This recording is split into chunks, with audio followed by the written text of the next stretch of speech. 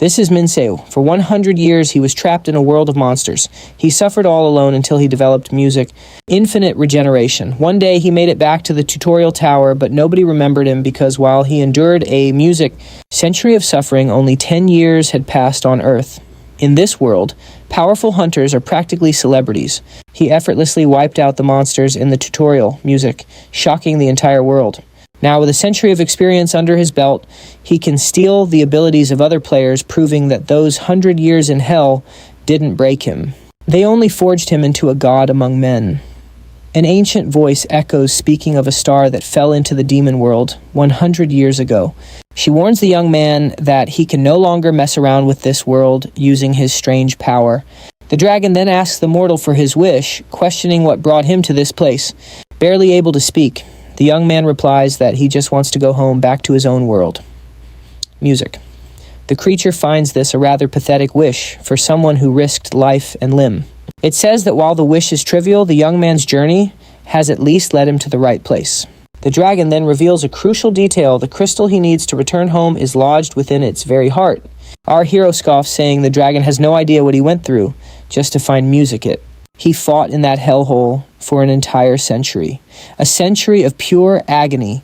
Hearing this, the dragon decides to grant him a small mercy. And that mercy is to end his pathetic life with a single clean strike. But the young man just smirks, agreeing it's about time this all came to an end. Suddenly, a blinding light erupts from his body and blasts toward the giant creature. The dragon takes the blast head-on, reeling from the sheer force of the impact. Startled, it wonders what kind of sinister and powerful light is engulfing it. The young man notices his wounds knitting themselves shut and wonders if he has healing powers. But the dragon corrects him, saying it's far beyond mere healing. It's full-blown regeneration. With his body good as new, he, music, dares the beast to rip out its own heart, or he'll do it for him. He gives it 3 seconds warning that he's not just some run-of-the-mill warrior. The creature, music, is stunned by his regenerative power, struggling to process what's happening. Then our hero mercilessly smashes the dragon's head with a single swift music, brutal blow. He counts down to 1, declaring he can't wait any longer to finish this fight. And with a heavy thud, the dragon's colossal body finally crashes to the ground, defeated. We then learn his name is Sumin, a hunter, from the healer class. He holds the crystal and complains, grumbling that it's a pretty lame reward for 100 years of fighting. A voice tells him to shut it, calling the item priceless as he casually tosses it into the air. Without a second thought, the guy just swallows the dimensional crystal whole. Immediately, a magic circle, music, materializes beneath his feet, pulsating with potent energy. He grins, completely satisfied, thinking that finally, after all this time, he's heading back to Earth. Our hero can't wait to see his disciples again, and more importantly, his brother. Music. And with one final thought, he focuses on at last returning to his beloved home, Earth. In a flash of light, his body slams onto the grass in the middle of an unfamiliar forest. He starts to mumble, slowly waking up, still a little dizzy from the trip. Then the guy jolts awake, shouting in alarm as he finds himself in this strange place. It's music. A mysterious voice calls him a freeloader, asking if he's finally touched down. The same voice grumbles about being treated like food and tells him to get a move on before it vomits all over his insides. Our hero chalks it up to portal sickness, hoping the disgusting parasite gets digested soon. Already annoyed, he tells the creature to shut its trap or he's going to puke right there on the spot. The parasite asks if they're actually on Earth, and the young man confirms it, but admits he doesn't recognize the area. He notices music, a strange mana flow one that feels a lot like being inside a gate. Suddenly his mana starts draining away, and the parasite snidely asks if his power was all for show. Our hero panics, shouting, music, that he can't believe this is happening again. He explains it's a side effect of dimensional travel. His power has dropped to about 20% of its full strength. The parasite, music, gets ticked off by this, but the young man replies that it's not that simple. He recalls that last time it took him decades to recover, which sends the music parasite into a rage. The young man tries to reassure it that he still has a few tricks up his sleeve, but a sudden scream cuts him off. We see a girl running for her life, panicked that she got separated from her party. Right on her heels is a giant orc brandishing an axe, leaving the poor girl utterly terrified. She ends up tripping over her own feet, while screaming for help, falling flat on the ground with no way to escape. Despair clouds her face as she begins to accept that this is the end. But just in the nick of time, our hero appears and stops the monster in its tracks, asking if he could have a word with the girl. He flashes a huge grin and excitedly asks if this place is in fact planet Earth. Totally bewildered by the question, the young woman stammers out a yes, clearly still terrified. He then asks for the current year and she answers 2037, still in shock that he took down the beast in a single hit. Sumin does the math and realizes that 10 years have passed on Earth while he lived for 100 years in the other world. He follows up with a crucial question: who's the current president of Korea? When he hears the name, our hero completely loses it, yelling that he can't believe that guy actually became president. He's absolutely furious, thinking to himself that the bastard really managed to climb that high. The young hunter wonders if Korea has run out of heroes, or if this guy is just putting on an act. Our hero senses some strange mana and asks her about it, and she explains that they're currently inside the tutorial tower. She tells him the tower is used to awaken new hunters, which is news to him since it wasn't like that back in his day. She explains that only the first generation was exempt, and he asks how long it takes to get out. The young woman replies that the current record is 3 weeks. This leaves our hero deep in thought. Just then, a strange noise from some nearby bushes snaps them both to attention. Suddenly, a massive tiger leaps out from the foliage, its sudden appearance making the girl jump out of her skin. She lets out a scream of despair, recognizing the creature as a Trolliger, an extremely dangerous monster. The young hunter yells for them to run, but Sumin thinks 3 weeks is way too long. She desperately insists they escape, but he feels his body is still weak from his long journey. As the beast lets out a deafening roar, he decides he'll have to take it easy with this one, which sends his new companion into a full-blown panic. He then shoves her out of harm's way and unleashes a devastating blow right to the beast's face with everything he's got. The girl is left completely stunned as he declares it will only take him 5 days to finish everything. Sumin confidently states that this amount of time is more than enough for him. The scene then cuts to an office where a man is being briefed about a group that has just returned from the tower. He asks if it's the team that went in 8 weeks ago, remarking that their clear time is pretty reasonable. However, his subordinate reveals that one of the members who emerged wasn't on the original roster of beginners. And to make matters worse, another employee chimes in, reporting that this person isn't even in their system. The employee adds that this mysterious newcomer is causing quite a stir. As the chief takes the report, his eyes widen in genuine disbelief. He looks at the young man's photo and stammers his name, wondering aloud if it could really be his brother. The scene cuts back to the tower, where Sumin jokingly asks the young woman if she plans on following him around forever. The huntress is still in disbelief, wondering if this is all just a dream. She can't wrap her head around how someone cleared the tower in just 5 days, while he's just happy to feel his strength returning. Right on cue, a system voice announces the end of the tutorials and begins to calculate his attributes and skills. The system, however, simply can't compute his data, which earns a small smirk from our hero. After an intense flash of light, the exit gate finally materializes right in front of them. Our protagonist starts walking toward the light, leaving the girl behind for a moment. She calls for him to wait as he thinks to himself that he's finally made it back to Seoul. Meanwhile, out in the lobby, a crowd watches as the portal opens, revealing the two of them inside. One of the guards comes over to ask what all the commotion is about, and a staff member tells him the gate just opened.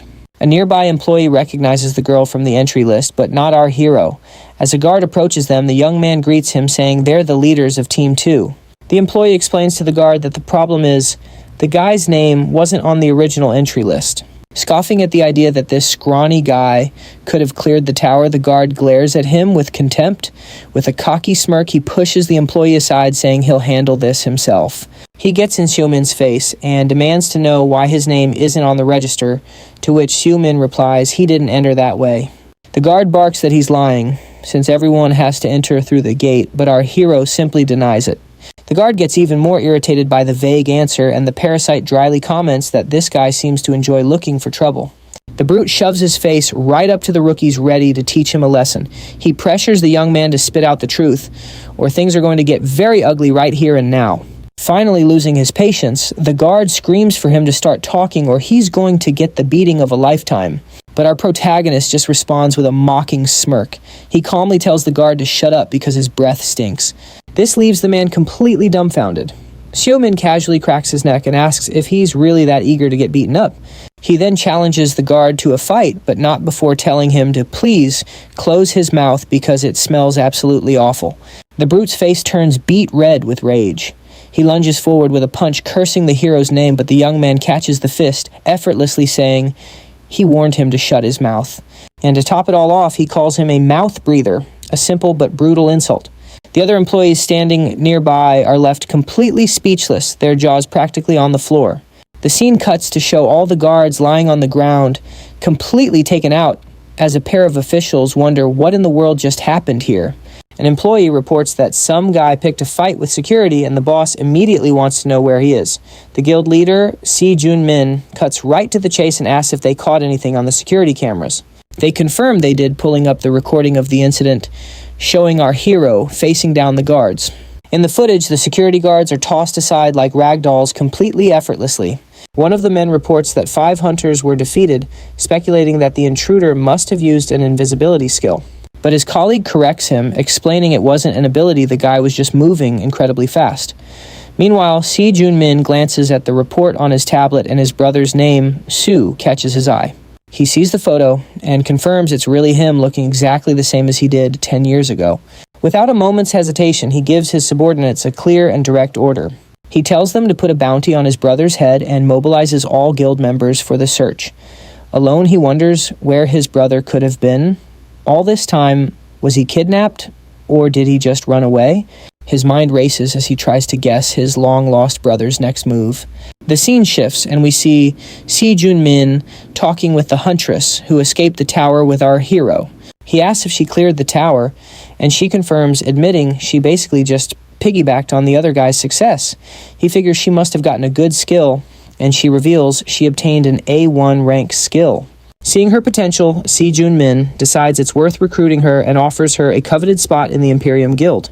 The Huntress is absolutely ecstatic, barely able to believe the famous Imperium Guild wants her on their team. She accepts on the spot, but a mysterious voice chimes in that Imperium seems more like a bunch of street thugs. Annoyed, turns and tells the guy to watch his mouth, which startles the young woman. Just then, a white-haired hunter arrives, offering a very sarcastic apology. He introduces himself as Juan Ryu, master of the Gungang Guild, and nonchalantly calls Jun sensitive. Another guildmaster, Seong-il Choi, chimes in reminding them that they were all summoned by the Hunters Association. They all glance over at the unconscious guards on the floor, wondering if this was the work of the mysterious new awakened. Juan crouches down, remarking that this person certainly made quite an entrance, and a messy one at that. Seong-il agrees, saying they need to find this guy, as he must be incredibly valuable. He admits he wants to recruit him, which makes Juan laugh, and propose a race to see who gets to him first.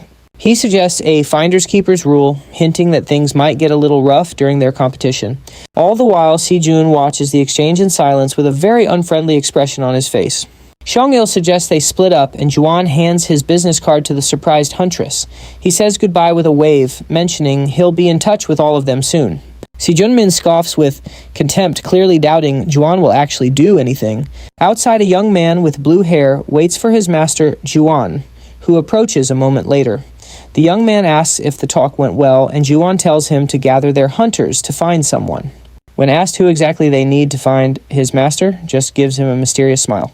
With a dark look in his eyes, he reveals that the true target of their search is Min's family. The scene then cuts back to our hero Su walking alone through the bustling city streets.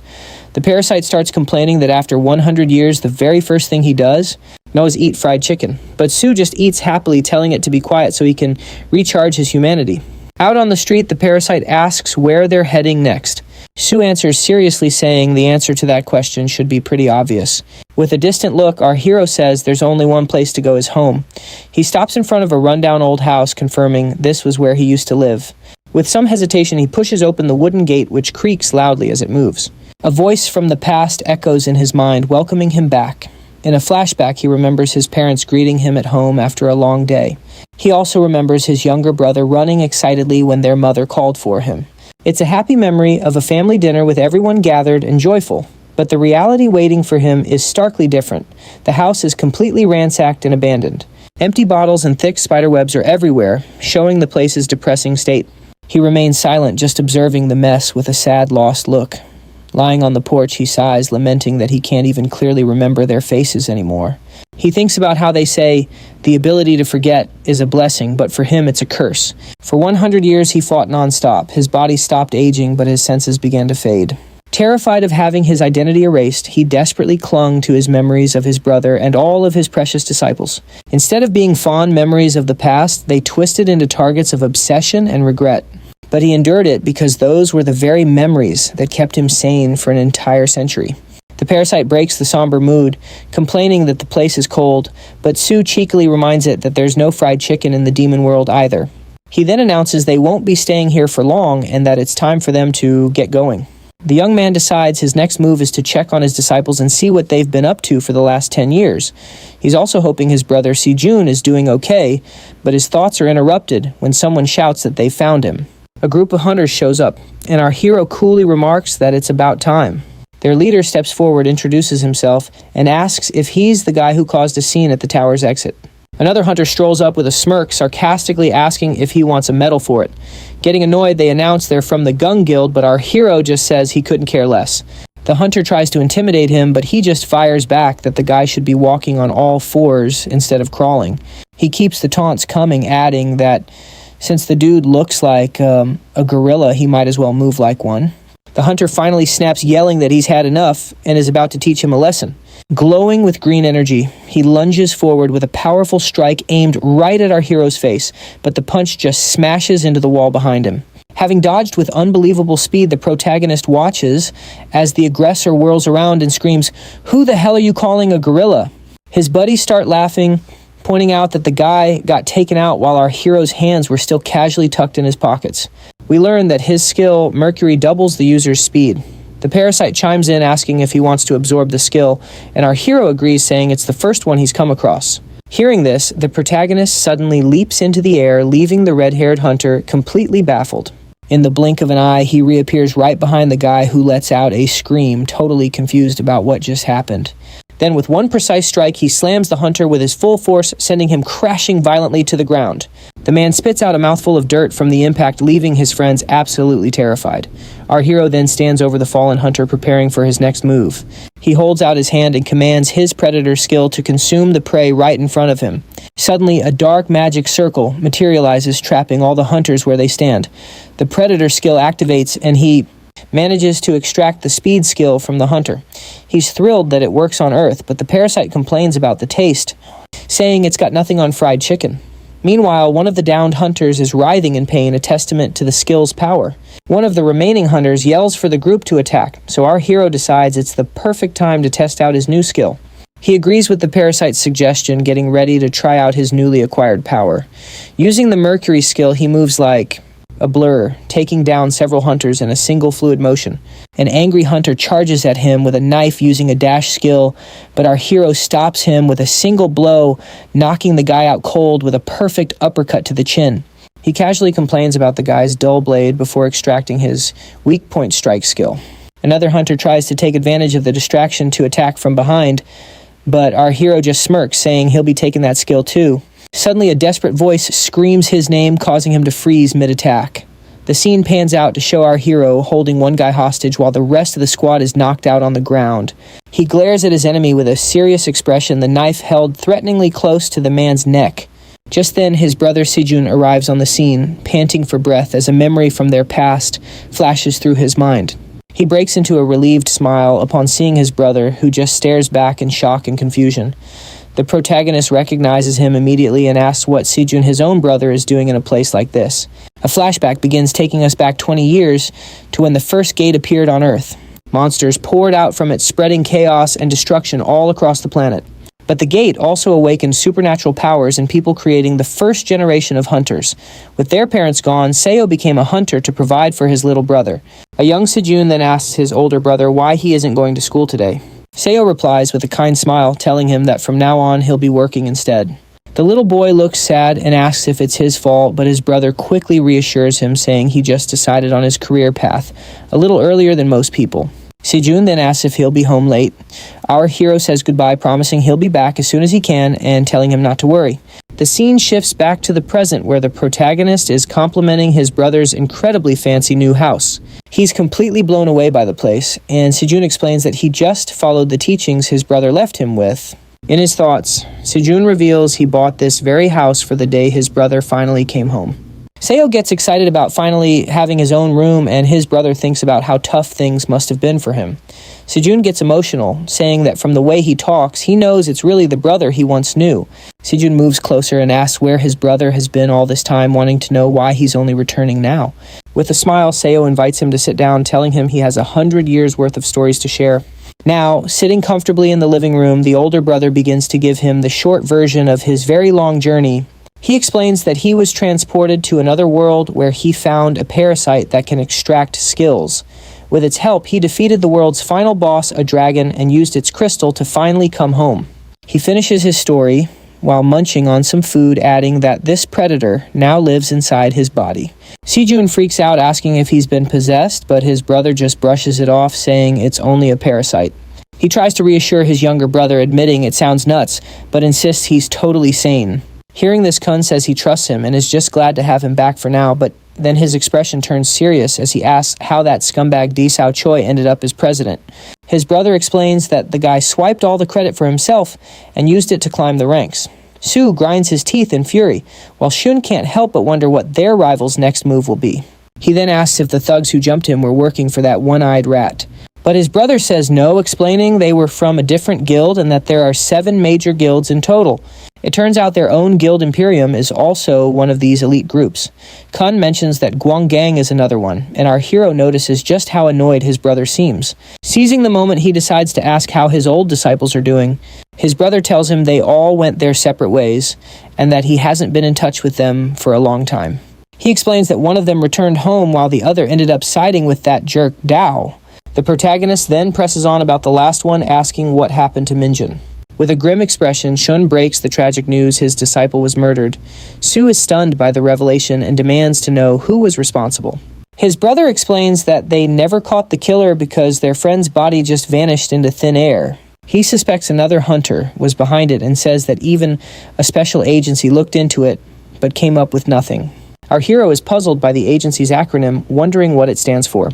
Sejun explains that it's an international organization dedicated to investigating crimes that involve hunters.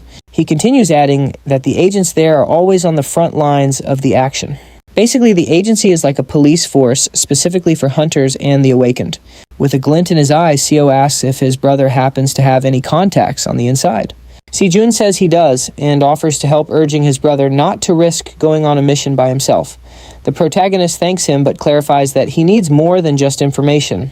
Kun insists that hunters are fighters, not investigators, and tells his brother he should just get some rest.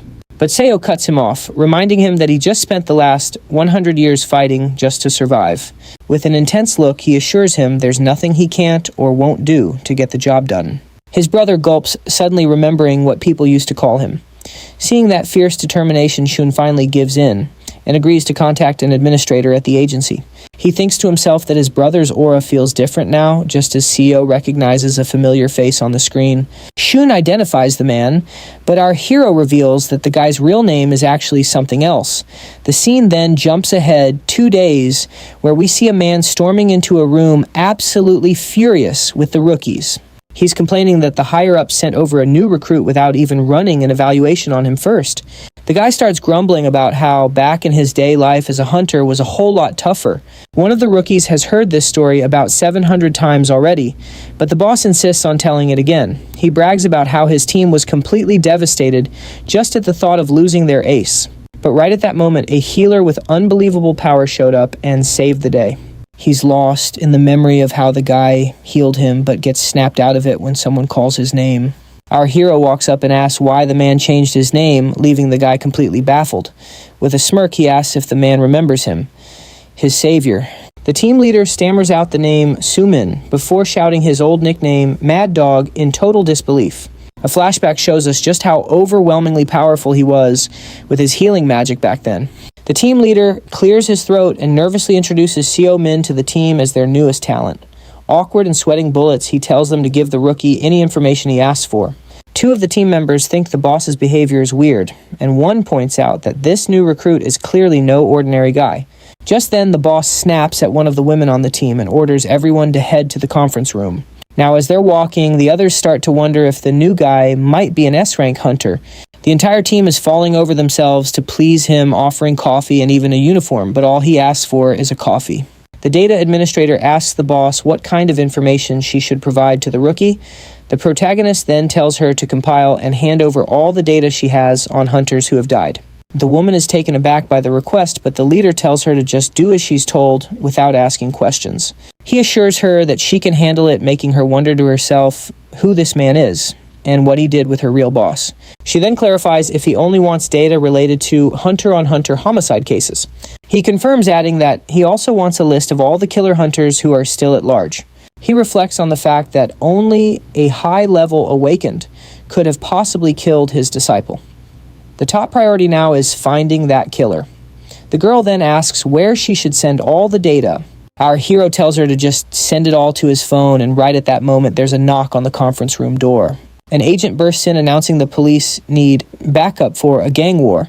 The leader dismisses them as a bunch of nobodies, but the agent clarifies that one of the gangs is Cerberus. With a weary sigh, the leader already looks fed up. Our hero has no idea who Cerberus is, so a female colleague explains they're a notorious gang, even involved in hunter trafficking. Hearing this, our protagonist asks the leader to take him along on the mission to investigate. The boss instantly agrees and rushes out, with the hero practically dragging him along and confirming he's on board. Putting on his jacket, he quips that as a recruit, he needs to keep a close eye on his superior. The scene then cuts to a wrecked bar where a man is bragging about his easy victory. This is gang host Cerberus' second-in-command, who proudly calls himself the gang's invincible shield. Kadzanibart and Bando Seukir Imigo. Just then, another member named Jin, the third-in-command, chimes in wanting some credit for himself. Gang-ho tells him he'll have to beat him to earn that recognition, a challenge Jin eagerly accepts.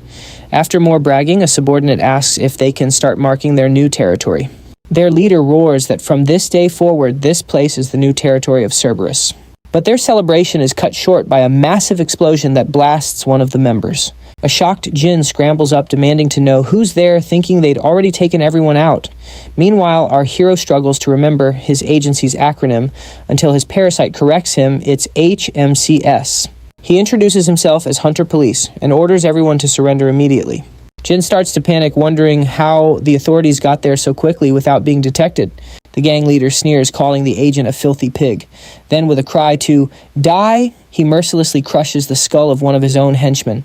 Jin is horrified by this stammering and asking his boss what he just did to their own man. He screams that if the agent dies, things will get complicated, but his boss couldn't care less. Just then, our protagonist appears, casually cracking his neck, which startles the gang leader. With a sinister grin and glowing eyes, he challenges the leader to show him what he's really got. The gang members mutter that they've never seen this guy before, and Jin can't help but notice the strange look in his eyes. The boss is baffled as to how he survived the initial attack, but resolves to finish him off for good this time. With a furious roar, he activates an armor skill, vowing to kill him for real. The entire gang then charges at our hero, ready to end it. Suddenly, the gang leader finds himself in a strange, dark place. He sees an old man across a river and calls out, but the figure just gives a strange wave, causing him to scream in despair. It turns out the fallen gang leader is hallucinating about his grandfather. As our hero finishes him off, he unceremoniously grabs him by the hair, telling him to get up, with everyone else knocked out on the ground. He informs the last man standing that he's the only one left at the party. His parasite chimes in that the guy's skill looks tasty and urges our hero to consume it. The terrified gang member yells that they're just low-level grunts and demands to know why the hero is doing this. But our protagonist just scoffs, saying he already knows that they look like a bunch of incompetents. Still confused, the man asks for the reason behind the attack. The hero coolly explains he just wanted to test some criminals and pull some weeds from the city. Right on cue, the team leader rushes in, frantically asking if our hero is okay. He completely panics at the sight of the carnage, to which our hero casually complains that they took their sweet time getting here. He explains that he left one conscious for questioning, but sent the rest to the afterlife. The boss is utterly terrified, wondering how he can be so nonchalant about it all. Then it hits him he forgot to turn on his body cam and he's still on probation. He casually asks his boss to clean up the mess, and the terrified man quickly agrees. When the hero points out the blood on his clothes, the boss, practically hiding, agrees to handle that too. Someone reports over the phone that Cerberus has been completely wiped out and that a man named Jakin also died in the incident. On the other end of the line, a hunter from Hong Kong asks for clarification on who exactly died. Meanwhile, at the international airport, Hunter GE from Hong Kong arrives with his team and they head to a pre-arranged location. An agent from the Korean Hunter Association offers his condolences, but GE cuts right to the chase asking where his brother is. The agent explains that the forensics team is currently processing the remains of Jakin, who was a suspect in an ongoing case. G cracks a mocking smile, amused that they called his brother a suspect. He asks directly if an HMCS agent was responsible for his brother's death, but the agent refuses to comment. Getting irritated, G asks if he's at least free to leave his accommodations whenever he pleases. But the agent denies the request, warning him that doing so would violate the law, potentially leading to a fine and immediate deportation. G gets the message loud and clear. They just want him to pay his respects and get out of the country as quickly as possible. He then summons one of his men, Ryu, who promptly appears. The order he gives is simple and direct. He tells Ryu to find the person responsible. As he walks away, a look of pure hatred crosses G's face as he vows to rip the heart out of whoever killed his brother. The scene shifts to Sumin, who asks Sun if someone stole Minjun's belongings. Sun confirms, explaining that the house was cleaned out a couple of days after the murder. He clarifies that a hunter's mana is unique, so the culprit took everything to erase any traces. Since Minjun was an archaeologist, any item that might have contained his mana was simply taken. Sumin questions if it was really the killer, thinking it was probably just a common thief, which shocks Sun. He shows Sumin the list of missing items, which is full of valuables, and asks why a simple thief would take such a huge risk. Sumin argues that if he were the killer and wanted to erase the mana, he would have just burned the whole house down. He then suggests that a thief likely broke into the empty house, adding that he's seen similar cases in the files. He decides he's going to check on some local fences, but his brother thinks it's impossible since the case is so old. With a confident smile, Sumin says he'll only know for sure if he checks and tells his brother he'll be back by nightfall. But a moment later, he gets embarrassed, realizing he might have sounded a little too confident. Just then, Predator starts complaining about the lack of results, announcing that he's taking control from now on. The entity yells at Sumin sarcastically, thanking him for leading them to a dead end. Nearby, a henchman hears the noise and asks his boss if he heard it as well. Sumin quickly hides behind a post to listen in on their conversation. They're discussing how those guys from the HMCS are raiding fences and even caught someone yesterday. The henchman explains that the HMCS doesn't need a warrant and can even kill awakened criminals on the spot. He suggests they hide their merchandise since the main targets are goods stolen from other hunters. At that moment, Sumin suddenly appears, shouting that he's the one who'll be confiscating everything. The henchman panics, warning his boss that this is the very same guy from the HMCS who's been raiding all the fences. Sumin demands their cooperation, but the boss just orders his man to attack, who protests that his skill isn't for combat. Suddenly, more henchmen come running, asking if their boss is okay and what's going on. The boss laughs, taunting that Sumin made a mistake coming alone, and that his body will end up at the bottom of the sea. Surrounded in the alley, Sumin just stares back at them with a calm and serious expression, completely unfazed. As a golden energy begins to emerge around him, he thanks them for saving him the trouble of hunting them down one by one. Sumin tells Predator that vacation's over, asking him to load up his strongest skill. The entity tries to negotiate for food, and as a magic circle appears on the ground, Sumin accepts the deal. As the energy grows around him, the thugs are startled by a flash of light right before Sumin unleashes a powerful shockwave in their direction. An immense blast of golden energy surges forward, completely filling the narrow alley. The light from the explosion is so intense it whites out the entire screen, showing only the raw power of the attack. From the impact, objects go flying, and the henchmen are left electrocuted by the skill. Lying on the ground and twitching, one of the men looks up. He stares at Sumin, who coolly asks if he's going to show him the way now. Utterly terrified, the henchman stammers and asks what kind of monster he is. With a sinister smile, Sumin simply replies, "Are you talking about me?" With a confident smile and an intimidating glare, he introduces himself as the Mad Dog. Predator brags that good things happen under his leadership, but Sumin insists it was just a coincidence. The entity then senses mana on a nearby object, and Sumin confirms he's finally found Minjun's things. He finds the research notes, but the lock is magically sealed. It requires the owner's mana to open. Predator gets frustrated that they can't read it, but Sumin clarifies he just wanted the mana from inside the book anyway. Without wasting any time, he takes out his phone and makes a quick call to Yoongu. Sumin informs him that he has a bunch of tied-up criminals to pick up and to bring the car. After hanging up, he says he has a place to visit and simply vanishes into thin air. The scene takes us to a secret place where forbidden techniques and skills are freely traded. It's a bustling neutral ground known to everyone as the Eclipse Sanctuary. Inside, a mysterious woman is shuffling her cards when she suddenly senses a presence. The great shaman Wing smiles, feeling that a very welcome face is approaching. Sumin notes the place hasn't changed in a decade, but Predator is already itching for a fight, eager to consume them all. Everyone in the courtyard stares as he arrives. His presence clearly hasn't gone unnoticed. He quickly warns Predator that this is a neutral zone and they can't start a fight. Just then, Wing greets him, saying it's been a while. With an inviting smile, she says she was waiting for him and leads him to her room. Once inside, she comments that he hasn't changed a bit in 10 years, and Sumin says the same about her. Wing then asks with a smile what important business kept him from coming back all this time. She's curious about his powerful reason, but he cuts her off, placing the journal on the table and asking her to extract the mana from the item. She finds his directness amusing and accepts the job on the spot since it's something she loves to do. To begin the ritual, she places a chalice and a dagger on the table, telling him he knows what to do. Without a second's hesitation, Suin picks up the dagger, preparing for what needs to be done. Reverting mana to its original state is nearly impossible, so he cuts his hand and drips blood into the chalice. Her ability, Mana Rewind, can do the impossible, like separating the ingredients in a curry. As she holds the book, we learn that skills like these use forbidden methods and break natural laws. That's why they are highly sought after by criminals and must be kept under constant surveillance. Wuming finishes the job complimenting his blood, but Predator finds the woman sinister and terrifying. He thanks her for the compliment and leaves her a tip, creating a golden light in his hand. Wuming asks if he's leaving already, but Suin says he's busy and that he'll be back. She lets out a little laugh, thinking he's still such a mysterious man. In the car, Predator says he's never going back there, and Suin asks why he's so angry today. Suin finds it ridiculous, since all they did was take a bit of his blood. Music. That's it. Suin announces they're heading to the Ancient History Research Center right now. He then reveals that's the place where Minjun was murdered some time ago.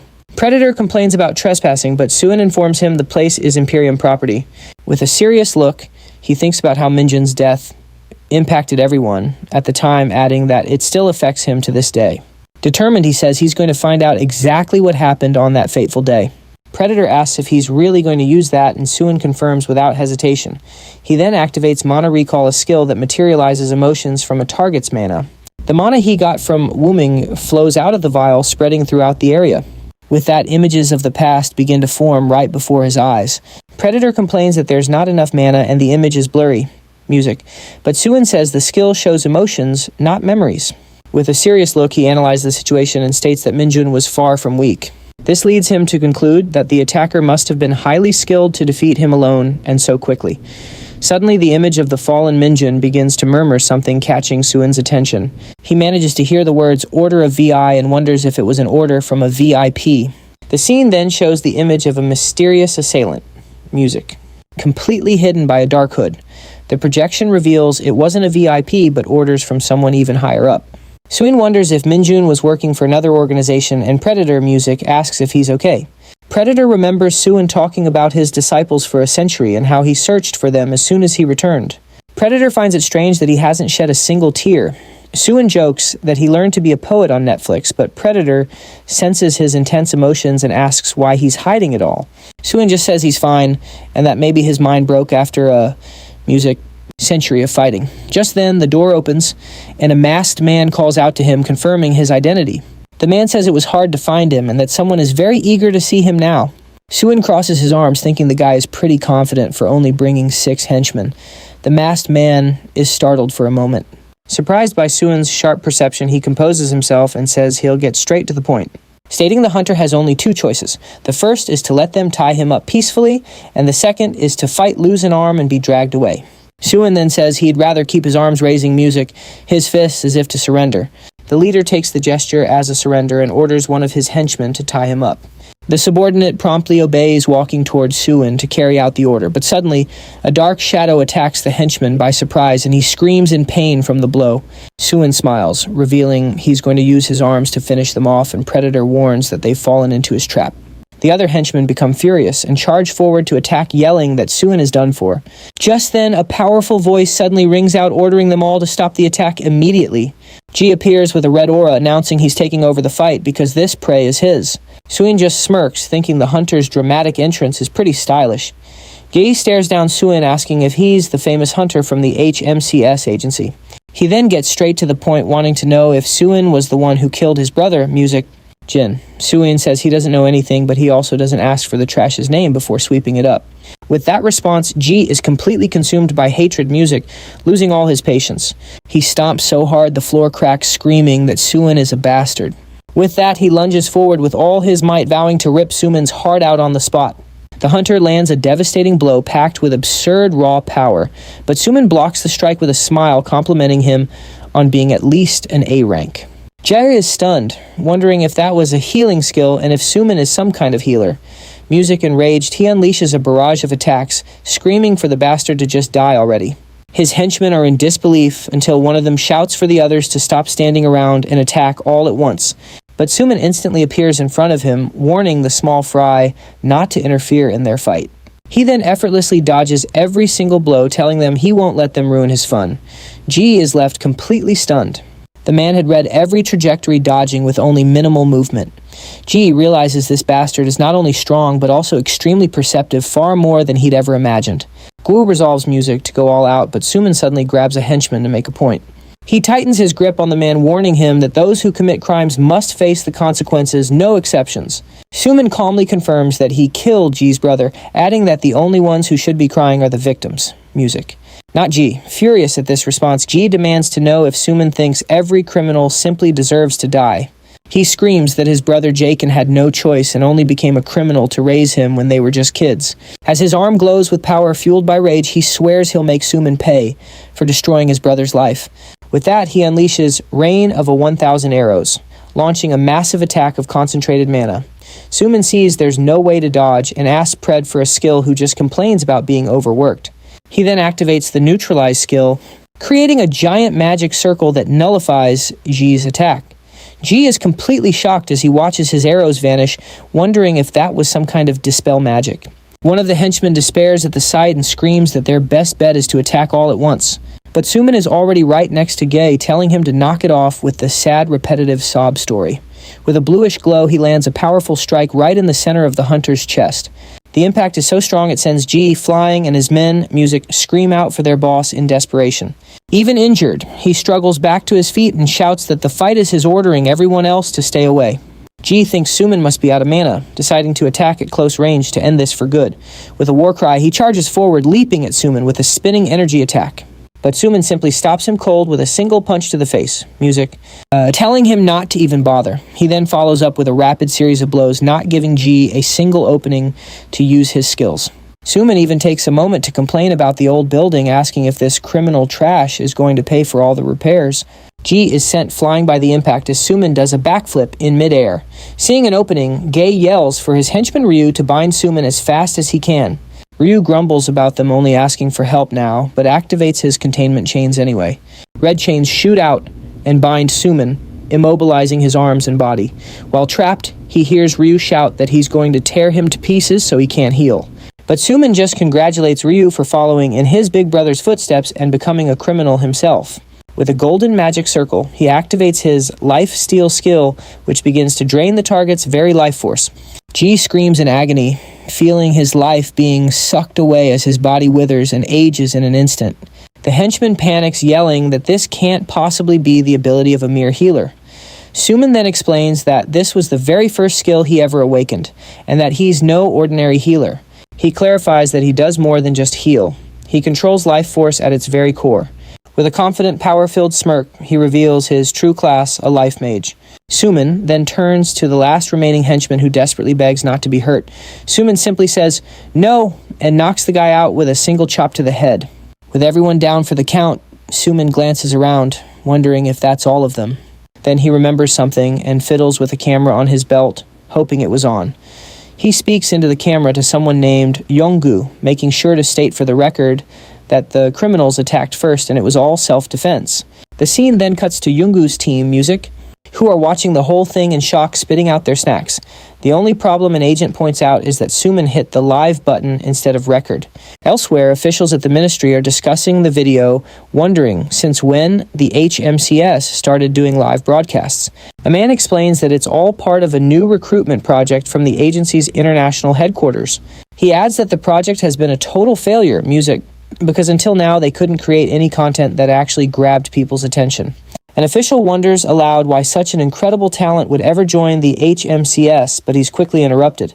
A woman points out that the most important thing, music, is that the man who just died on the live stream was G, a notorious criminal from Hong Kong. Just then, the door opens and everyone snaps to attention as an important figure apologizes for the music delay. It's Daeseo Choi, the president of South Korea himself, who has arrived demanding to know what's going on. A few days later, the scene shifts to the bustling cafeteria of the prestigious Imperium Guild. Sejun sits down with his brother and asks if he can hear all the surrounding chatter. But Sumin is more focused on his meal, and Predator tells him to just tune it out and keep eating. He raves about how good the cafeteria food is, asking if he could have lunch there every day. Sejun then explains that the video from his live stream dealing with GE blew up online. He mentions that luckily the camera was so shaky that his face wasn't recognizable. But he's worried what might happen if Daesung Choi finds out, asking Sumin to keep a low profile for the time being. Sumin calmly nods, picking up a piece of omelet. He agrees to do as his brother asks and then offers him a bite, catching Sejun by surprise. Sejun gets flustered, but Sumin says that no matter how old he gets, he will always be his little brother. Suddenly, a group approaches their table to greet the guildmaster. A hunter named Jisoo Shin bows and thanks him, revealing she awakened an A-rank skill because of him. Sejun notices the hunter Seok is with them and asks if they are all headed to the rookie seminar. He takes the opportunity to introduce the other hunters, Hamin Chu of the White Lion and Yamato of Frost Soul. Finally, Taegi Seok introduces himself, music, stating it's a pleasure to meet the famous Sumin. Seok has heard about his achievements at the HMCS, and Sumin replies that the pleasure is all his. But Hamin Chu interrupts, asking if he's the big shot rookie everyone has been buzzing about. He questions music whether Sumin was the one who took down his rival GE in the video, but says he seriously doubts it. With a smirk, he points and says that Sumin looks weak as hell. The other hunters are shocked by his attitude, and Sejun scolds him by name. Sejun finds it completely disrespectful for him to just show up and treat someone so rudely. Hamin defends himself, claiming he just asked a question, but Seok tells him to watch his mouth.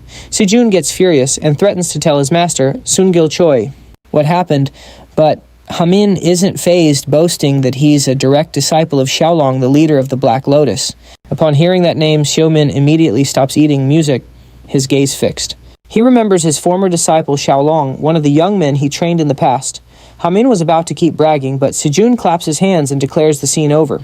Sumin then challenges him, saying that if his master didn't teach him manners, maybe he at least taught him how to fight. Hamin becomes enraged, furious that he dared to mock his master to his face. In a fit of rage, he stands up and kicks the table hard, startling the others. With a dark look, Hamin threatens Sumin, music, telling the kid he'd better watch his back. Seok panics and apologizes for Hamin's behavior, but Sejun tells him not to worry. Sejun tells his brother to ignore the idiot, and Sumin takes the chance to say he kept his promise to behave. With a smile, he thinks to himself that music, since the guy's his own disciple's apprentice, he'll let it slide this one time. The scene changes to an office where a man confirms he will register the case as closed. The director of the HMCS gang, Yu Bei, asks what brings his visitor here, since they could have handled it over email. The man is Sungil Choi, master of the White Lion, who came to apologize for the incident in person. He begins to apologize for his members' disrespect, but Gang Yu Bei cuts him off before he can continue. The director smiles and says a formal apology isn't necessary since no fight broke out and no one got hurt, but he then tests the waters, asking if Choi's real intention is to poach the new recruit. The director explains that the rookie is valuable and has already been sent to escort an awakened criminal. Sungil finds that a shame, commenting that it's rare for a correctional facility to request help from the HMCS. The director agrees, saying that until now, such tasks have always been passed on to the major guilds. He glances at a report, thinking that perhaps the winds of change are finally starting to blow. Sungil stands and asks if he can send Hamin Chu to apologize in person instead. Music. The director agrees immediately, saying that will give them a chance to sort things out. Sungil says goodbye, thanking him for the visit, and the director wishes him a safe trip. But he has already seen through the attempt to get access to the recruit and vows to secure him no matter what. With that, Choi calls for Mrs. Seo and tells her to prepare Hamin Chu for a field mission. The assistant then asks to which location she should direct Hunter Hamin Chu. He reveals the mission's destination will be Incheon City, music, where the prison is located. The scene shifts to a guard complaining about the heat, wondering why the HMCS hasn't sent anyone over yet. Another guard assures him they'll be there soon, and the first one begins to complain about a new prisoner. He's Music. Furious because instead of behaving, the guy's just making more work for them. The prisoner's name is Carrie Volka. He arrived quietly, but then suddenly freaked out and took down 5 men at once. Inside the Music, the prisoner, Carrie Volka, stares at his handcuffs, contemplating his situation. Suddenly, a rat approaches him, saying it carries a message from the Bestia organization. The rat explains that his escape has already been arranged, as a task is waiting for him on the outside. But without a second thought, Sumin simply steps on the rat, crushing the creature flat on the floor. The voice says the only thing he needs to do is cause total chaos. Outside the prison, Sumin arrives in a light rain, surveying the area. He then confirms if this is indeed his destination, the Inian Correctional Center. Heyman Chu pulls up to the prison, absolutely furious, shouting that they've already left with the prisoner. He complains about the sloppy transport and wonders why Sion even sent him here. Just then, he spots a bus in the distance and asks if that's the one. The guard immediately confirms it. Frustrated, he gets into his car, grumbling that at this rate he'll end up in the next state over. He floors it, yelling that Sion is going to have to pay him double for overtime. The scene shifts to the bus where Sumin is enjoying a drink and calls out to the prisoner. The prisoner, Terry Volka, tells him to drink quietly, but Sumin simply replies, no. Terry calls him an arrogant brat and asks if he's supposed to be his guard at the next facility. Calmly, Sumin just says no, again continuing to sip his drink. The prisoner figures he must be a rookie and doubts the kid can handle him alone, but Sumin gives him a bored look and asks if he should care who he is. Terry is taken aback, letting out a wow at the kid's sheer audacity and lack of fear. He can't believe Sumin showed up without even knowing who he was or the reason for his transport. Sumin just replies that the only thing he knows is that Terry talks too much, enraging the man. Then Terry starts bragging that he took down 5 awakened prisoners right before he left. He continues saying he did all that even while wearing a super heavy restraint device, but Sumin just asks why they would send a rookie to escort such a powerful criminal all alone. He then finishes his drink and reveals the answer: they sent him here to die. Just then, a massive explosion erupts on the road, engulfing the bus in a fireball. The impact sends the vehicle flying off the road, where it flips over and crashes onto the grass. Outside, a young man observes the wreckage and asks his master if the explosion managed to kill him. Suddenly, Terry kicks clean through the bus's metal frame, yelling for that wretched old man out there. He emerges from the wreckage furious and confronts the two, asking if they were trying to kill him along with the guard. The old man scoffs, calling the gray wolf a little dog, and Terry tells him to shut his mouth. The young man confirms he took care of the guard, saying his brain is probably drowning in a mix of coffee and blood. The camera focuses on Sumin's hand, limp and motionless next to his spilled can on the floor. The boy begins to unlock the cuffs, warning Terry to stay still, as they are Manatech products. With a click, the cuffs finally break open, freeing the prisoner from his restraints. Terry celebrates his newfound freedom, but suddenly, a voice yells for the criminals to freeze. Heyman Chu arrives and takes in the whole scene, realizing the bus must have taken the most suspicious route possible. Heyman scoffs at the rookie guard, saying, "Looks like I bet on the wrong horse this time." He then cracks his knuckles, demanding to know what organization the criminals work for. The young man recognizes his face, the A+ rank hunter Heyman Chu from the White Lion Guild. His master notes that he doesn't sense anyone else nearby, which Terry sees as a perfect opportunity for a warm-up. Heyman charges forward annoyed, but Terry just glares back, asking why they should bother answering him. Then Terry uses his skill and transforms into a giant, furious white werewolf. Heyman is surprised by the transformation, but says it doesn't matter if he's human or beast. He activates his relentless assault, covering his body in red mana armor. With the skill active, he rushes the werewolf with a sequence of brutal attacks. The werewolf withstands the blows, thinking the fight would be much harder if he were alone, but Heyman doesn't understand. His hits are landing clean and clearly dealing damage to the enemy. Even so, the creature remains on its feet, taking every single attack without falling. He even mocks him, asking if this is supposed to be a massage to celebrate his freedom. The old man realizes they can't waste time and tells the young man to end the fight now. The boy obeys, conjuring pink energy to trap Heyman with the 10-headed serpent. Heyman scoffs, wondering what he's planning to do with that toy snake. The serpent lunges forward, coiling around the hunter's body as he complains about the skill. With Heyman trapped, the werewolf lands a powerful blow, saying he expected more. He yells that in the underworld, pampered hunters like him are nothing but worm food. But Heyman retorts that he talks big for someone who needed help to beat him.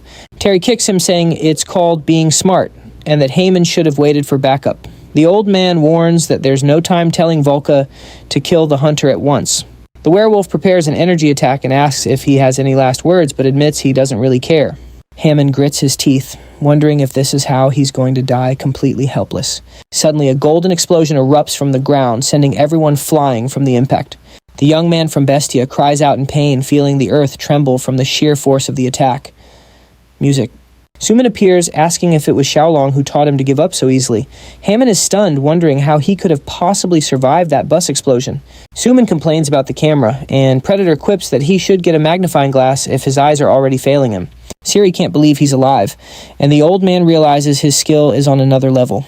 Haman desperately yells for him to stay down and wait for backup to arrive. But Sumin lists their crimes and passes judgment under the authority of an HMCS hunter. With a golden aura and a sinister smile, he reveals their sentence summary: execution. Sumin announces that the three of them are sentenced by his authority, and the penalty is execution. The scene shifts where a man tells Xiaolong's apprentice that the Asura skill isn't a simple striking move. He then clasps his hands, summoning a red magic circle with an intense glow. Furious, the creature charges forward, screaming, but Sumin prepares to attack with his own power. Ching! Your music, his fist lands squarely on the monster, shattering the beast's jaw with a sickening crack.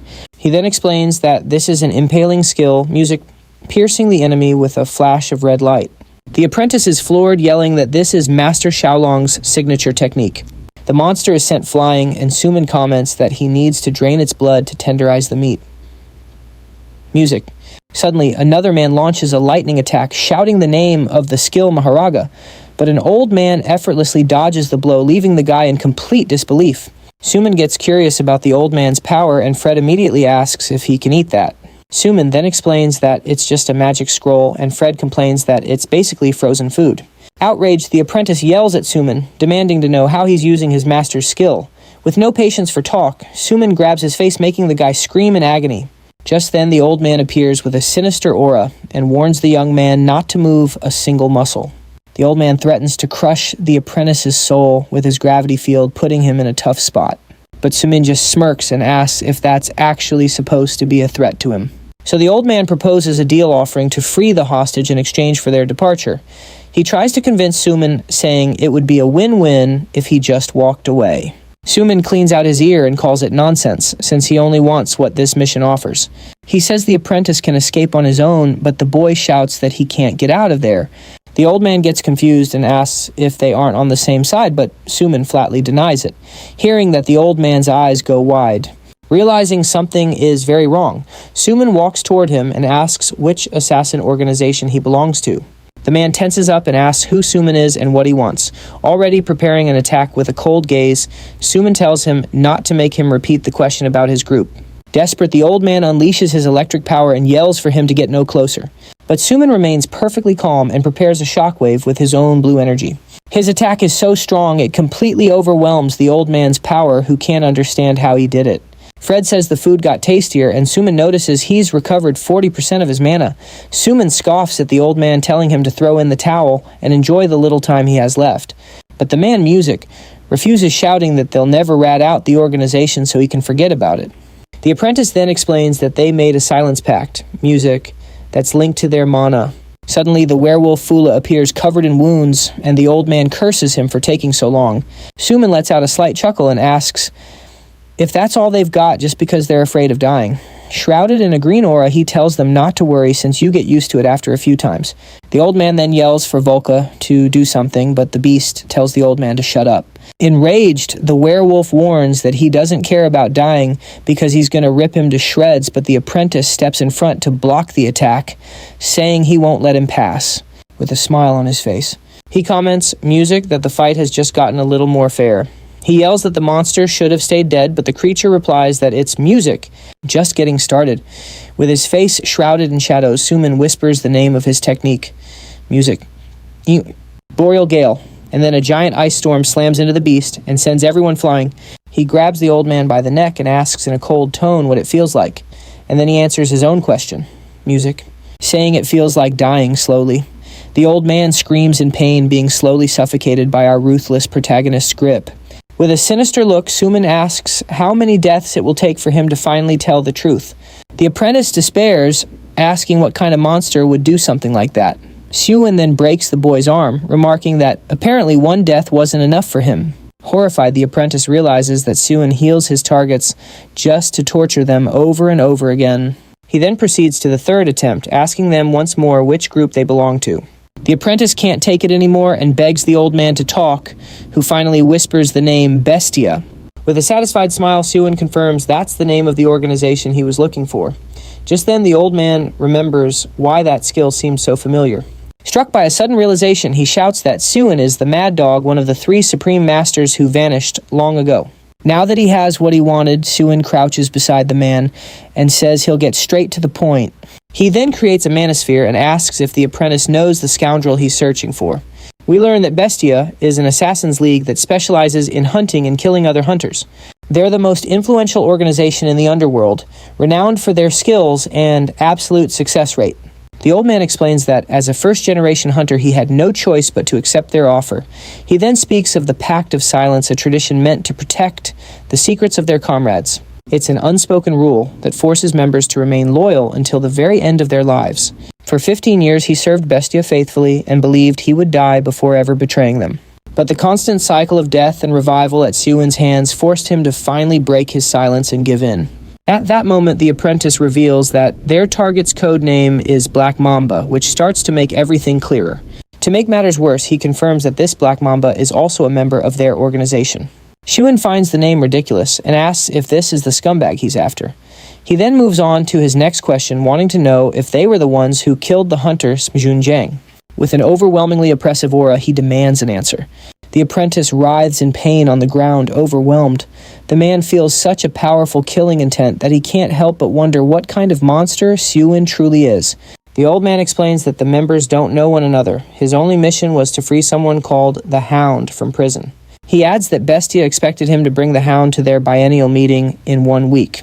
The assassin offers to give Suin the meeting's coordinates, begging for his life in return. Then the old man prostrates himself and begs the master to accept them both as his new servants. Xiaolong's apprentice is disgusted by the scene.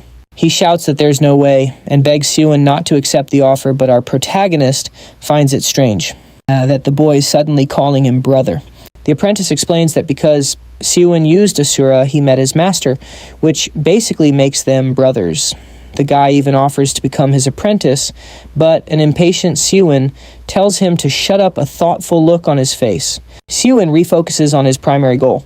His main objective is just getting information on Black Mamba, but he realizes that if he lets these two go, Bestia might find out about him, which would be a huge problem. Suddenly he changes his mind and says they have a deal, leaving the two assassins completely shocked. The old man thanks him profusely, but Suin warns that there's a condition. He says that to ensure their loyalty, they both have to take a mana oath. The apprentice Volki complains that it's a slave contract, but the old man quickly tells him to shut up if he wants to live. With little choice, they step into the magic circle that's now glowing brightly on the forest floor. Suin then creates a mana disc and tells them to pour their energy into it and state their names. The old man introduces himself as Crimson Spectre, and the younger one says he is Kari Volka, sealing the pact. A little familiar, celebrates that the new lackeys are now his, and Suin officially names them his subordinates. In return, he promises them his absolute protection as their contract glows brightly on a scroll. Seeing no other way out, the two accept the offer and bow before their new master. But Xiaolong's apprentice throws a fit, threatening to report Suin to the Hunters Association. With a chillingly sinister look, our protagonist asks what he just said, causing the boy to freeze on the spot. Suin then picks up the scroll, confirming that Bestia's meeting is indeed in 1 week. At that, Suin turns to the boy and unexpectedly invites him to be his new direct disciple. The apprentice is overjoyed and immediately starts calling him master, much to Suin's satisfaction. Now with his new team assembled, he thinks 4 people should be enough to turn everything upside down, but he smiles, thinking he'll need just 1 more member to help with the cleanup afterward. The scene then shifts to a prison where a guard is yelling that a prisoner has escaped from transport. An important-looking official is furious, demanding to know if the HMCS's enhanced security was just for show. The guard defends himself, saying the escapee was so fast he couldn't even react in time. The director doesn't want to hear excuses and yells for the person in charge of the HMCS transport to come and apologize in person. But the hunter reveals there were 5 to 10 guards in the convoy, leaving the director completely shocked. He points out that for this specific transport music, only 1 guard was requested, which is incredibly suspicious. The annoyed director starts to stand up, but the hunter cuts him off with an even bigger bombshell. He reveals that the prisoner confessed to bribing someone high up within the prison itself. Therefore, he announces that HMCS will be launching a full-scale investigation into both the fugitive and the facility. With a firm gaze, he asks for the director's cooperation, leaving the man with no other choice but to comply. Music. The scene shifts and we see a man with a forced smile looking completely drained by the situation. Elsewhere, Sumin hears that the investigation into the bribery case is already underway. Just then, Hunter Hammond Chu from the White Lion Guild appears, music, surprising everyone in the room. He also asks about the mysterious old man who's just sitting there calmly drinking from a mug.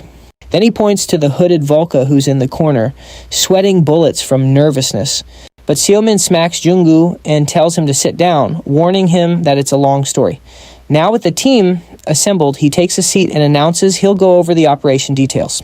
He explains they're going to infiltrate a meeting held by Bestia, an event with 8 elite assassins. Junggu is shocked and asks what the point is of invading the place with so few people. With a sinister smile on his face, Sumin replies that the objective is actually quite simple. He wants the group's total annihilation, making it perfectly clear he's not there to play games. At the Bestia meeting, one of the members notes with surprise that the turnout is pretty good, music today. But a young woman complains that Spectre and Volka have disappeared, to which he replies that he doesn't count traitors. Then a guy with blue hair announces he'd love the pleasure of hunting them both down. Another girl gets upset, whining that Volka promised to take her to the amusement park. How ridiculous. Losing his patience, another member with scars across his face tells everyone to cut the chatter. He warns that the traitors' punishment will be decided by their leader, who watches from the shadows. The leader says he's enjoying the commotion, but admits he's shocked that 3 of them are missing. He then asks if anyone has anything to say on the matter, but no one, music, speaks up. With his hands steepled, he thinks of a way to resolve this little problem among them. So he suggests a death match to decide who will have the honor of punishing the traitors. A heavy silence fills the room, sending a chill down every assassin's spine. One of the members turns to the leader and states that his joke wasn't funny at all. Another guy explains that the real problem is that the traitors know the location and time of their meeting. One of the assassins doubts the 2 weaklings would have the guts to attack, but just then an alarm goes off. The system announces an intruder in the area, putting all members on high alert. The leader of Bestia asks them to repeat what they just said, not quite believing the intruder story. A member then warns that they have company and tells everyone to take one of the 5 routes to investigate. The group splits up, but one of them finds it strange that Porcupine and Black Mamba are staying behind. At that, Porcupine says he takes no pleasure in killing the weak and will just stay here and play a game instead. The leader laments that he forgot to ask them to bring back the heads intact so he could identify them later. The scene cuts back to Junggu, who's complaining about his life, having apparently won the worst lottery imaginable. 30 minutes earlier, Sumin's team arrives at the meeting spot, finding the place is very well hidden. Spectre explains that there are 5 entrances each with sensors, and that the internal structure is always shifting. However, he guarantees they all lead to the main hall, though the time it takes to get there varies. Sumin then decides they'll each take a music entrance to surround the target from all sides. He asks Junggu if he brought the walkie-talkie, and the guy confirms he has it right here. Sumin tells them to stay sharp, music, and if they find someone too strong, they should call for him. And he emphasizes that they must be extra careful if the enemy is Black Mamba, their main target. But back in the present, Junggu thinks about how everything was going well until it all went south. He explains that he hit a dead end and had to climb into a ventilation duct. He's shocked to see the duct lead straight into the main hall with no security nearby. He gets worried since there will be a fight at each entrance and it'll take time for everyone to group up. With no time to waste, he decides he needs to thin their numbers right now while he has the chance. Suddenly, a small marble starts rolling across the floor, making a strange noise. One of the assassins sees the marble and bends down, asking Porcupine if he's into slot machines. She says that she is, and that she even hit the jackpot yesterday. As she gets closer to the shiny object, the marble explodes, sending the assassin flying and kicking up a cloud of dust. One of them comments that she's done for, while Porcupine announces that a rat has managed to get in. Jong then throws another grenade, but Porcupine catches it midair and compliments him on the ambush. The grenade explodes in his hand, but the villain says he'd rather be attacked head-on. The impact is so powerful that Jong is blasted out of the ventilation duct. Without a moment to catch his breath, the villain lands a blow and recognizes him as a hunter from the HMCS. He slides back from the force of the blow, scrambling to recover from the hit. To his frustration, he realizes that, in the end, he only managed to take down one of the assassins. He sizes up the situation, wondering how the leader is still standing without even seeming to use any skills. Porcupine asks if the traitors were the ones who told him their location. Jong-gu replies defiantly, asking what if they did. The villain realizes they must have betrayed the organization, even knowing it would cost them their lives, and he scoffs, saying they allied themselves with a bunch of second-rate awakeners. Enraged, one of the hunters charges at him, but Porcupine defends himself with his claws. He then counterattacks with bone daggers, sending them flying swiftly toward the enemy. The leader of Bestia watches the scene and says, the hunter's ability isn't half bad. At that moment, Porcupine realizes this is his opponent's signature skill, telekinesis. Jong-gu curses the monster for his tough skin, which heals ridiculously fast, using nothing but mana. But the villain announces the warm-up is over and charges at him with everything he's got. With a single blow, he smashes the hunter straight into the wall, shattering everything in his path. He then asks the leader for permission to finish him off, and she tells him to go ahead. Badly injured, Jong-gu tries to grab his radio to report that he's found the target in the hall, but the villain smacks him across the face, stopping him from calling for backup. Lying on the ground, he hears Porcupine say that it's too late to call for help now. The villain gets curious and asks who's going to show up next to try their luck. He wonders if it'll be the director, the Spectre, the pup, or maybe someone else entirely, or perhaps the whole team has come for him at once. The hedgehog prepares for combat as the team invades the main hall, but an explosion goes off, catching him by surprise. He wasn't expecting all of them. He's shocked to see that the Bestia assassins were defeated so easily. Their leader complains that she was sure she chose the best, but they dropped like flies. But the hedgehog finds it all very strange, since their wounds prove they actually put up a fight. The team holds their ground, showing they didn't escape the fights on the other routes unscathed. He then says it's hard to believe they defeated the tiger and the grizzly so quickly. With a powerful stomp, he cracks the floor, sending a shockwave of shattered rock to intimidate them. But Hamanchu gets annoyed with all the talk and tells the bastard to shut his mouth. Surrounded by his red aura, he charges forward and attacks the villain with a furious blow. The hedgehog blocks the attack and recognizes him as the hunter from the White Lion Guild. He slides back and asks why he's here since he's not from the HMCS. As he does, he bumps into someone and apologizes, saying, "My bad." Lying on the ground, the Spectre coughs and remarks that this whole situation makes no sense. The villain says their teamwork is terrible and their stats are too different for a team. The hedgehog demands to know who their leader is, the one who organized this attack. Then we see Sumin holding one of the assassins by the hair, asserting his dominance. The scene changes, and Hamanchu wonders how Sumin got there so fast. It's explained that the master appeared mid-fight and told him to run to the center. He figures the same thing must have happened with Volca and the old man, and now they just need to hold the target. Volca complains that facing an A+ awakened without killing them is nearly impossible, especially that snake. The Spectre agrees, talking about the Black Mamba, a shapeshifter with brutal speed and strength. He suspects they've set a trap, or that their leader, the Crow, is just watching from a distance. With that, he slams his staff into the ground, creating a luminous mark to track their mysterious leader. He then tells Volca to focus on capturing the snake, while the werewolf complains about all the hard work. Hamanchu then leaps in to attack. But the hedgehog slams him to the ground with a quick, powerful stomp. However, the Spectre traps him with magic, warning that he's not going anywhere until the master arrives. He then activates his skill binding zone to trap all remaining enemies. Hamanchu tries to slice through the mana chains, but they're too resilient and won't break. And the leader, the Crow, is also caught trapped by the Crimson Spectre's magical chains. The Spectre warns that even if she's strong, the Crow won't escape his legendary binding zone. With a smirk, she says his new master sure knows how to show off, but reminds him that he's still a traitor. Suddenly, the Black Mamba snaps his chains, shocking the old man with his absurd strength. Music. He then charges toward the Spectre, leaping at him without a shred of mercy. Just then, the very same assassin who was blown away reappears, leaving Yungu in total shock. The hedgehog tells them there's no more time to waste and shatters the chains binding him. He says they need to brace for reinforcements and completely erase their tracks from the area. Using his draconian skill, he transforms into a lizard man and snarls at them to just die already. Jungwoo shouts a warning that Hamchu's ribs are broken and normal weapons are useless. With few options left, he yells that their only choice is to run for their lives. Hamchu realizes the monster's mana is off the charts, and that it's using the ground as its personal territory. He understands that he's the tank now, and that the best he can do is buy some time because there's no way to actually win this fight. To make matters worse, Volka is tied up fighting the other assassin, so he can't provide any backup. Feeling the immense pressure, he admits this fight is going to be a tough one.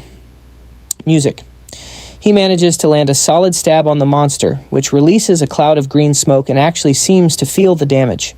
Jungwoo is shocked to see Music, the snake using elemental corrosion magic to fill the air with swords. The villain then spins, shattering the entire floor and launching chunks of rock right at the hunters. Hamchu screams a warning to Young that a giant chunk of rock is about to crash down right on top of him. The monster tells Hamchu that if he were in his shoes, he wouldn't be turning his back in the middle of a fight. And with a direct hit, the creature slams the hunter into the ground hard enough to leave a crater. He turns to Jungwoo and says, "There's one thing you official hunters never seem to get." The monster grabs him by the throat, asking if he really thought their headquarters would be defenseless against intruders. Same music. Across the room, the assassin relentlessly attacks Fula, screaming for him to just die already. Music. We then learn that the entire hall floor is rigged with magical self-destruct and tracking traps. Music. The villain declares that their fate was sealed the moment they stepped foot into the serpent's den. Losing his patience, he tells the hunter to stop his pointless struggling and just die. Music. In silence once and for all, but suddenly the creature senses imminent danger as its survival instincts scream at it. Music leaps backward, narrowly dodging a blast of ice that materializes out of nowhere. And the one who's arrived is none other than Sumin, who charges the monster, leaving Jungwoo speechless. With a brutal direct hit, he slams into the villain, showing him exactly who's boss. With a wicked grin, he announces that he's finally found his target. Music. That slithering piece of garbage. Suddenly, a woman named Yoa attacks with her blade, demanding to know who the intruder is, but she's immediately caught in a lightning trap and falls to the ground paralyzed. Seeing this, Music. The leader of Bestia is stunned, as Sumin has just nullified all the magic in the hall. As Sumin focuses his power, Fred scoffs that their magic was laughably easy to dismantle. The leader is impressed, seeing as he effortlessly nullified millions of magical traps.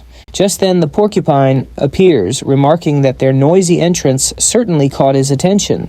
He stares down Sumin, saying that everything is finally starting to make sense. He accuses him of being the mastermind who assembled a team and defeated his assassins. Suin is outraged, retorting that's an incredibly bold accusation coming from an assassin like him. The leader asks the Black Mamba if he picked a fight with the wrong people, but Black Mamba denies everything. But the monster quickly puts the pieces together, stating Music that this is definitely about revenge. Sumin admits he's impressed they managed to track him since he never leaves a trail. He confirms that this is about revenge, but warns that first, Music. The assassin needs to answer a question. With that, he attacks with immense power, sending the porcupine flying from the force of the blow. The leader of Bestia lunges at him as the realization of who he's truly facing begins to dawn on him. Even from the ground, Yoa tells the leader to be silent, warning that the Supreme Master is about to speak. Music. The leader of Bestia starts to laugh, saying he wouldn't dare interrupt and question such fierce loyalty.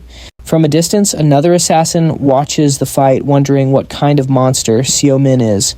The porcupine is in total shock, having never imagined someone could turn his own magic against him. He can't understand how Seo found him, let alone how he can use magic and move with such incredible speed. Music. With another powerful blow, Seo hurls the porcupine straight into a wall. The assassin spits blood on the floor, admitting he's never met anyone like Seo before. He says he prided himself on knowing every single elite hunter, but has no clue who this guy is.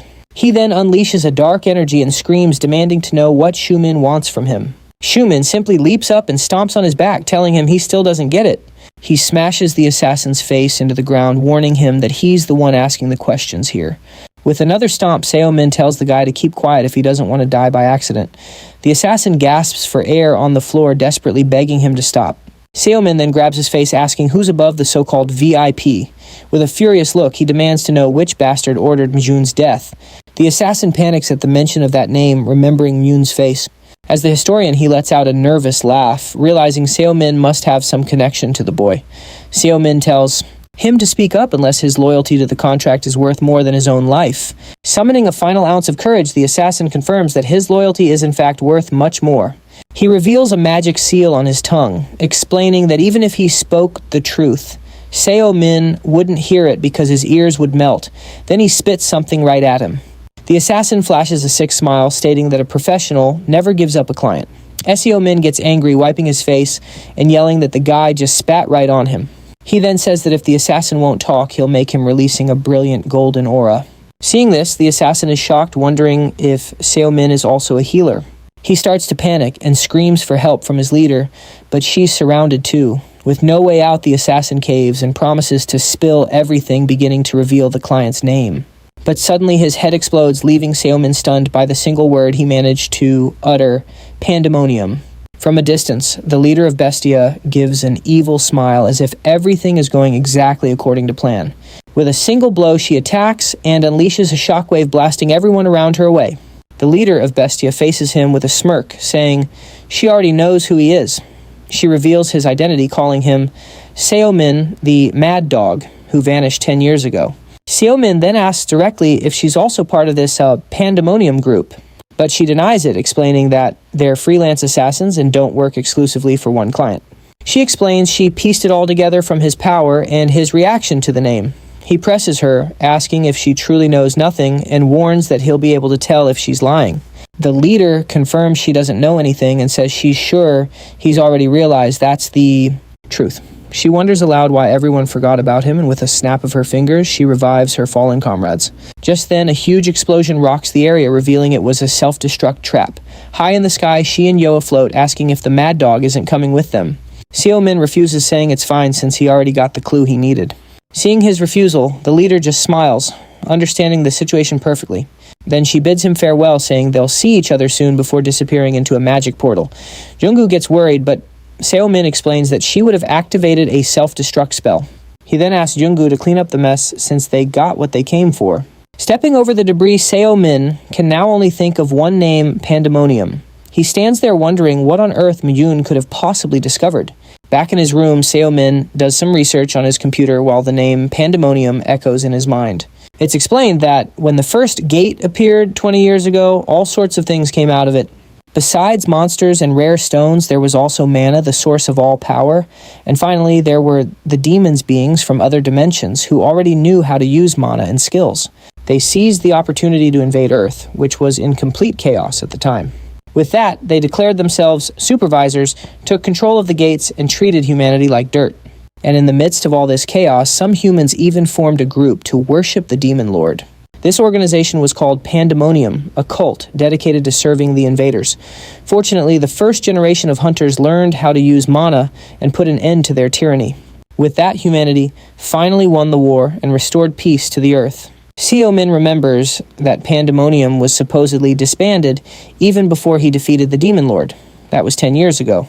So he can't help but wonder why that name has resurfaced now. He closes his eyes and calls for Pred, needing to ask him a question. Seo Min asks if he remembers the demons from the other world, and Pred says he does, because they were different. Pred explains that they enslaved dragons and other races, and adds that he feels like they stole something important from him. He continues explaining that, based on what he saw, he wouldn't be surprised if the demons did the same thing in other worlds. Seo Min scratches his head in frustration. He needs more information about them since before his only focus was on hunting them down. The only things he knows for sure are that their mana pattern is different and that they've gotten much better at imitating humans. Hearing this, Pred just yells for him to kill them all at once. But Seo Min knows it's not that simple. Just then, the office door opens and his brother Sejun enters, with Seo Min commenting that he's early. Sejun doesn't waste any time and immediately asks what exactly his brother was doing in the office he lent him. Seo Min replies that he just used it as a base to investigate Myun, but Sejun already knows everything. He asks him about the team he put together and why he's keeping it a secret from the Hunters Association. A worried Sejun reminds him that things will get ugly if President Desu finds out. But Seo Min doesn't seem to care, saying Jonggu covered for him and that he isn't afraid of Daisu. He even reveals he was already planning on paying him a visit, which makes his brother even more tense. Sejun is floored by the idea, but Seo Min explains that he wants to cut to the chase and has some questions to ask. His brother sighs, reminding him that he hasn't even recovered all his mana yet, and tells him not to be so reckless. Sumin stands up as Sejun says the world has changed a lot, and that he doesn't want to see him in danger again. To break the tension, he grabs him and playfully ruffles his hair, telling him to chill out because everything is going to be fine. Sejun gets annoyed and tells him to just keep his promise to train the new hunter. He then brings up Jisoo Shin, explaining that her ability is really complicated to use. Sumin cleans out his ear and reluctantly agrees, saying he'll give her a few pointers. Just then his stomach rumbles and he asks his brother to grab them something to eat, which shocks Sejun given his appetite. Suddenly the phone rings, while Pred also starts complaining about being hungry and demands fried chicken. On the other end of the line, Junggu is yelling, demanding to know why he took his name off the case. Sumin gets annoyed by the lecture, but Junggu informs him that their operation has been leaked to the press. The news spreads like wildfire, revealing that the HMCS took down an entire group of assassins all by themselves. It's chaos back at the agency as everyone scrambles to handle the media and curious onlookers. Junggu explains that Director Bae is now keeping a close eye on him. Since Sumin isn't officially involved, Junggu starts panicking because he has no idea how he's going to explain defeating everyone by himself. Sumin then suggests he ask Hammond for help, but the other man is already on the phone sounding desperate. He's practically begging Sumin for help, but our protagonist just hangs up saying he needs to eat dinner first. Sumin then walks away muttering that he just wants a minute of peace after everything. He flops onto the couch and sarcastically tells his brother that Junggu is super happy with the job. Changing the subject, Sumin gets comfortable on the couch, saying there's something he wants to know. He asks his brother how the demons are doing these days, and if they're still the same as they were 10 years ago. Sejun says they aren't, explaining that they sued for a peace treaty right after their big defeat. Since then, they've relocated to Antarctica, setting up a base to research mana. He adds that they don't cause any trouble and rarely appear in public anymore. Because of this, a lot of kids nowadays think that demons are just a myth. Sumin gets suspicious, finding this whole peace treaty story incredibly strange. Hearing that Pred shouts that it's a total sham, and Sumin agrees that he thinks so too. Still, he gets up wondering if maybe there are some decent demons out there after all. He then recalls Crow's mana, which felt like a mix of demonic and human energy. Looking at the photo, he thinks about how at first all he wanted was to avenge his disciple Minjun, but as he followed the clues he left behind, he started to realize there was more to it. The scene then cuts to a young Minjun heading toward that very same base in Antarctica. Sumin then realizes that his battle is going to be much longer than he ever imagined. In a flashback, Sumin is trying to teach his disciples, telling them to focus their mana on their core. Hawkmoon is completely lost, having no idea what it means to cycle mana. He complains to his master that skills are just an adrenaline rush and that meditating is a total waste of time. Sumin smacks him on the head, annoyed that they begged for his help only to slack off. He explains that using skills is like sprinting, and hunters these days don't even learn how to walk first. Sumin says he'll teach them what the Tower of Trials didn't, and tells them to pay close attention. He says mana is like fuel, and explains that Hawkmoon can't feel his core because he doesn't know the fundamentals. Sumin begins to explain the concept of the mana reservoir, also known as the center or the core. This is where mana gathers to generate power, which then manifests as a skill. He touches Hawkmoon's chest, demonstrating that the strength of a skill depends entirely on controlling this flow of mana. Sumin continues the lesson, explaining that with enough training, it's possible to open even more power centers or cores. Hawkmoon gets really curious about the term Earth Time. As his hand begins to glow, Sumin tells them to stop asking so many questions. But Pred scoffs, reminding him it took him a century to learn. Sumin warns them that tomorrow's training is going to be intense. But suddenly, the bedroom door bursts open. A desperate-looking Junggu appears, shouting that he's been looking everywhere for him. Sumin complains that the guy wouldn't stop calling him, and Junggu tells him they need to get to HQ right now. As they're walking, Sumin gets curious and asks what the regional director could possibly want with him. He suspects he's been ratted out, but Junggu denies it, saying it's about the prison break case. On the way, a couple of guys block their path, and one of them starts taunting Junggu. Chanjiang keeps the trash talk going, calling Junggu a desk jockey. Junggu is getting ticked off, wondering how the guy got back from his mission so fast. Junggu tells them to back off, but the guy claims he was just saying hi. Then he points at Sumin and starts mocking him, saying he heard Sumin caused a huge mess. Sumin's patience is wearing thin, music, and his face says it all. He's totally bored. Junggu finally snaps and tells the guy to beat it and stop trying to pick a fight. His partner, music, just scoffs, saying they wouldn't get it since they've never even been on an overseas mission. Sumin grits his teeth, listening to the pair mock his team for handling the grunt work. He then turns, catching the rookie's attention with a music less than friendly look on his face. The rookie adjusts his glasses and starts lecturing him about showing proper respect to the veterans by introducing himself. But Sumin immediately snaps back, telling Four Eyes to get a new pair of glasses and get lost. Seeing his comeback, the two bullies' music flash sinister smiles, clearly looking for a fight. At that, Yuna's hand starts shaking with pure rage over Sumin's audacity. He unleashes his mana, asking for permission to educate the insolent rookie on the spot. But Yongu immediately shuts him down, music, reminding him they're inside the main building. This infuriates Chongwan, who yells that Jungu has no authority to order his team around. Jungu just ignores him, and Sumin jokes that the guy's ego is so huge he's starting to hear voices. Furious Chongwan completely loses it and swears he'll crush them both to establish who's the real boss around here. The shouting match attracts a crowd and people start whispering about the drama. Just as he's about to attack, a voice cuts in saying that everyone already knows who's in charge. Just then, music. Regional Director Gan Hobo Bay grabs him, declaring that he is the one in charge. Upon seeing their boss, Chongwan and his partner go white as a sheet, completely stunned. The director then strolls over to Sumin, chiding Jungu for not keeping things under control. He puts his arm around Sumin, inviting him for some rare tea he's prepared. Chongwan tries to object, but the director shuts him down instantly just by saying his name. With a smile, he reminds Chongwan about those privileges he requested back in Japan, telling him to just focus on his own work. Left with nothing, music. To say, the two have no choice but to take the director's scolding and stand there silently. From a distance, Chongwan watches, wondering what's so special about this rookie and why Director Back seems so thrilled to see him. Music. Later in his office, the director expresses what a pleasure it is to finally meet Hunter Min in person. Sumin returns the pleasantry, but cuts right to the chase, asking what he wants, which makes Jungu break out in a cold sweat. The director just laughs, appreciating his no-nonsense attitude. Music. He then reveals the real reason he called him in to discuss the escort mission at Insin Prison. Thanks to the incident with Bestia, music, they've finally been given the green light to investigate the corruption happening inside the prison. He adds that they now need to pour all their resources into tracking down the escaped prisoner. He then turns to Sumin, admitting he finds it hard to believe that a hunter of his caliber actually lost the criminal. The director then asks Jungu to give them a moment alone, and Jungu is out of his chair in a flash. Before he leaves, Jungu mentally apologizes to Sumin for leaving him to face the music alone. Once they're alone, Director Bach says he's a reasonable man, and that he already knows the truth. He reveals his suspicion that Sumin is connected to both Bestia's elimination and the escaped prisoner. Sumin stays quiet as the director emphasizes that they absolutely cannot allow an awakened criminal to remain on the loose.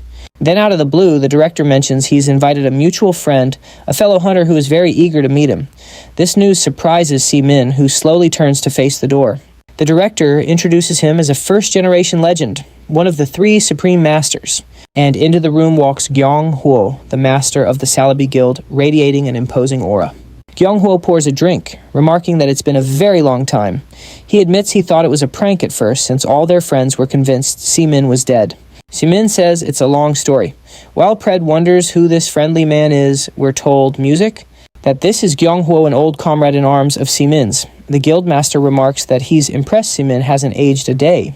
He then asks where his friend has been all this time, explaining that his own disciples searched far and wide for him. Smiling Sumin just suggests they pour another round and settle in for the conversation. He warns that it's going to be a long night as he prepares to tell him everything. After hearing the whole story, Gyeong Huo finally understands that Sumin was trapped in another world for 100 years. Sumin explains it was all because of the Demon Lord's magic, but he's interrupted by some shocking news. Sumin is completely floored, unable to process what his friend just told him. He, music, slams his fist on the table in a rage, demanding to know how they could have possibly signed a peace treaty while that monster was still alive. Music. The master tells him to calm down, explaining that the Demon Lord is like a living corpse. Music. He says the demons proposed the treaty, blaming only the former lord for the war. Sumin says they were just scared, but music. Gyeongu reminds him that humanity couldn't take any more fighting. He recalls how the world was in ruins after the first gate and the monster attacks. On top of that, there was the war against the demons, so everyone was exhausted. Surprisingly, they offered to help rebuild the world and teach them how to close the gates. In return, they only wanted to retrieve their demon lord's remains and stay in Antarctica. Back then, people just wanted peace and to quickly adapt to the new power of mana That's why the nations accepted the treaty and Daisu Choi was the one who represented Korea. Since then, the demons have kept to themselves, only coming out to help.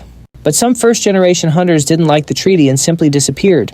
Jung-woo admits he didn't care anymore either, but now something feels very wrong. He then reveals why, saying that Sumin's name and title have vanished from history. All records of him from the last decade were erased, and rumors point to Daisu Choi. It was done so well that even he only managed to remember Su's face today. To him, it's very strange that a war hero like Seo could be forgotten like that. Suin then asks if he thinks the demons and Daisu made some kind of deal. Kyung-woo confirms, saying Daisu always did everything to surpass him, and that hasn't changed. Pred is disgusted by the betrayal while Seo-min processes the idea of Daisu Choi working with the demons. He wonders why that bastard would ally with them, just to erase his existence. Music Suin questions what the demons would gain from this besides avenging their former leader. But Gyeong-woo says it's just a theory, and ultimately, music, they need more information. Seo-min gets angry, remembering that the demons started the war in the first place. Music. At this, Gyeong suggests he look for his old disciples as they might know something. Shuin hesitates, Music, explaining it's not that easy since they've all gone their separate ways. His friend then reminds him that Yoa is in Korea, and she's become an S-rank hunter. The scene shows how the young Yoa grew into a strong woman and the leader of Azure Bloom. Su remembers she used to be attached at his hip and finds it strange that she now works for Daisu. He takes a Music sip, saying that people change and she must have her reasons. Suddenly he complains about the drink's taste, Music, and Gyeong-woo teases him, saying he needs to grow up. The guildmaster regrets not calling Suin, but Seo, Music says it's better this way. Without them noticing, someone snaps a photo of Seo-min, a suspicious smile on their face. The scene cuts to a man who informs his boss over the phone about Seo-min's meeting. On the phone, a mysterious woman praises his good work and tells her agent to return. Suddenly, Yoa's phone gets a notification, leaving her with a dark expression. She looks at the screen and is shocked, confirming to herself that it's him. The photo reveals Seo-min's face, and she can't believe he's still alive. With this Music, she finally understands why so many strange things have been happening in the tutorial tower. Her legs give out, and she slides down the wall, stammering that her master has really returned. She starts crying right there, completely overwhelmed by emotion. We're told that she always suspected something. Music. As Young-woo had been hiding things from her from the very beginning, Yoa recalls that she never gave up looking for him even when everyone else had lost faith. She looks at the photo again with a smile, realizing he hasn't changed at all. Determined Music, she jumps to her feet, saying she needs to go find him right now. But suddenly Daisu Choi appears in the hallway and calls out to her, terrifying the hunter. The president approaches her with his imposing presence, staring at the young woman seriously. He asks why she's in such a hurry and reminds her to call him uncle. Yoa grips her phone tightly, trying to play it cool and saying it's nothing important. But he touches her shoulder, telling her that her face says otherwise, and that it's something Music. Serious, the president looks deep into her eyes and realizes the reason for her desperation. With a sinister smile, he confirms that the rumors are true and that Seo-min has returned. Daisu teases her, saying her excitement is like a puppy waiting for its master. He then pets her, calling her foolish and naive for thinking that way. The president reminds her that she's his only niece and that he wouldn't let her go so easily. Enraged, she slaps his hand away and yells that she only joined him to find Master Seo. Daisu reveals he knew everything but let her investigate because she had become more valuable. She's shocked by the revelation while he says hunters are precious assets. Yoa explodes with rage, yelling that he was never her family and that Seo-min saved her. But he resorts to blackmail, asking what the master would think if he discovered her past. He warns her to choose her next words carefully, reminding her that Sumin shows no mercy to criminals like her family. As he walks away, he scoffs that she can try all she wants, but she'll never escape her rotten origins. Alone in the hallway, she clenches her fist and curses him under her breath, feeling completely trapped. The scene shifts to a hangar where Jisoo Shin and other hunters have gathered for a training session. She seems to be searching for someone as another hunter tries to get her attention. She approaches Sumin, acknowledging that the guild master chose him to lead, but she asks about the other two men who have unfriendly expressions. Sumin explains they're his associates, basically like the rookies but with much more experience. Following this, Jisoo Shin and her partner Byung-guk Kim formally introduce themselves to the group. The huntress is immediately impressed by the older man's powerful presence, which is a rare sight among hunters. But just as suddenly, the old hunter breaks into a disarmingly friendly smile, leaving her completely confused. He praises her good manners, and an excited Jisoo guarantees she'll give it her 100%. Sumin then scolds him, reminding Hakmoon that this is his second chance at life. With the introduction settled, the group heads toward the entrance of Gate F5. The rookies admit they're nervous, but Sumin explains it's just a simple passage between dimensions. One of the hunters worries about the rumors of people disappearing inside, but Seo clarifies that they just got trapped, not vanished. The older hunter agrees, adding that the gates are now all the property of the various guilds. He continues explaining that the portals have become a lucrative business full of valuable resources. As they step through the portal, they find themselves in a beautiful forest. Jisoo is left completely in awe. One rookie feels nauseous from crossing the gate, while the other guy comments on the lack of any immediate monsters.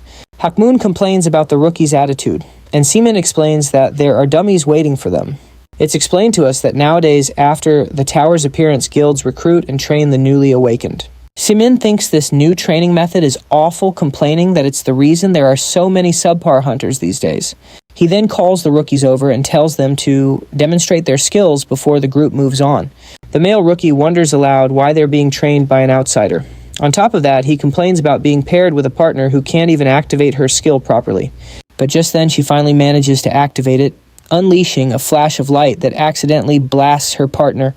The flustered huntress apologizes, but Sumin tells her to save her energy for when it really counts. With that, he tosses an object in her direction, telling her to catch it in midair. She catches the item and looks confused when she realizes it's a riding crop. Sumin explains that it's a tool to help channel her spells and that Min Jin had told him about her needing one. She grips the crop tightly and tries again, this time releasing a much more stable stream of magic. Seeing this, her partner's jaw drops in disbelief. He can't believe his eyes. Suddenly, a group of goblins appears on a nearby rock formation, and the hunter shouts a warning. Sumin orders just the two rookies to handle the fight, which leaves the guy completely terrified. He even mocks them, saying this is their job after all, and wishes them good luck with not dying. From a distance, Pred remarks that the guy's skill is flashy but doesn't seem very practical. The older hunter watches the fight and comments that at this rate, his mana will run out in no time, even against such low-level monsters. The male rookie panics as a horde of goblins charges straight for him. He screams desperately, calling for Huntress Shin to help him, but it's too late. With his mana completely depleted, he takes a direct hit and falls to the ground defenseless. Seeing the imminent danger, Jisoo focuses her will and yells the name of her skill, preparing to use it.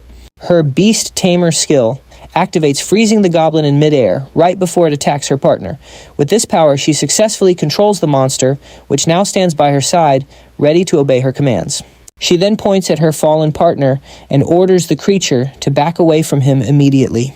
The goblin obeys instantly and begins to shuffle slowly away from the downed hunter. Incredibly proud of herself, Jisoo turns to the mentors and asks how she did with her new skill. The two mentors remark that it's a rare domination-type skill and that she has a bright future ahead of her. Pred goes wild, wanting to devour the skill, but Seo simply comments that it wasn't bad. However, he quickly warns that she'll need to control more than one as a new wave of goblins appears.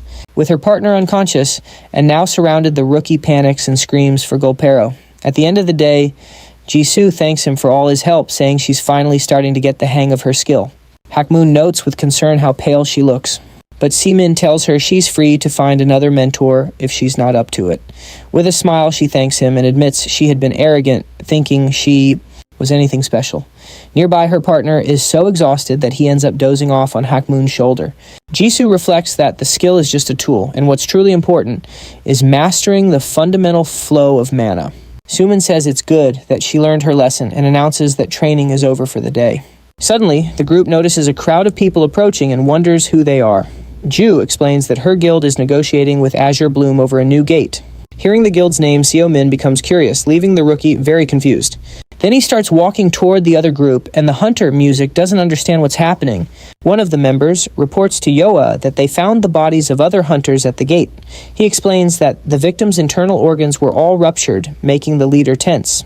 She starts to wonder if something was inserted into the bodies to attack from the inside. Suddenly, she senses a familiar presence and with a faint smile says the word, "finally." Seo Min then appears before her and greets her, saying, "It's been a long time." With a smirk, Seo Min says he expected her to visit him first, not the other way around. Yoa is speechless, but with a slight smile, she manages to say that he has finally returned. Seo Min invites her to catch up, but she coldly refuses and turns to leave. Her guild's hunters are confused, not understanding why their boss is acting this way. Pred scoffs at the situation while the older hunter asks if that's his disciple. Sumin confirms it, but something bothers him and he starts to wonder. He notices her eyes were watery and asks himself if she had been crying. Music. In a flashback, we see a young Yoa crying and hiding as Sumin finds her. He sits next to her and asks why she's crying, teasing her about her defeat. Sumin gently strokes her hair and tells her that if she's going to cry, music, she should just cry openly. She gets angry, complaining that he teaches son better things just because music, he's his brother. The young girl says she's just a nobody he picked up off the street and that she's not important. She thanks him for saving her, but asks him to leave her alone to cry, yet he ignores her request and starts ruffling her hair to cheer her up. With a smile, Sumin says they can at least decide who to call family. He says that from that day on she would be his little sister and he her big brother. Embarrassed, Yoa refuses the offer, saying she doesn't need a brother like him. Sumin then threatens her, saying that the next day's training will be even worse. We're told that back then she didn't want to be seen as just a little sister. Music. She wanted to become his partner, his equal, and help him build the world he dreamed of. But she knows that's impossible, being the daughter of a criminal with a dark music past. Even with a broken heart, she decides to fight for him, the man who gave her a new life. The scene changes, and we see Yoa entering Shun's office, who is surprised by her visit. She calls him by his name, and the young man, a bit nervous, asks what brings her there.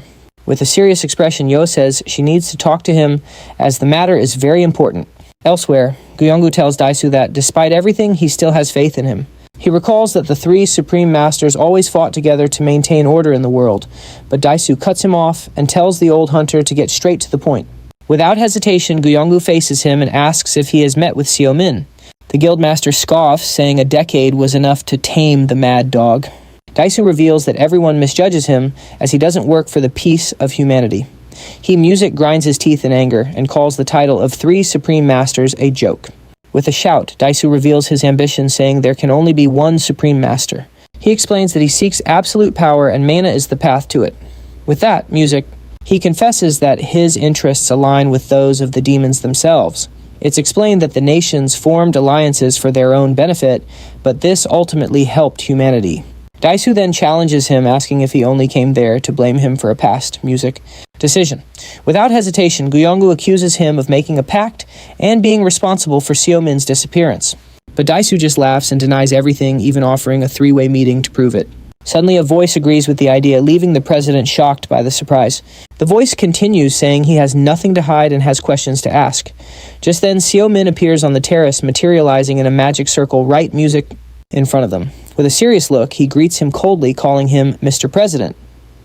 Music. Sumin appears, floating outside, telling President Daisu it's been a while. With a single gesture, he uses his power and simply shatters the building's entire window. Amidst the shards, Daisu smiles and calls out Sumin's name, completely unimpressed. He lands calmly and apologizes for his entrance, explaining it was to avoid the elevator. Then Sumin walks forward and says he has a question before help arrives. He asks if 10 years ago, Daisu allied with the demon and sent him to the other world. The president scoffs, saying he's music model, lost his touch, asking such a foolish question, but Seo is dead serious and demands that the one-eyed freak answer him now. Desao starts to laugh, asking if he enjoyed his little vacation since he hasn't aged a day. Suddenly an object flies through the air and shatters violently right next to the president. Seo gets furious and threatens to tear Daisu to pieces, asking if he wants to live long enough to answer. He asks if the president allied with the traitors or if he took part in Minjun's death. A dark aura surrounds him as he warns them not to threaten Yoa and her disciples.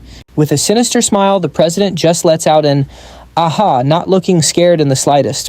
He bursts out laughing and yells that this is the mad dog he knows. Sumin powers up, saying he's missed the thrill of the battlefield.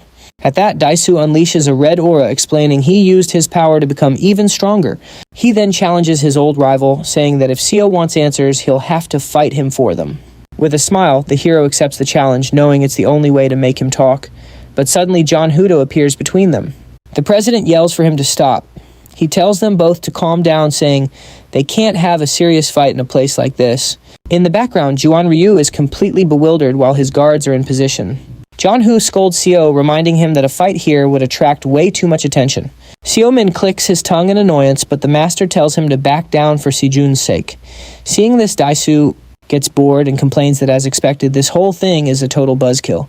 He remembers the old days when they used to fight and compete without a second thought. To him, that was a glorious era, much better than these boring times. With that, he decides to answer, stating that he had nothing to do with Minjun's death.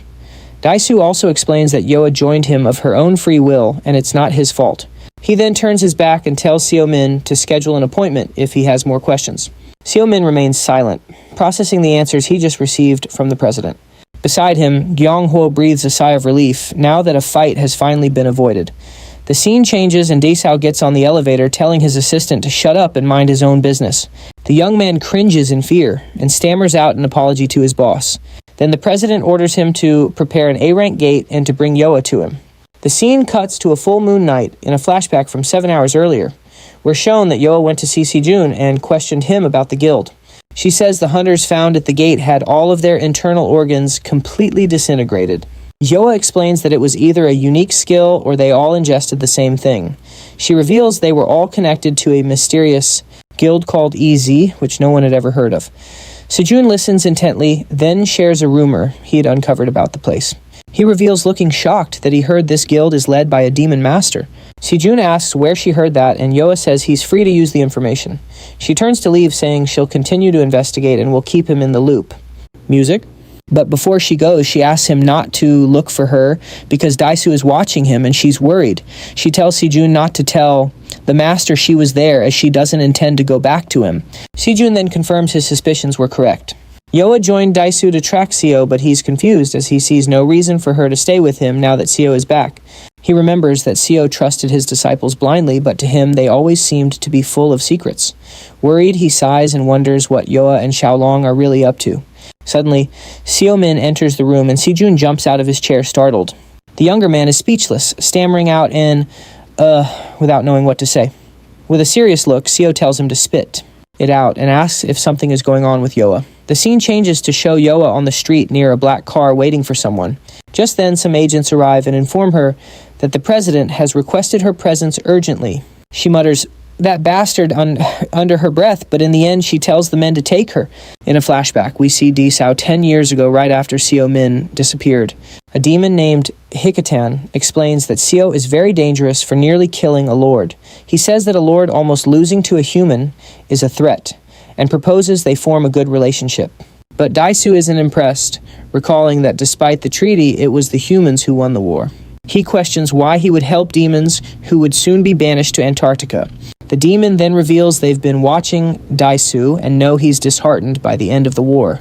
He continues, saying that Daisu wants to test his strength without any restrictions. Hikatan hits the nail on the head, saying the hunter's only desire is to fight stronger enemies. With that, he offers to help Daesao reach his maximum potential and completely master mana. Clutching his stomach, Daisu realizes the demon's goal is much bigger than just erasing history. Music. He asks the demon if it's considered that, by getting stronger, he could become a threat. However, Hikatan clarifies that the demon's only desire is to uncover the secrets behind mana and the portals. Music. Turning to leave, he says he'll eagerly await Daisu's answer, making it clear that South Korea's strongest hunter faced a pivotal decision right then and there. The scene shifts back to the present, where Daisu stands before an F-rank gate in a completely empty and desolate area. An assistant emerges from a portal informing Daisu that they have prepared the gate just as he commanded. Music. He explains that the location is now the property of his guild and that there isn't a single living soul around. Daisu praises their good work and asks if the invitation he requested has been sent. The young man confirms it has, but reminds the chairman that the summit is tomorrow. Daisu cuts him off, snapping that he already knows, and orders everyone to leave immediately. The assistants withdraw, with one of them sighing at how coldly they were dismissed. Just then, Yoa emerges from the portal, demanding to know why he summoned her to such a place. Daisu scolds her, telling her to watch her tone because people are listening, but she's completely unfazed, and tells him to cut the act and get straight to the point. He then reveals his hand, admitting he knows she suspects him of playing a part in Seo Min's disappearance. He claims that 10 years ago, he neither accepted the demon's proposal nor cooperated with them, but admits he allowed Seo's records to be erased simply because he didn't care about his rival's legacy. Yoa is outraged by his callousness, yelling that he has to be kidding her. Music. He continues explaining that, while he did feel a sense of unease, it wasn't guilt over becoming the chairman. The real uncertainty stemmed from never knowing who was truly stronger, him or the so-called mad dog. Furious Yoa calls him a bastard and unleashes her powerful aura. She charges forward, screaming that he was in league with the demons this whole time. Enraged, she realizes he knew exactly what was happening from the very beginning. She then leaps to attack, shouting about her master's disappearance and the erasure of his legacy. But Daesu stops her attack with a single hand, revealing his overwhelming strength. He taunts her, Music, saying she's just like her mother, reckless and slow, before sending her flying with a single blow. The impact is so powerful that it kicks up a cloud of dust and carves a crater into the ground. As she lies defeated, he tells her that, Music, she is merely a tool to fill the mad dog with even more hatred. He confesses that a feeling of inferiority has always haunted him like a ghost, and now that Sumin is back, it's finally time for him to exorcise this demon from his past. Music. Even wounded, she laughs, doubting that her master would fall for such a cheap trick just for someone like her. Taking a step forward, he coolly replies that Seo will do exactly that. He then steps on her, saying he never bought the master's little found family act. But the look in Xiumin's eyes that night proved him wrong, so now he's using her as bait. Music. She's the only card he has left to play to force this fight. Daesu then materializes a glowing magic chain, preparing to bind his hostage. The chains wrap around Yoa's body and she cries out in pain. As she struggles, he explains the item is so powerful that not even an S-rank hunter could hope to escape it. With a smirk, he tells her that her only mission now is to stay alive until her rescuer arrives. She struggles, screaming that none of this changes the fact that he's a complete piece of trash. Suddenly, a massive noise from nearby startles her. Xiumin descends from the sky like a meteor, crashing into the ground with a violent impact. The collision triggers a massive explosion, Music, sending dust and debris flying everywhere. Daesu, however, just shouts excitedly that today history will finally be set right. He boasts that everyone will witness the death of a relic from the past and hail him as the undisputed strongest. A dark smile playing on his lips, Xiumin appears and calls it all a bunch of nonsense before attacking with all his might and shattering the ground as he rushes the chairman at full force. Daesu manages to block the attack and laughs, but the sheer force of the blow still pushes him back. He calls Seo mediocre, saying that his 10-year absence has created an insurmountable power gap between them. Music. The Predator warns they can't fight like this, but Xiumin simply replies that he doesn't care. With his power now at its peak, he tells the Predator that they're going all out for this one. Seo tells Predator they're going all out, but his companion warns that Daesu is an absolute monster. The parasite continues, cautioning that pushing past his limits will result in some nasty side effects. But Seo calculates that 50% of his strength will be enough to win. Daesu just scoffs, asking if the once confident Seo is already getting scared. And so the two of them charge at full speed, Music, preparing for the first major clash of their epic battle. He informs the president that he won't even need his full power to take out a piece of trash. Their collision unleashes a massive explosion, and Yoa realizes she's witnessing a fight between awakened ones. She's stunned they're moving so fast, she can't even track them with her eyes. Suddenly, Daesu materializes a giant red spear and lets out a laugh, absolutely buzzing with adrenaline. He roars that this is the feeling of being truly unleashed, of shattering all his limits. With a huge grin, he declares he's about to dive headfirst into the very essence of mana. But Xiumin just taunts him, asking if he still enjoys collecting those old-fashioned toys. Xiumin calmly generates a magic circle, summoning a giant earthen barrier to block the attack. Daesu's spear shatters the barrier to pieces, and Pred shouts in terror, wondering if the man is even human. Xiumin just watches, remarking that Daesu has always been reckless and strong as a bull. Summoning his own weapon, he adds that Daesu seems more like a wild animal than a person. With a laugh, Xiumin floats into the air, bracing himself as the president charges forward, shrouded in red energy. Daesu hurls a volley of swords, but Xiumin calmly prepares to counter the assault. The president then yells that he's going all in, launching a massive wave of energy. The blast slams into an energy shield, and Daesu scoffs that the defense is pathetic. As the barrier begins to crack, he taunts, "Is this really the best you can do, Xiumin?" Daesu then summons a giant hammer, eager to see how many hits the shield can take. He strikes with all his might, and the force of the blow begins to completely shatter the shield. Seeing his chance, Xiumin prepares a counterattack and shouts, summoning a volley of ice spears. A shower of ice lances flies toward the president, who is too slow to dodge the attack. The spears converge and detonate right in his face, creating a massive ball of blue energy. His hammer falls to the ground, and Daesu admits that the mad dog still packs a pretty mean punch. Looking slightly winded, Xiumin tells him to shut up and release the hostage if he doesn't want to die. He adds that he knows Yoa was just bait and that her job here is done. But the president just smiles and says, "That's not good enough," knowing Sumin can do much better. Daisu warns that Yoa is still useful, so he'll be keeping her on a tight leash. He then yells at her to be grateful he's given her a purpose, calling her a murderer's daughter. Outraged by his words, Yoa screams at the president to shut his mouth. With tears in her eyes, she begs Sumin not to do anything reckless, but he just turns and calmly tells her to stay put. He then unleashes a torrent of power, warning Yoa that he doesn't want her to get caught in the crossfire. The president is taken aback by his opponent's sudden shift in demeanor, but his surprise quickly turns into a grin. He shouts that he's missed this dark, terrifying presence. With his spear in hand, he declares it's finally time for a real fight. Sumin charges with explosive force, telling the president to shut up as he unleashes his attack. Daisu defends himself with a shield, stunned to realize the density of Sumin's mana has changed completely.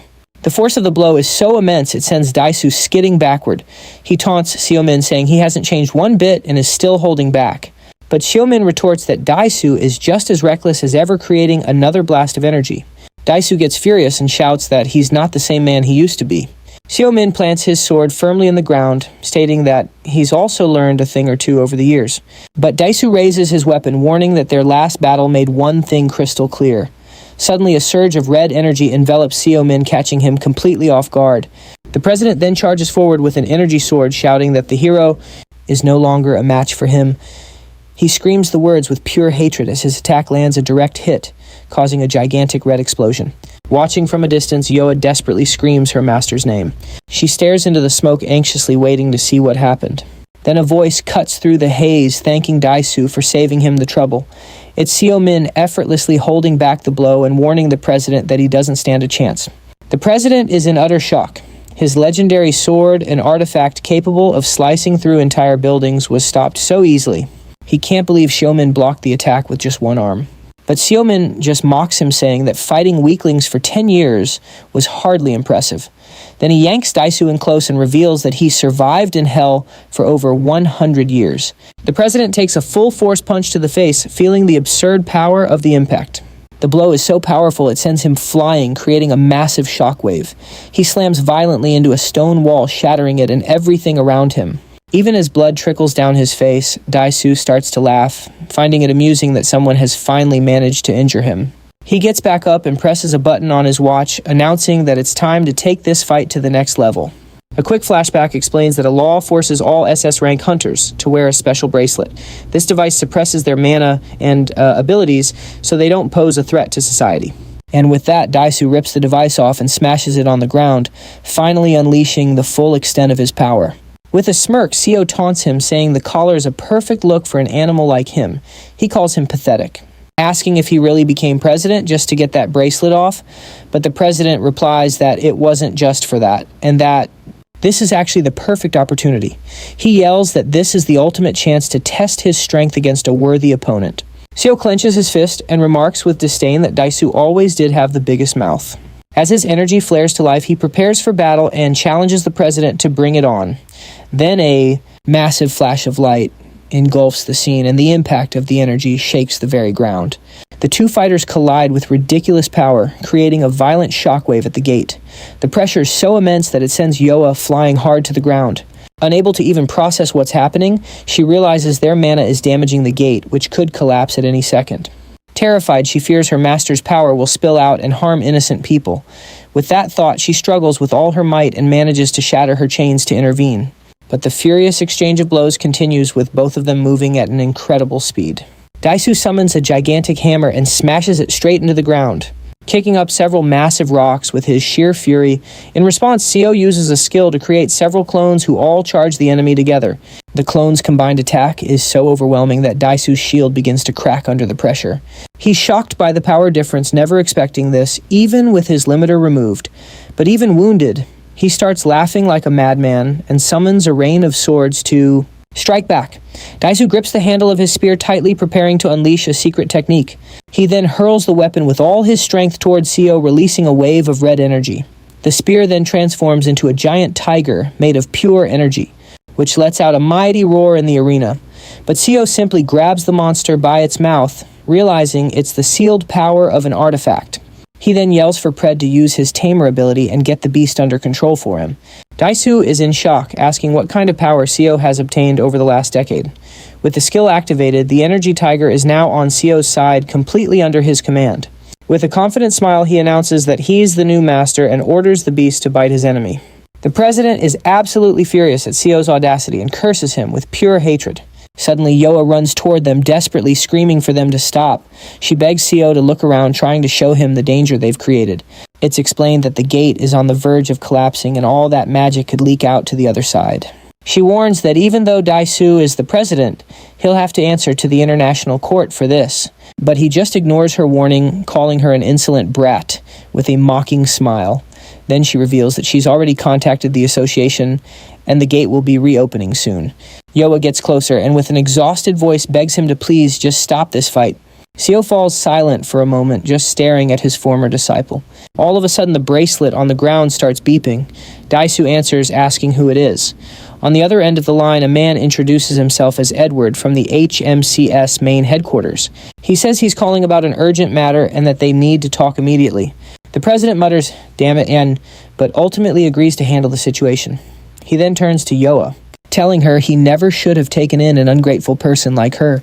Daisu leaves, announcing he's lost interest in the duel and telling Seo to get lost. With his departure, the dust settles and the fight finally seems to be over. Yoa falls to her knees, completely devastated that her master has discovered her darkest secret. She panics, wondering what she'll say and if she should just admit she's the daughter of a criminal. But Seo approaches and gently pats her head, asking if she's all right. Surprised by the kind gesture, she looks up and realizes her master is just as compassionate as she remembered, even after everything that's happened.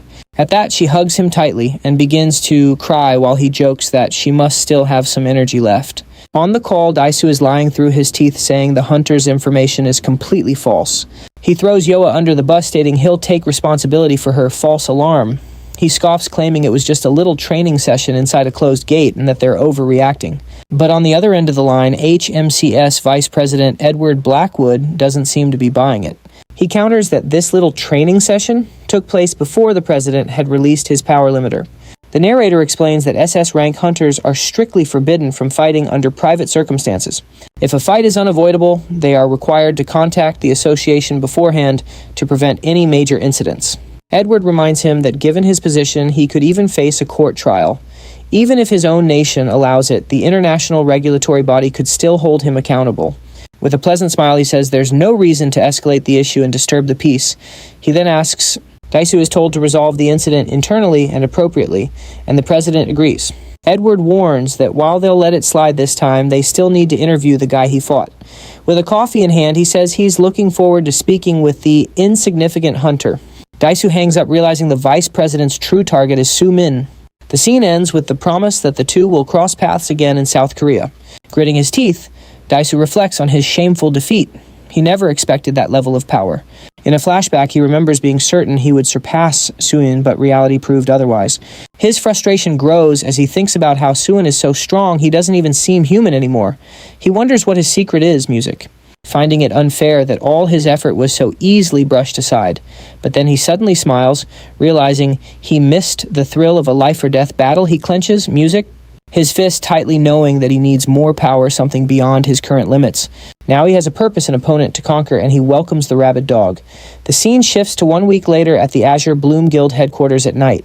There a man asks Yoa if she stayed away out of shame. She says, music, yes, and that just knowing her master was back was enough for her. Sumin sighs and asks if she's being music. Serious, not quite believing her. Yoa then asks him to tell her if he at least managed to investigate Minjin's death. He confirms he did, but only discovered that the person who ordered the hit is from outside of Korea. Suin thinks that Daisu only used her for his own benefit, not to sabotage his disciples. Nervously, Yoa tries to explain it's not about blood ties, but Suin cuts her off, saying he knows. He gently pats music, her saying he wouldn't defend anyone who treats him like trash, even if they're family. With a smile, Yoa thanks her master, saying he helped her get back on her feet. But Suin says it's not all right and that she needs to cut those family ties. He advises her to do good and be proud because she did nothing wrong. In a memory, we see him promising to help her overcome all her problems. She then smiles, realizing she was never alone and always had people helping her. At that, music, Yoa picks up her phone, determined to apologize to Si-jun for everything. She knows rebuilding trust will take time, but that the fault is hers alone. Sumin scratches the back of his neck and agrees that she should meet with him tomorrow. The idea startles her, but he informs her that he's already spoken to Si-jun about it. He looks at his phone and sees 9 missed calls when suddenly someone calls his name. Junggu appears, and explains that it's an urgent matter, which is why he sought him out. He then reveals that he just received a call from the HMCS International Headquarters. Junggu says that Vice President Blackwood is coming to Korea to meet with him in person. Sumin gets annoyed, grumbling that this Edwin guy found out about the fight and what a pain. Sumin asks what on earth the HMCS Vice President could possibly want with him. The agent explains that they didn't give any details, and Junggu is shocked that he knows this Edwin. Junggu says he came looking for answers as Sumin's name came up in connection with this important visit. Sumin then stands up and says he'll spare him the details since he's under a gag order. The man asks him to wait in the office as they will call with the visit schedule. Meanwhile, their boss is freaking out on the phone, telling Junggu to drag the information out of him. Yoa advises him to do as he was told and stay off the radar until the dust music settles. Later, he's surprised to find her walking with him, but she explains it's also her way home. He takes the chance to ask what she plans to do next. Yoa offers to help with the investigation, promising to use her guild's resources. But suddenly a black car screeches to a halt in front of them, honking loudly. The two are confused by the situation, but Yoa immediately recognizes the car. A voice from inside mocks him, finding it annoying that he took her in even after knowing the truth. The window rolls down to reveal Dae-soo, who stares at them with a very serious expression. Inside the car, President Dae-soo Choi calls out to Sumin the mad dog and tells him to get in. Yoa is outraged by his audacity and asks why Suin should obey. The president then threatens him, saying he'd better listen if he wants to stay with Music, his disciple. She prepares to attack, calling him a scoundrel, but Suin stops her, calling her name. With a smile, he asks her to go home, telling her he'll contact her when he's done. Worried, Yoa watches her master open the car door and get inside. The car drives off, leaving the girl alone on the sidewalk, speechless. Music. As the vehicle speeds down the street, Sumin thinks to himself that she was right. Inside the car, the president makes fun of him for showing up after taking such a beating. But Dae-soo admits his schedule is getting busy and proposes an official fight to the death. Suin tells him to shut up, saying he can't believe a piece of trash like him is the president. With his arms crossed, he utters the name of the organization that's been worrying him, Pandemonium. The president explains that remnants of that old group are still active all over the world. We're shown that demons contacted them 10 years ago, right after Seo-min's disappearance. Seo grows thoughtful, wondering if they're just some cult or actual agents of the demons.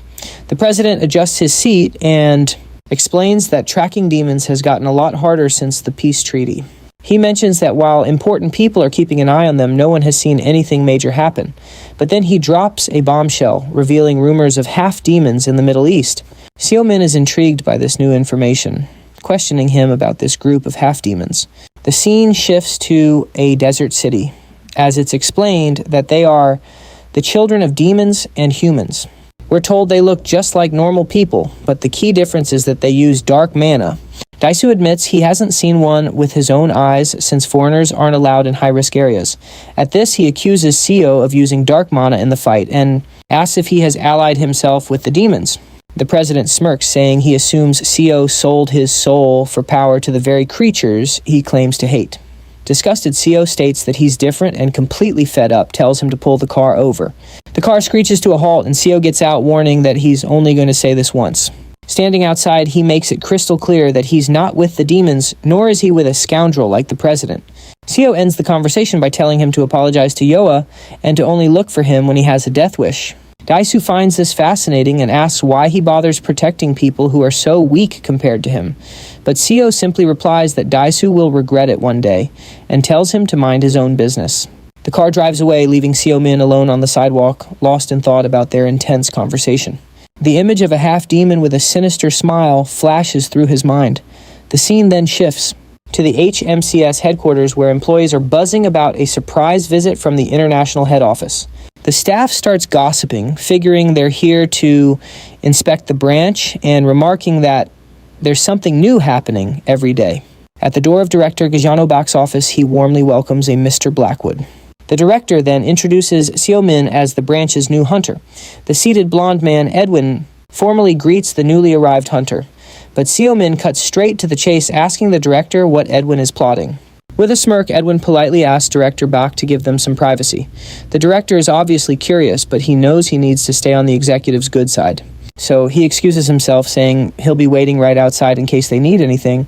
The second the door closes, a huge shout echoes, making the director cover his ears. Inside, Edwin instantly grabs Seo by the collar, demanding to know where he's been for the last 10 years. And without even waiting for an answer, he punches Seo in the chest, calling him a bastard. After calming down a bit, he says it's good to see him in one piece and asks Seo to tell him what he's been up to. Sighing, Sumin seems to have expected this reaction and asks his old friend to take a seat. After hearing the whole story, Edwin understands that Seo survived in a dimension where time flows differently. He laments that so many people have forgotten the hero and confesses that even he was starting to forget. But then Edwin gets worked up again, remembering that Seo was his savior, pulling him back from the brink of death multiple times. Sumin finds it embarrassing to be called a savior and quickly changes the subject, asking about Yoa. Edwin explains that the Hunter Association's head office is collaborating with several guilds on a case. Her guild, the Azure Bloom, is one of the partners, so he was able to get her contact information from them. Seizing the opportunity, he invites Seo to join the head office since he's already at the Korean branch anyway. The answer is a blunt no, which leaves Edwin completely shocked and confused. He insists that Seo is a big fish in a small pond and that he needs a partner. He also argues that with the head office's authority, Seo's investigation would go much more smoothly. Seo says he'll think about it and then asks about that huge case involving all the guilds.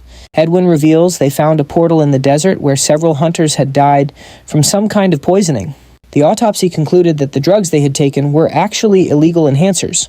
Sumin clearly surprised questions if illegal enhancers for the awakened even exist.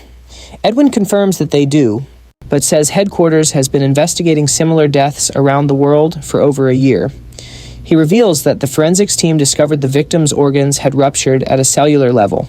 That's why they kept it quiet. The victims were criminals anyway, and they couldn't find any traces of the actual substance. But luckily, a witness from a similar case over in China came forward to help with the investigation. She testified that the awakened individuals had inhaled some kind of black powder, went insane, and self-destructed. Sumin then connects the dots, realizing the black powder is related to the bodies in the desert. Edwin says related is an understatement, as they've designated the area as ground zero for the case. But Seo finds it strange since the portal was just found, music, and the cases are over 6 months old. That's when he explains that the Master of Azure Bloom found the original form of the powder at the site. She also saw a vehicle from a mysterious guild called Eyes, which seems, music, very suspicious. Hearing this, Seo throws himself into his chair, lamenting what his disciple has gotten herself into. Edwin smirks, revealing he knew all along that Yo was his disciple, music. And now that she's involved as the first one to find the substance, there's no way out for her. He finishes by saying that Seo can help with the case, and in doing so, make her life much easier. Edwin pressures him, asking if he's really going to ignore the mess his apprentice is in. With a grim face, Sumin's reputation as the mad dog seems to speak for itself. He sighs, admitting to himself that this was without a doubt checkmate. So he agrees to help, saying he had business in the Middle East anyway. Clapping his hands, Edwin celebrates and offers to handle the dispute with Chairman Choi. But Seo leans back and says that scoundrel is just a power-hungry addict and nothing more. Despite all his anger, he concludes that in the end, the chairman is still only human. The scene changes, and Kun finds his brother packing, asking about the new case from headquarters. Seo confirms it, revealing it was a specific request from Edwin himself. Saijun is surprised and wants to know how the two of them suddenly started talking. Music. His phone rings, and Seo says some things went down and that Yoa will explain everything. With the phone in music hand, his brother answers the call with a very serious expression. As he walks away, he asks Yoa how she got his cell phone number. Already preparing for the trip, Fred asks where they're going, and the answer is the European headquarters. But the entity gets serious and asks if he'll have to use his mana to the limit again. Sumin jokes with Fred, but the entity reveals its concern is for its own body. The hunter is intrigued by this revelation and asks what kind of change it would be. Since returning to Earth, Fred says he's adapted but is slowly losing control. He's also suffering the effects of the journey and suspects the last fight was the trigger. The pact between them prevents him from attacking Seo, but he feels the situation is going to get worse. He has a premonition that things will get worse as his host recovers more mana. This could mean his power won't be available at the most crucial moment in battle. Sumin falls silent for a moment. processing the gravity of this information, but he quickly recovers and says it won't be a problem as he's now self-sufficient. He explains that he'll need his power against demons, but that's not the case right now. Stretching, Seo admits that, as annoying as it was, the fight with Daisu helped him. He then thinks about the enhancers, and the name sounds familiar in a very bad way.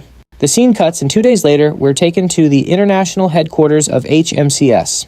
There, 2 hunters are talking about Blackwood bringing someone new for a classified investigation. One of them says he just needs someone from music. Asia, and asks for Hikari Hayakawa's opinion. A hunter starts praising Hikari, saying she's the most beautiful and competent leader of them all. But out of nowhere, Laya, music. The leader of Team 1 appears, saying she'd rather work with the Korean Yo Kang. Hikari gets furious and warns that she heard everything, telling Laya to say it to her face. Music. Just then a man enters apologizing for being late and announces that the director wants everyone in the meeting room. With her arms crossed, Hikari mockingly comments that the nepotism hire has finally arrived. The young man looks embarrassed and asks them to hurry as he just landed at the airport. Laya reflects that this hunter must be very special for the vice president to pick him up personally. And then he reveals his name is Sumin. As we see him walking through the airport with Blackwood, we cut to the meeting room where Blackwood thanks everyone and gets ready to introduce the new guy. He then introduces Sumin from the Korean branch, announcing he'll be joining the team starting today. The camera focuses on Laya and Stefan, the representatives from the European division at the table. On the other side are Hikari and her subordinate Kumo, both representing the Asian division. Without wasting any time, Blackwood says the case is urgent and skips the formalities. He then asks Laya to bring the unexpected recruit up to speed, hit music, and she promptly stands up to comply. But as he's talking, an assistant arrives to let him know it's time to leave. With a smile, he says his goodbyes and leaves the case in the hands of Investigation Team 1. With his departure, an awkward silence hangs in the meeting room for a moment. Laya clears her throat, breaking the silence and kicking off the case presentation. The projector flicks on, and she begins her briefing on the use of illegal enhancers among the awakened. The team was dispatched to a site where a Rank A portal had appeared with 6 bodies discovered close by. Autopsy results show the same internal damage seen in previous cases, and to top it off, enhancers were found on the bodies. There were clear signs of a struggle near the portal, but nothing has been detected inside so far. Making things even more suspicious, a vehicle belonging to a guild called Is Guild was found abandoned nearby. A background check on the Is Guild reveals it's just a small legitimate operation with nothing notable about it. Given these facts, Laya lays out the main plan there to explore the portal and investigate the surrounding area. She wraps up the presentation and opens the floor for questions, but Seo immediately cuts in, stating his question isn't about the case itself. He then asks if they have any intel on a group of half-demons. A surprised Laya questions if he seriously thinks demons are involved in this case. Seo admits he's not sure yet, but suggests it would be wise to keep them on their radar. He argues that if humans were behind the drug, the original formula would have been discovered by now. That's why he's requesting any information they have on the subject, past or present. Hikari immediately butts in, demanding to know why he's looking into something completely unrelated to the case. He retorts that he's just sharing what he's heard and asks how she can be so certain.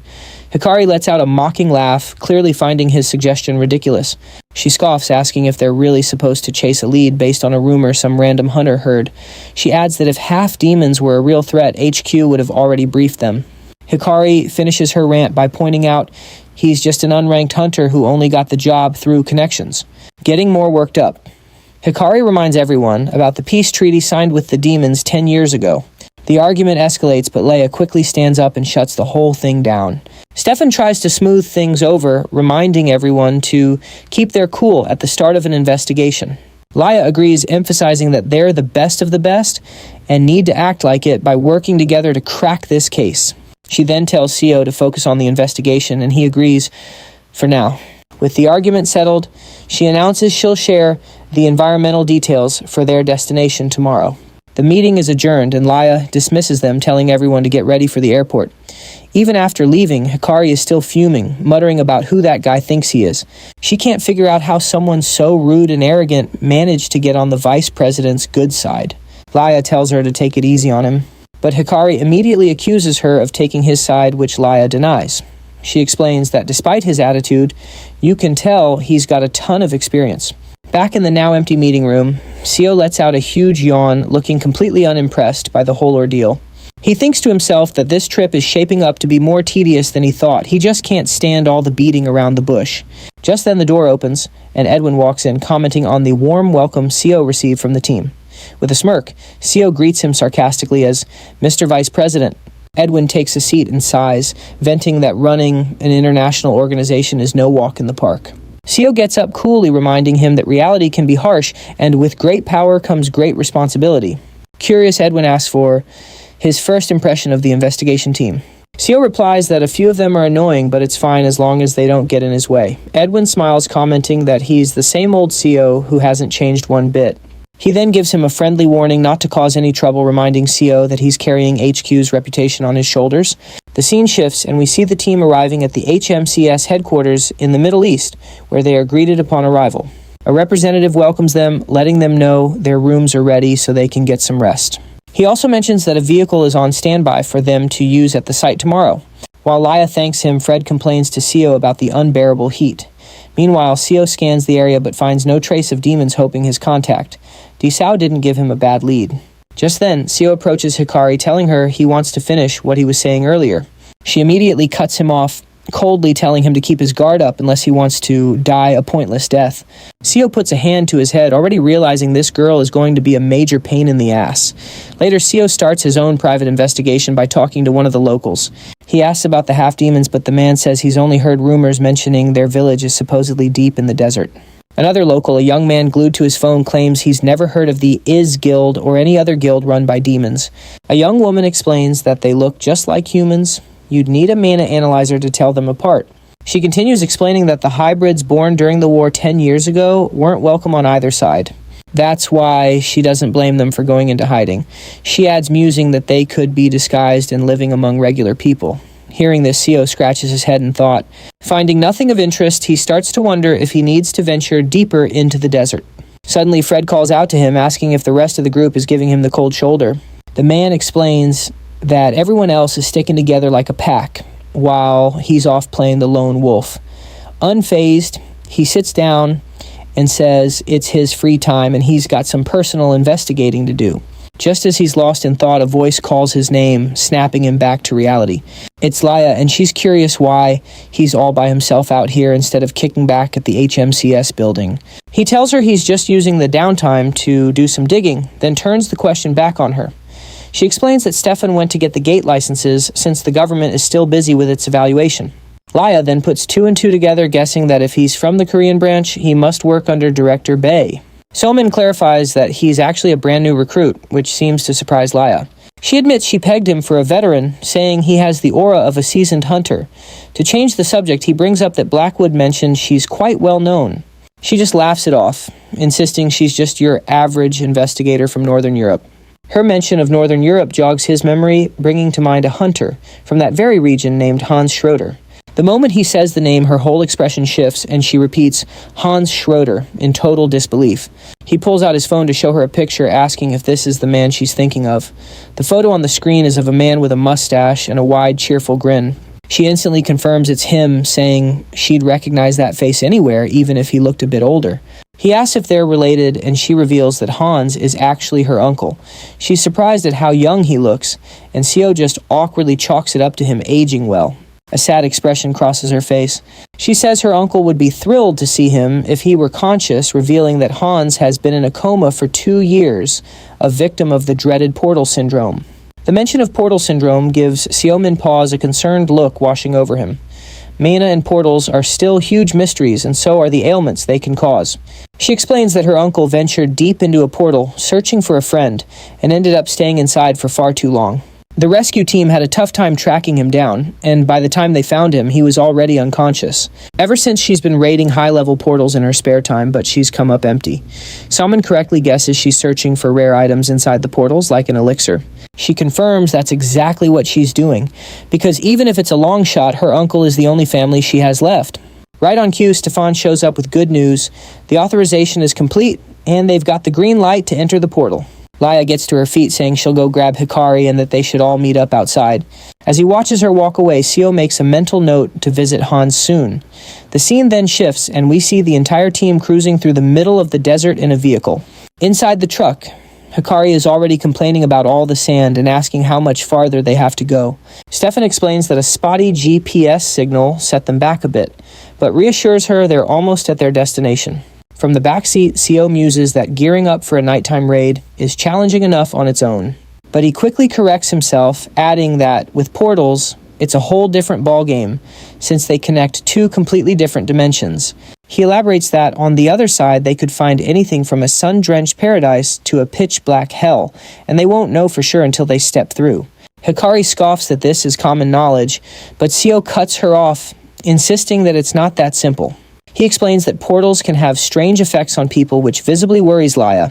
Hikari mockingly asks if he's about to lecture them on portal syndrome, but Seo just retorts that they're all veterans. And that kind of thing only happens to total rookies. Sensing the rising tension, Leia steps in and firmly tells everyone to cool it. Just then, the car finally rolls to a stop at their destination. They've parked right in front of the portal, shimmering in the vast desert. Hikari can't help but comment on its massive size, and her partner confirms it's estimated to be a rank A. Stefan scans the area, noting that it looks like the perimeter has already been completely cleared out.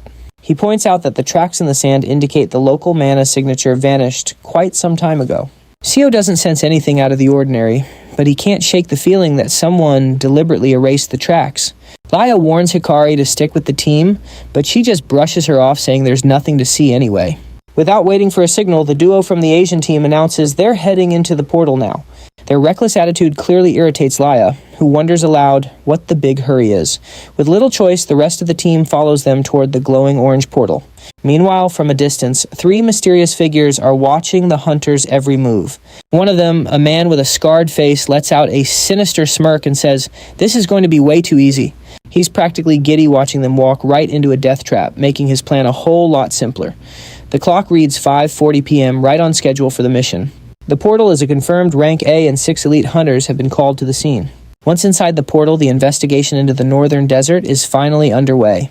Stefan admits he's feeling pretty anxious since raids aren't his specialty, but Laya reassures him, activating her ability and creating a glowing green magic circle on the ground. Her secret garden skill sends roots through the ground that can detect mana and life forms. She reminds everyone that their main objective is to find clues about the illegal optimizers. The roots spread out over a massive area, leaving the others surprised by her power. After a moment, she stands up and reports that she hasn't detected any monsters nearby. Still, she warns them to stay alert, as her detection ability weakens with distance. She recommends that the team split up and calmly investigate for the day. She asks them not to start any fights or do anything rash, which clearly annoys the duo from Asia. But Hikari ignores her and sends Kumo ahead to scout the entire area. Suin teases her for just giving orders, but she yells back that she's too valuable for manual labor. Seeing the chaos, Laya decides to just start the investigation and expand their search areas. The team spreads out, and Kumo sarcastically replies to Laya's request to stay in touch. Suin stands there wondering what the point of even forming a team was. Just then, Fred provokes him, saying he's being left out, but Suin tells him to shut up. Suddenly, Suin stops dead in his tracks, having noticed something on the ground. He crouches down to analyze a dark stain on the dirt, a clear sign that something is wrong.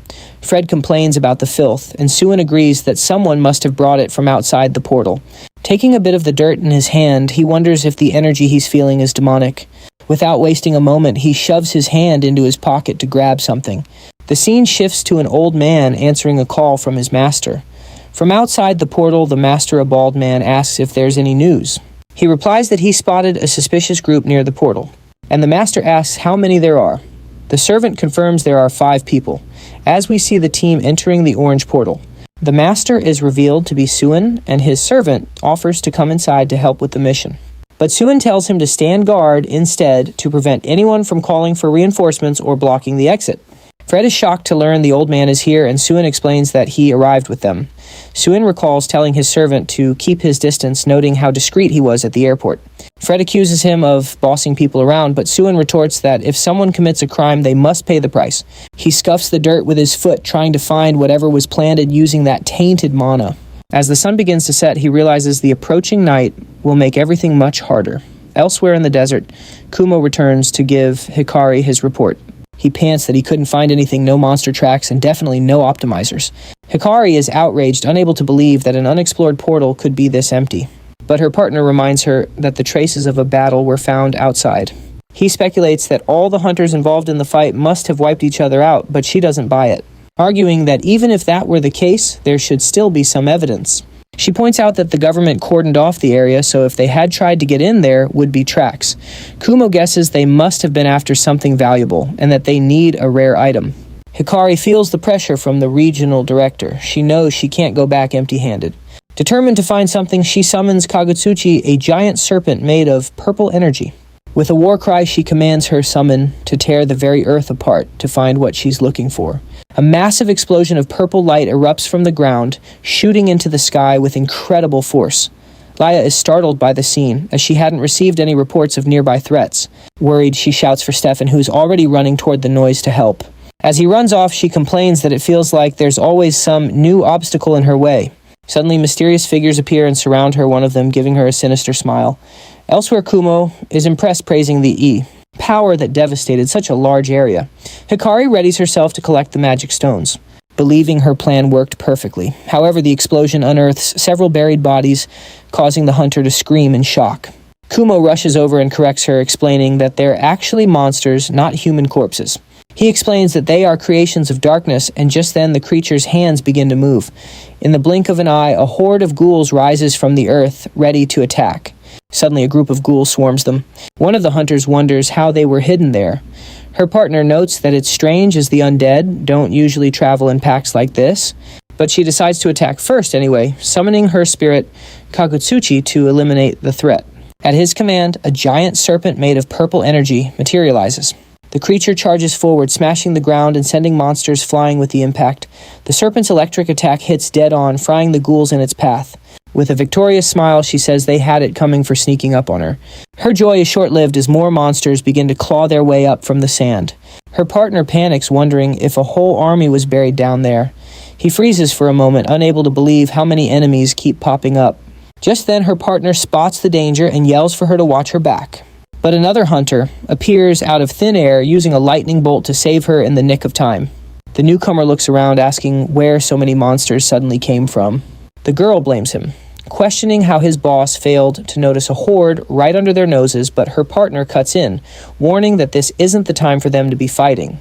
With that, he activates his skill, Kamitachi, and charges forward, leaving a trail of blue energy in his wake. His attack slices the ghouls to pieces, but they just keep moving. He yells that the monsters only go down if their heads are completely crushed. Annoyed, the girl orders Kagutsuchi to wipe out all the remaining enemies at once. The serpent attacks with a powerful spin, sending the horde of undead flying with a sweep of its tail. She explains that her skill isn't very effective against physical bodies, and the hunter replies that their leader probably knows that already.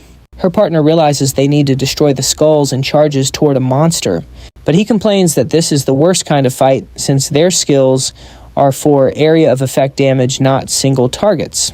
He knows that at this rate they'll be overwhelmed by sheer numbers. From the shadows, a mysterious voice conjures a storm of arrows. Red energy arrows rain down from the sky, piercing the ghouls' heads with pinpoint accuracy. The girl is stunned, wondering how anyone could hit every single target so perfectly. Across the entire battlefield, the mysterious attack eliminates the horde of monsters without a single miss. Sumin appears amidst the chaos, sizing up the situation with a cold, calculating look. Impressed by his power, the hunter wonders just who this guy is. An exhausted Stefan remarks that it makes sense Laya didn't detect them, since they don't give off any life signs. He then suggests they pull out of the portal, prepare better, and come back at sunrise. The girl's partner agrees with the idea, but she still seems hesitant to retreat. Sumin tells her to stop being stubborn, as continuing will only endanger the mission site.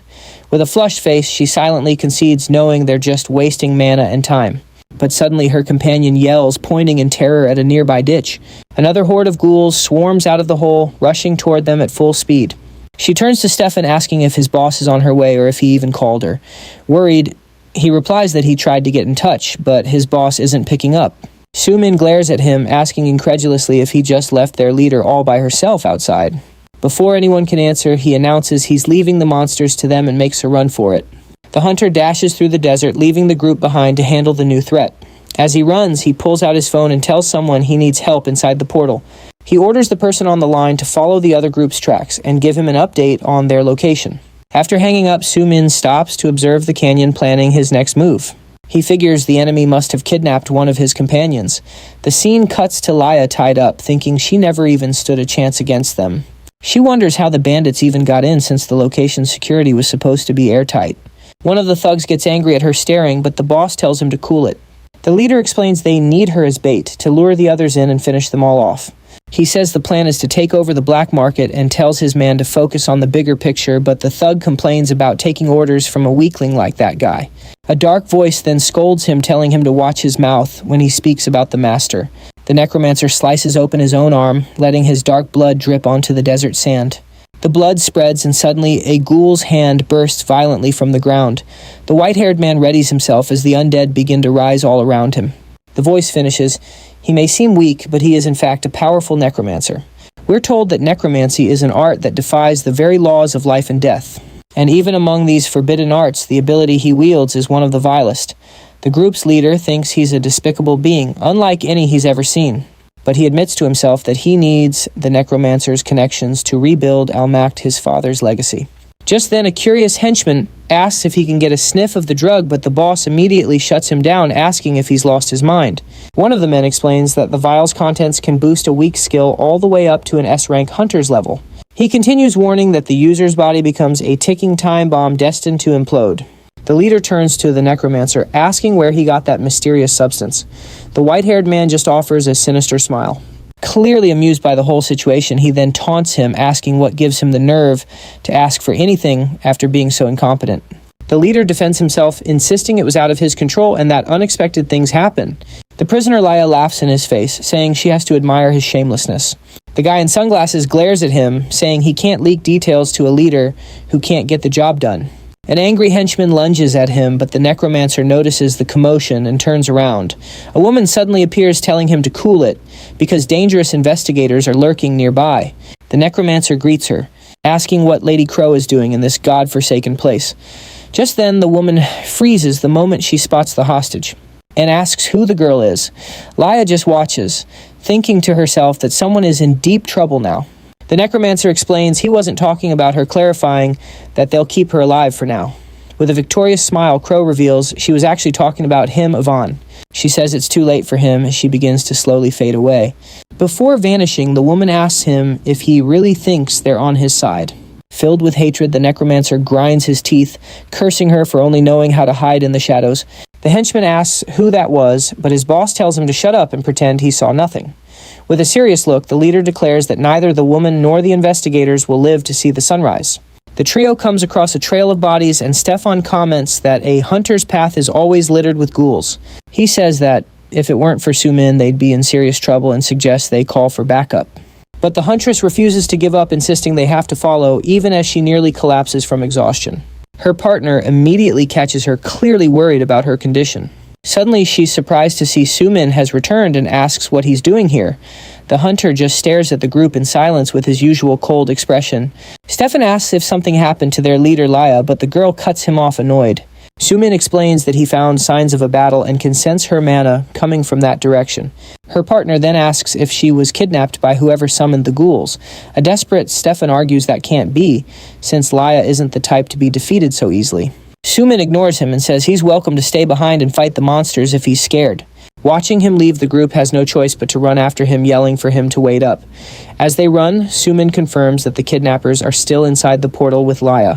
The girl complains about a foul smell that's hanging in the air. As they advance, her partner asks if he's sure their leader was dragged all this way. The group arrives at a cave where a voice welcomes them, saying it's about time they showed up. The villains thank them for saving them the trouble of hunting them down as ghouls begin to surround the party. Enraged, the huntress Hikari charges at them, screaming that they're a bunch of bastards. Her partner Kumo also attacks, yelling that he's not about to let his cousin do all the work. He hits the henchman with glasses, who complains that he doesn't get paid enough for this kind of violence. Kumo then begins to overpower the suspects, using a spinning attack to hit all of them. Their leader gets annoyed by their audacity, calling the hunters reckless brats. He then activates his skill Wolf Spear and prepares a golden energy attack. Seeing the blow coming, Sumin just clicks his tongue. Finding the thugs incredibly annoying, but Kumo acts quickly, creating a magical barrier that successfully blocks the attack. Hikari realizes the cave is too cramped to summon her spirit without risking everyone's lives. So she decides to use the chaos as cover to search for their missing hunter Laya. But the Necromancer appears out of nowhere, commenting that he knew a rat would try to scurry away during the fight. Angrily, she tells the scum to get out of her way as her body begins to crackle with lightning. The white-haired man calls her unbearable and blasts her with a powerful attack. Kumo falls into despair and screams, "No," as he watches. His cousin gets thrown far away. With a serious and worried look, Sumin shouts his companion's name, Hikari.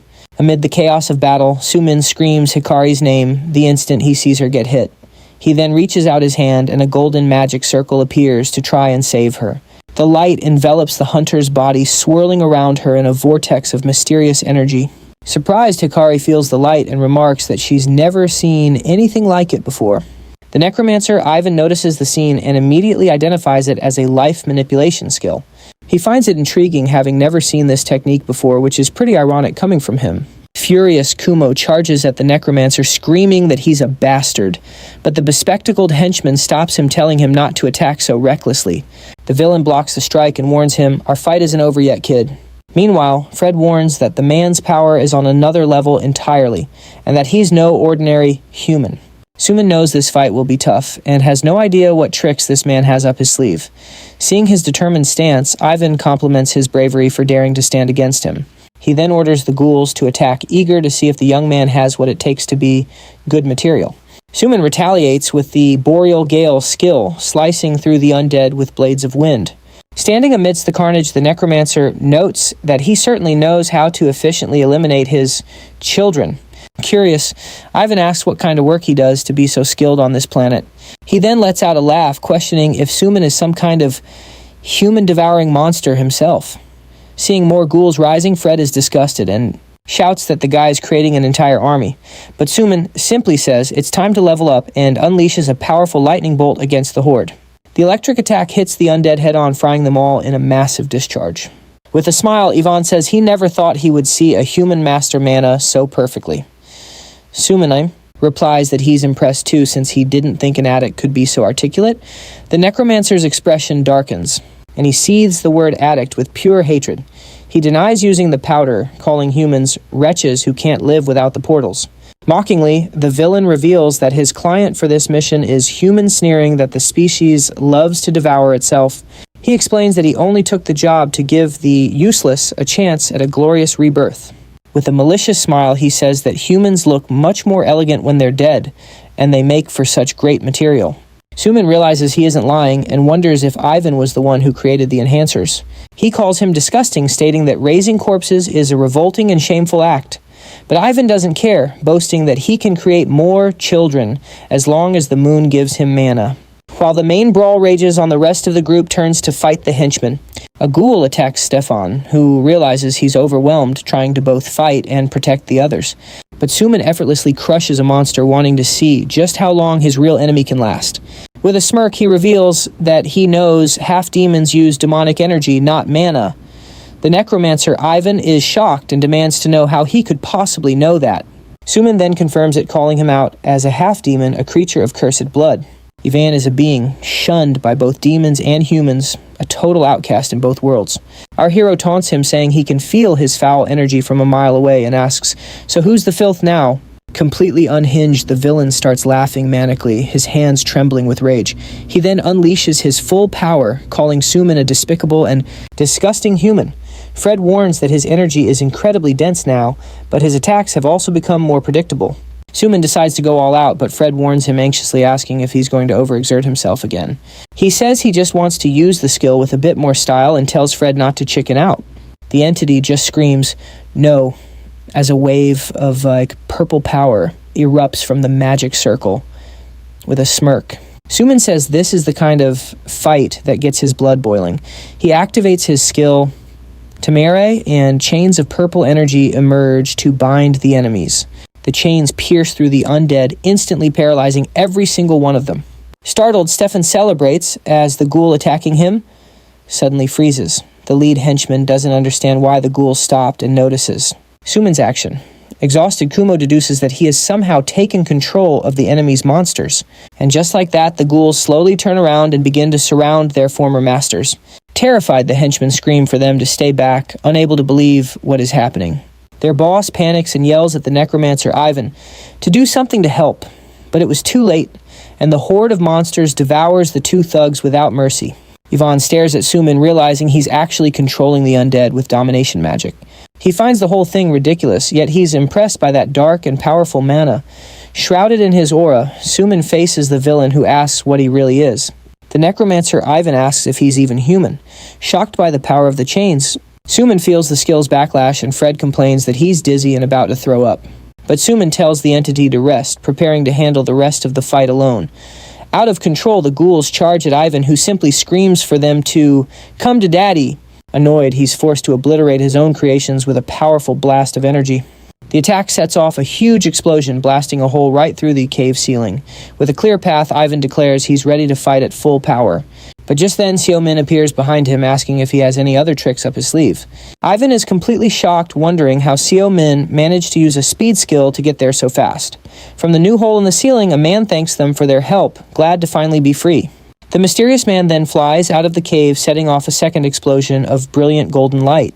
Suddenly, Crow appears, holding an unconscious Ivan, and says, "It's been a while." She faces Sumin with a cryptic smile, keeping the villain safely inside her barrier. Sumin asks why he can't just kill the guy, especially since he thought she wouldn't interfere. But she tells him to let it go, explaining that Ivan is important and that she doesn't want to fight him. Sumin suspects Ivan is connected to the enhancers and thinks it would be best to finish him off right here. But one look at his injured friends makes him realize he needs to get his priorities straight. Besides, our hero knows Crow is way stronger than the Necromancer, so he decides to back down. He then questions her, demanding to know why the half-demons are involved in this kind of dirty work. With a mysterious air, she replies that while he knows a lot, he's got it all wrong. She explains that the moderate faction is in charge and that Ivan was acting on his own. Smiling, she adds that she has no idea who his client is. Sumin doesn't buy it for a second, pointing out that she was clearly helping Ivan the entire time. Flustered, she denies it, insisting she only stepped in because her group needs Ivan alive. Crow admits he must have questions, but swears that she really doesn't know much. Sumin turns away, trembling slightly from the exhaustion of the long fight. In the background, the rest of his team slowly begins to get back on their feet, still recovering. He sighs and agrees to let them go, but warns that next time there will be no mercy. Surprised, she asks if he actually trusts her, to which he explains that he simply read her mana patterns. Crow finds this incredibly annoying, but before she leaves, she decides to ask one final question. Sumin presses her, wanting to know who she's referring to when she keeps saying we. With a smirk, she says that's at least one thing she can tell him. She then says the name is and vanishes into thin air, taking the Necromancer with her.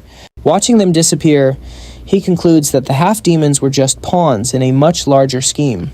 After all, no human would hire them without a pretty big motive, considering how much they despise humans.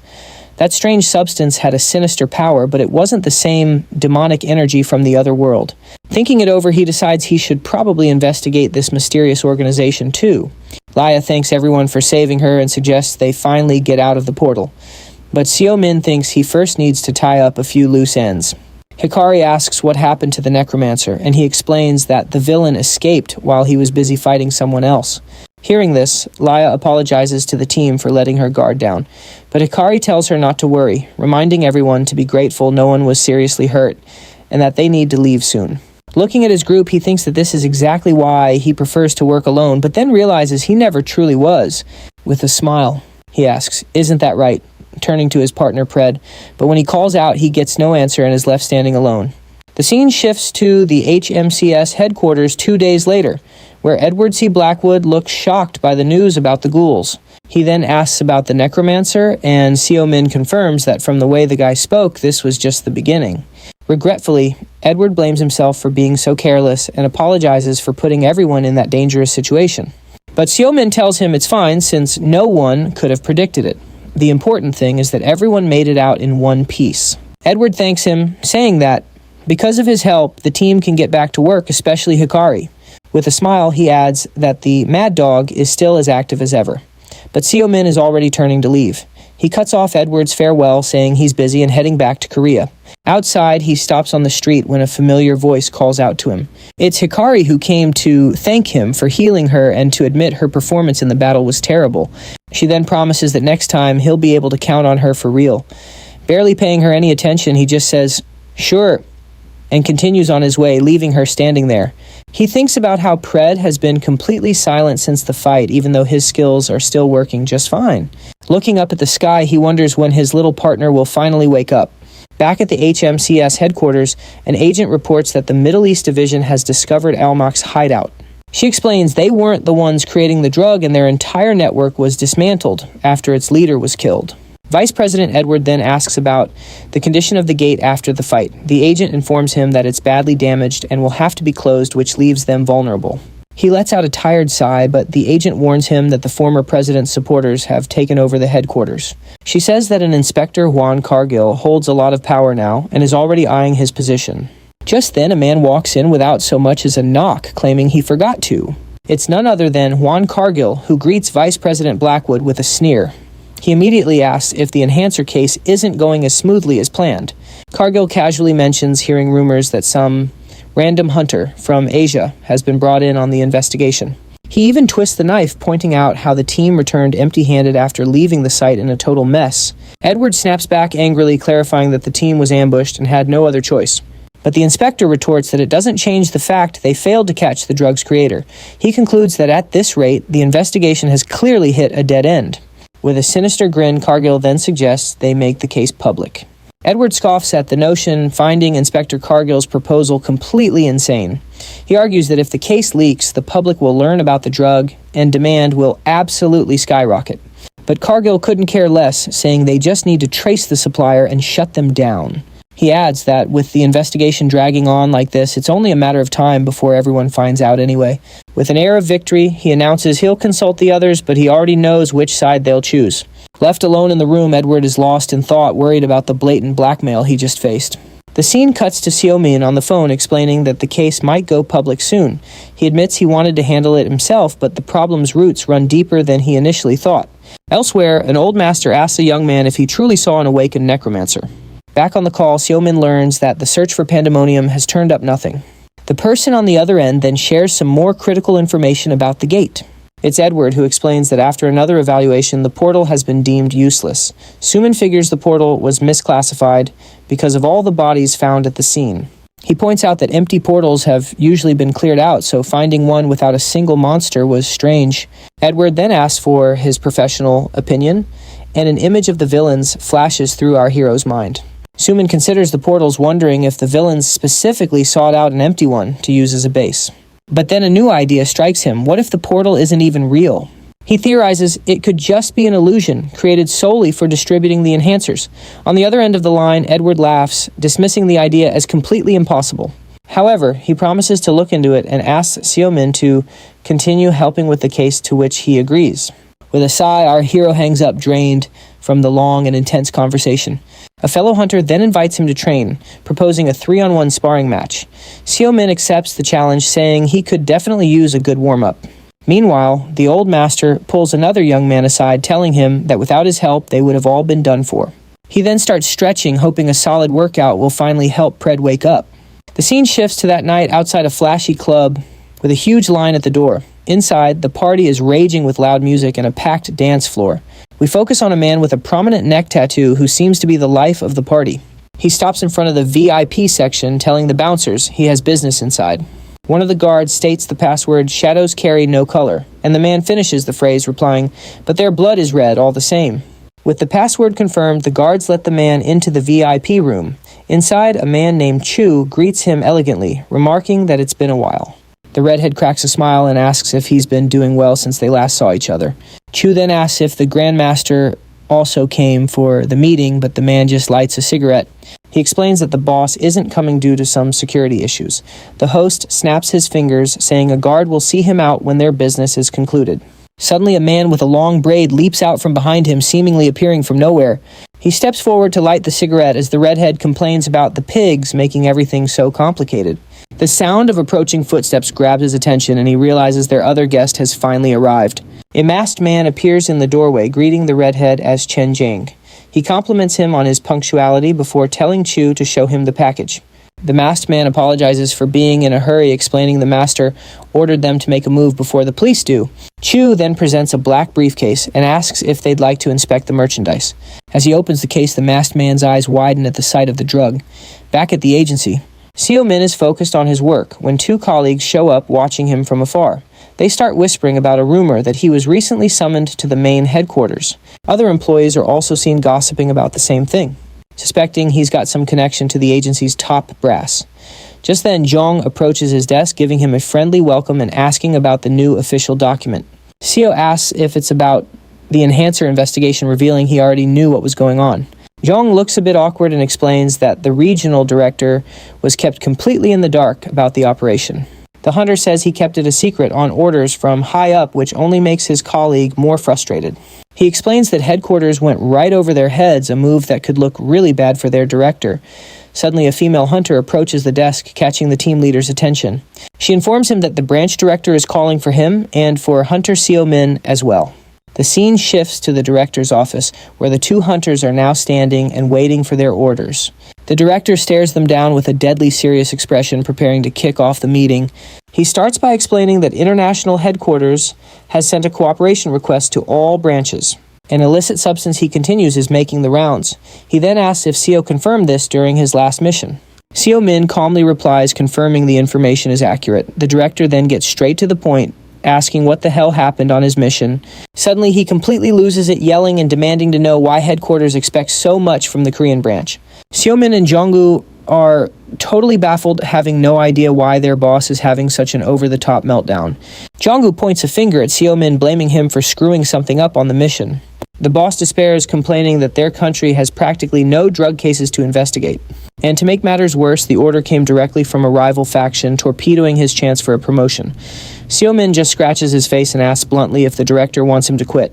But the director immediately shoots that down, telling him to never forget he's part of the Korean branch. He calms himself down and gets back on topic, warning them that the branch needs to score some major points in this investigation. With that, he officially rebrands Yonggu's team as a special task force, leaving the newly appointed leader completely shocked by the news. The director cracks a sinister smile, reminding them that all of their reputations are now on the line. Seo then pats his colleague on the back, joking that this could be his big chance for a promotion, but Yonggu is still worried. He questions if the other teams aren't going to complain about this.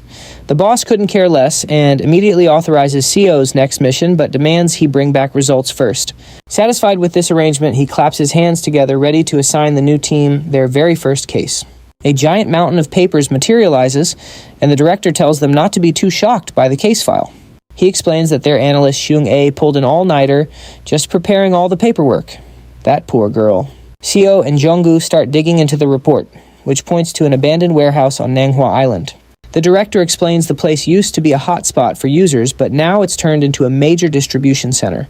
To make matters worse, a nasty fight broke out there between some awakened, and the atmosphere has been tense ever since. Jonggu starts to worry about the scale of the case, but the boss is one step ahead and has already called for backup. He got approval to bring in private guilds and tells the team to just focus on getting results. Seomin grows thoughtful, wondering which private guilds would be getting involved in this. The scene changes to the abandoned warehouse, where Seo is already waiting for two familiar faces. It's the backup the director called two very familiar guild leaders. The guild master jokes that the big cases always seem to land right in Seo's lap. Seo asks why the guild leaders themselves came, and they reply that his work takes top priority. The master then looks around and asks where the rest of Seo's team is. Turns out the team is on stakeout in their car to ensure a clean entry and to catch anyone who tries to make a run for it. The female guildmaster agrees with the tactic, since half the people here are probably just regular civilians looking for a fix. Seomin clarifies that the fight was likely between awakened dealers, not the addicts. He shrugs, saying it wouldn't hurt to teach them all a lesson anyway, and points toward the main warehouse. But the guildmaster suggests a stealthy infiltration plan, while the other prefers a quick direct assault. Seo turns to them, cutting off the argument with a comment about this so-called special merchandise. Just then he signals for quiet, telling them to listen in on a nearby conversation. The trio takes cover to eavesdrop, and Seo seems very disappointed by what he hears from the dealers. One of them is complaining that the world's gone crazy now that the awakened are selling their own exclusive drugs. Squeezed in their hiding spot, Seo gets annoyed at the complete lack of professional ethics, finding the whole situation just plain wrong. The conversation continues, and one of the guys mentions hearing rumors that the infamous Chen Jiang is in Korea. The other dealer has no idea who this Chen Jiang guy is, leaving his partner in shock. Suddenly, the two of them turn and spot our heroes shouting and demanding to know who the hell they are. Sumin just smirks and says sarcastically that they're not interested in the merchandise. He and the guildmasters get ready and tell the dealer to open the warehouse door. With the two traffickers subdued and tied up, the group now has a clear path inside.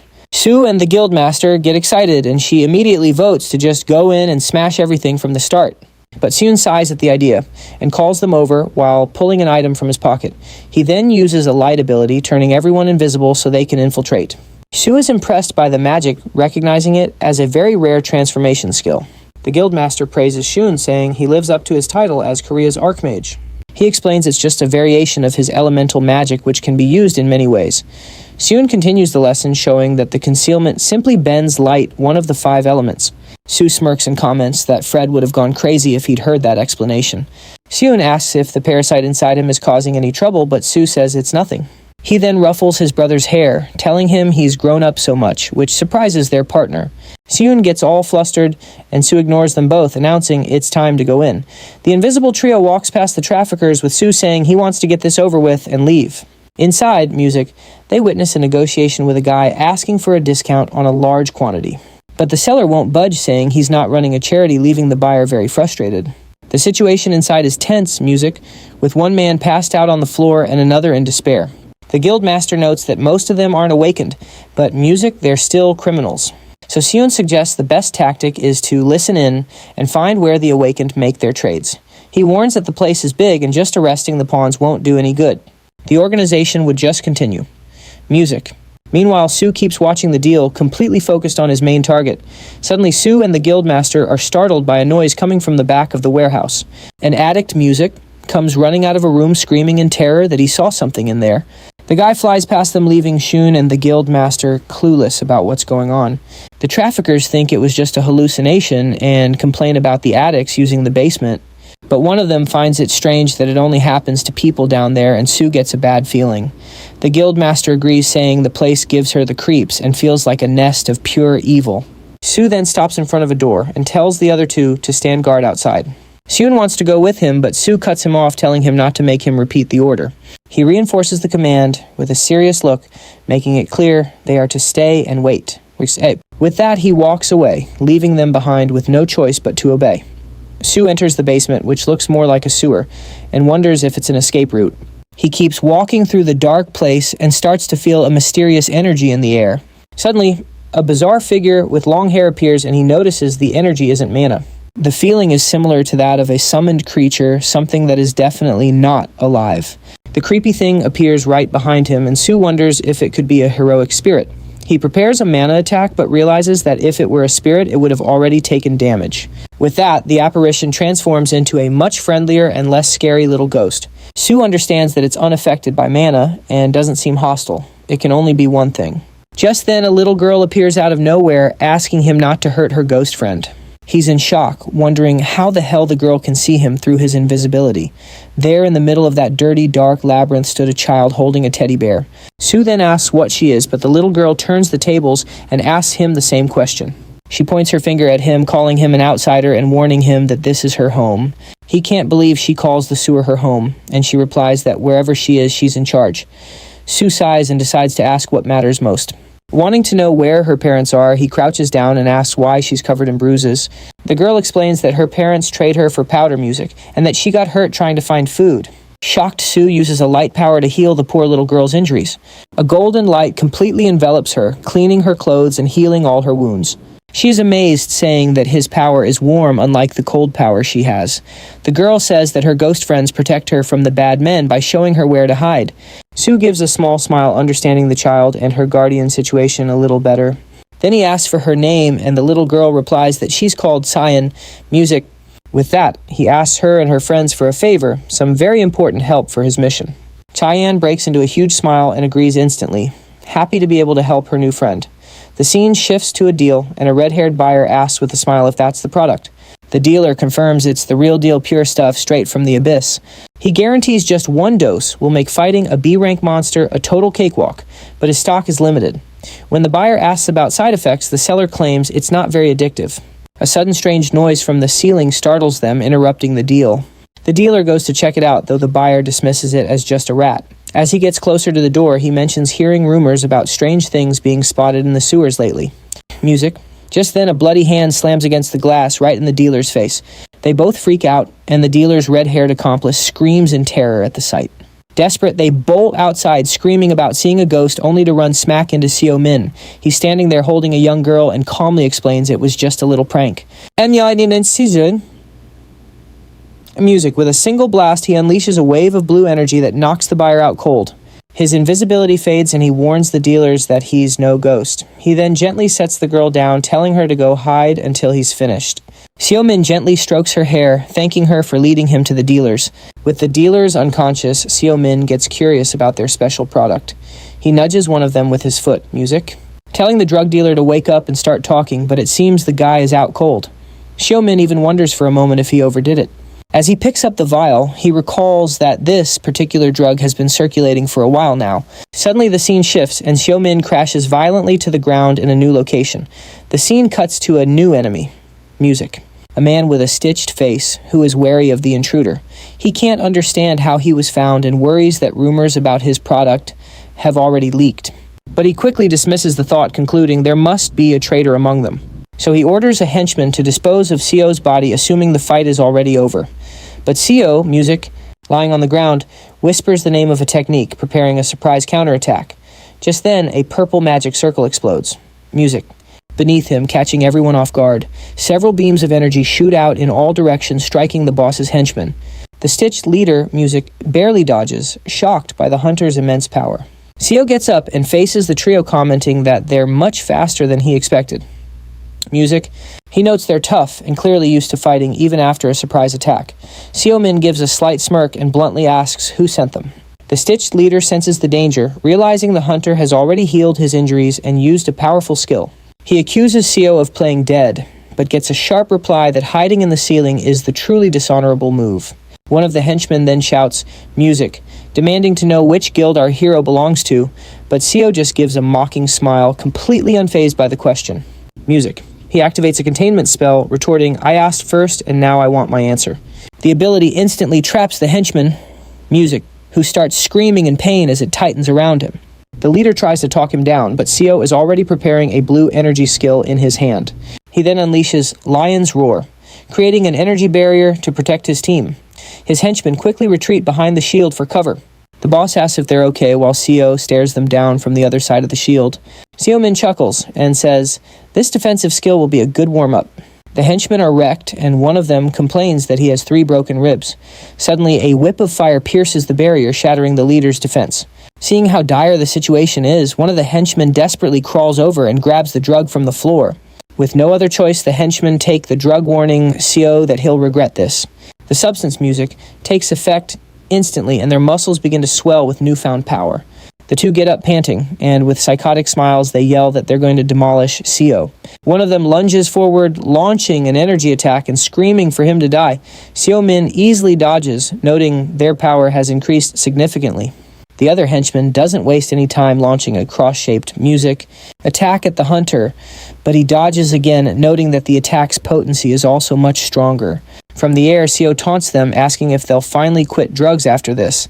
He then prepares an imprisonment skill, joining his hands to trap them both at once.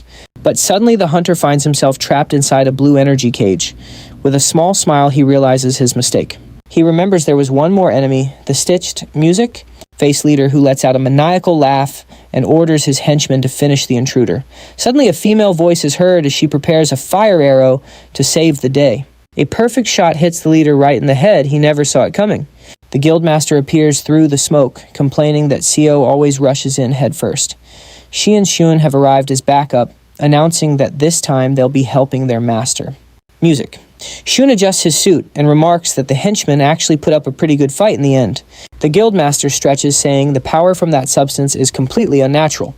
But even with that extra power, she says, Music, they were no match for S-rank hunters. Sumin then turns to them and asks how they knew where to find him. Shun starts to say his partner came running down, but she quickly denies it. Embarrassed, Music, she changes the subject, explaining that the little girl guided them through the sewers. Just then, Sion appears at the door, commenting that a 3-against-1 fight wasn't exactly fair. Sumin pats her head, thanking her for making the fight more balanced in his favor. Shun and the guildmaster grow concerned, remarking that this is no place for a child. The hunter looks at the ground and sees the illegal enhancer has actually made its way into Korea. His partner analyzes the bodies, explaining that the drug is addictive, and slowly music kills its users. Shun asks about the demon hunters, and Sumin suspects they're connected to the drug's manufacturer. The scene shows the 3 henchmen now unconscious and tied up ready to be taken away. With this, Shun wonders if demons might be behind this as well. Sumin agrees with the suspicion, as his gut tells him this isn't just the work of humans. The scene focuses on the warehouse, and the suspicion hangs in the air that someone from the underworld is working with demons. Music. Shun notes that Sumin's name vanished for 10 years, and this could spark another war. Looking at the henchmen on the floor, Sumin notices they're identified by numbers and guesses there are at least 10 of music them. He crouches down, saying he'll find out everything when he interrogates the dealers he knocked out. Suddenly, Cyan senses danger and bolts, yelling for everyone to be careful. Shun and the guildmaster are startled and on alert, not understanding what's happening. Just then, a massive explosion erupts, but Sumin shields Cyan with his body at the last second. Music. The 2 dealers who were unconscious are killed in the blast because they hadn't been tied up yet. From the smoke, a new group of enemies emerges, revealing themselves as the ones truly responsible for this mess. Sumin immediately realizes it's the rest of the squad, and Shun uses his magic to protect the group. He warns that their mana capacity is huge, at least A rank or higher. A new enemy approaches, saying, "Music, they've saved them the trouble of having to hunt them down." The trio of hunters prepares to fight, and Sumin asks if he's the leader of this group.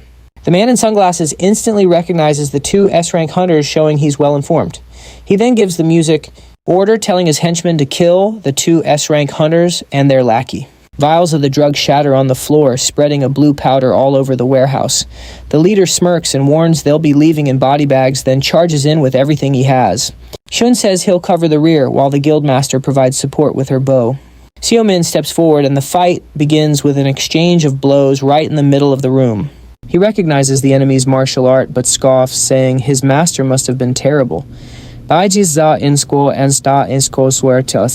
leader is enraged by the taunt music and prepares a full-power energy attack. The 2 then clash in a flash of power, with arcs of energy flying everywhere. Seeing the clash, the guildmaster panics and yells for him, preparing an arrow. The shot hits the leader square in the shoulder, who feels the impact and pain of the attack. Enraged, he creates music, a sphere of energy, and launches it at the archer in revenge. The guildmaster is confused, wondering if he used her own power to strengthen the attack. Just then, one of the henchmen appears behind her, ready to strike while she's distracted music. But the blade stops against a magic barrier, protecting the huntress at the last moment. Shun tells her he'll handle the small fry and neutralizes the other henchman. He yells for Sumin to get a move on, but the hunter is on the ground, feeling the effects of the strange skill. Sumin scratches his head and tells Shun to ease up on the lecture, but with a small smile, he says his body now remembers what it's like to fight as a team. A flashback shows his old team, and he narrates that in the end they fought music in perfect harmony. Shun then adjusts his glasses and asks if the 2 of them are done with their warm-up. At this, music, the guildmaster also smiles confidently, bracing for what's to come. Sumin powers up, announcing he'll finish them all in 10 minutes. The fight resumes with full force as Sumin charges at the leader with his red aura. The leader takes a direct hit and ends up spitting blood from the force of the blow. Sumin glares at him, saying he knows he was trying to force him to use a greater power. He then moves forward, deducing that the enemy's main ability is in his right hand. The leader becomes furious and screams for him to shut up, releasing an intense blue energy. Sumin explains that his skill is a counterattack, that music, he gathers energy from the blows he takes, but with just a touch to the ground, he reflects all that energy, completely shattering the guy's technique. The leader is stunned by the counterattack, cursing in fury for being played. With a victorious smirk, Sumin declares that it looks like his enemy is now disarmed. Sumin unleashes a flurry of powerful strikes, the force of his attacks shattering the very ground beneath them. The leader gasps for air, wondering how a nobody like him could reach the level of an Asura. Flaring his red aura, Sumin charges the enemy without a moment's hesitation. He braces for the next blow, demanding to know how he achieved such a feat. Music. The answer comes in the form of a punch to the face because Sumin created this technique himself. The impact is so powerful, the leader is sent flying back with no chance to music defend himself, but he still tries to retaliate, preparing a red energy attack in his hand. Sumin explains that Asura is just the name he gave to the way he manifests his music mana. Realizing he's about to lose, the leader knows he needs to find a way out of there. The music. He tries to bolt through a hole in the wall, but Sumin yells for him to get back there. Just then, our hero appears right in front of him and asks if he's getting distracted. A barrage of attacks rains down, hitting the leader in midair from all sides. With a final devastating blow, he's slammed against the wall, completely cracking it. Hosandia. The fight is over, and Sumin bends down to pick up one of the drug vials from the floor. He glares at his enemy, complaining that he answered the guy's question, and this is the thanks he gets. Sumin approaches the fallen enemy, warning him that if he doesn't start talking, he'll be the one asking the questions now. He says the leader is going to have to answer for every single one of his comrades who died in the battle. Sejun and Yoa are shocked, and the guildmaster can't believe what he's seeing. But Sumin ignores them, forcefully grabbing the leader's face to intimidate him. He then scoffs, asking why the leader chickened out after forcing his own henchmen to use the drug. Sumin knows he didn't use it because he was aware of the risks, and he demands to know who the manufacturer is. But the leader just calls him a pig, saying he's wasting his breath and it won't change a thing. He explains that this is the law of the jungle, only the power of the awakened truly matters. That's why people will do anything to get stronger, and going after the dealers is pointless. He yells that the drug is a gift to the weak, giving them one moment to shine. Sumin loses his patience with this nonsense and grabs him by the neck, his face twisting into a sinister mask. Music. He snarls that to the master, the leader is nothing but a weakling. The leader suddenly starts spitting up a black goo. Feeling our hero's dark power, Sumin gives him one last chance, telling him to answer before he gets eaten alive. He demands to know who made the drug, and a scream of pain echoes music through the darkness of the warehouse. The dust settles, and Sejun watches from a distance as Yoa holds little Sion in her lap. He gets his partner's attention, who seems to be music, deep in thought with the little girl in her arms. Sejun asks if she thinks Sumin has changed a lot since he disappeared 10 years ago. Yoa agrees, saying he's definitely gotten stronger and a lot more ruthless than he used to be. Music. She explains that Sumin spent the equivalent of 100 years in another world all by himself. But Sejun feels like he's lost something along the way and sometimes doubts if he's even still music. Human. Yoa assures him that deep down he's still the same person and that he'll find himself again in time. Just then Sumin appears out of nowhere and asks if they think he's lost or something. Sejun plays it cool and just asks what he found out. But Sumin rubs his face, saying it wasn't much.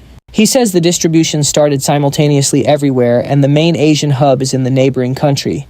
But the thug exploded before he could say more, probably because of a mana contract or something. They decide to take the little girl with them and try to find her parents, or at least a safe place for her. The group knows they need to act fast since the warehouse was likely just bait to lure them in. Sumin deduces that if the Asian hub is in the neighboring country, then there must be a local base of operations right here.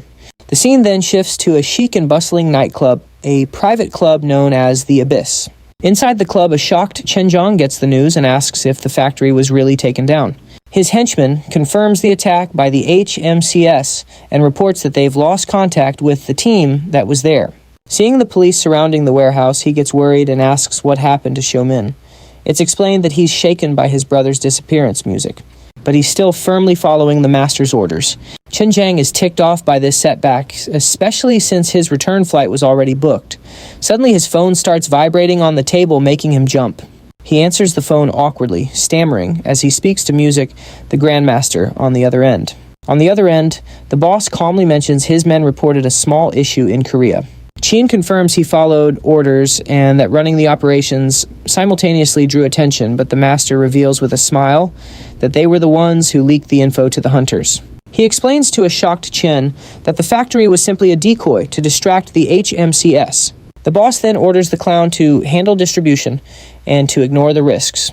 Chien is still worried about the agency closing in and losing contact with the team, but the master assures him they won't talk and that the strongest hunters are already dead. He ends the call with a confident smirk, saying they just need to protect the Abyss. Music. A superior reports that CO rounded up a bunch of dealers and addicts at an abandoned factory. He took down their entire distribution center. In theory, music, he should be getting a commendation for it. The problem is he killed every last person involved in selling the illegal enhancers. The scene shifts to the office of the HMCS branch director, where Sumin is trying to explain himself. A colleague defends him, saying they obtained vital samples and information on the product's origin. Outraged, Junggu asks what else they were supposed to do since the situation had spun out of control. The director then turns to the others and asks Music if their team found anything useful. They reply that they didn't find any solid leads and even lost the suspects they were tailing. The director explodes in anger at their incompetence and yells at them to do their jobs. Junggu then asks if the situation is really that serious, pointing out that they're already swamped with work. The director becomes furious and shouts that headquarters isn't bluffing and that even Japan is on high alert. He complains that the samples and information they collected are useless without hard proof. Whispering Music, the other agents comment that the boss only cares about getting a promotion from headquarters. Suddenly, Junggu notices someone is missing and asks where Hunter Min is.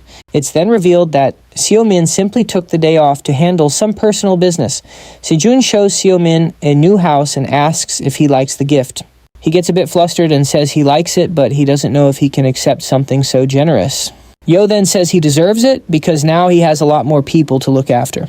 At this, Sumin remembers that he took in 2 music men, Hamchu and also the little girl Seon.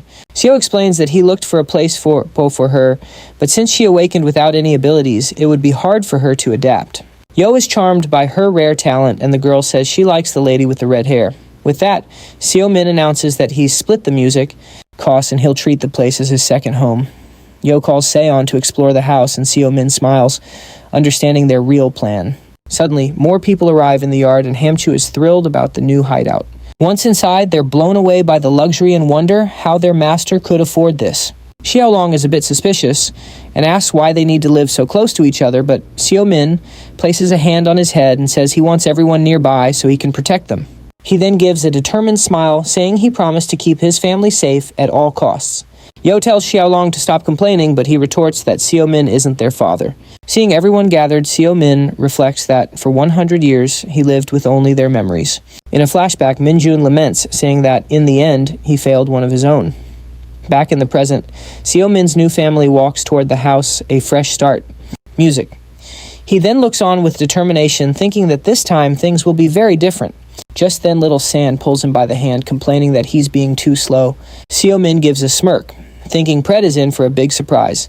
He tells the little girl he's coming and follows the rest of the group inside. The scene changes music to that night with San sleeping peacefully next to her teddy bear. Meanwhile, Xiaomin calls Junggu, wanting to know if the drugs have any connection to the demons. Junggu confirms the mana signature is unknown, but says that doesn't prove anything. He also mentions that this type of mana isn't that rare anymore, and that his conclusion matches what headquarters thinks. Before hanging up, he comments that no one wants to stir up trouble with the demons over mere rumors. Xiaomin gets angry, realizing the demons have earned humanity's trust over the past 10 years. He feels like the investigation has hit a brick wall with all the leads going nowhere. With that, he picks up an old journal and wonders if Minjun ever researched demonic energy. He then sits down at his laptop, determined to find some clue in the old files, and starts searching for demonic energy under Minjun's name. He then finds an old blog with a post that seems to be exactly what he was looking for. But to his surprise, access to the blog is completely blocked and set to private.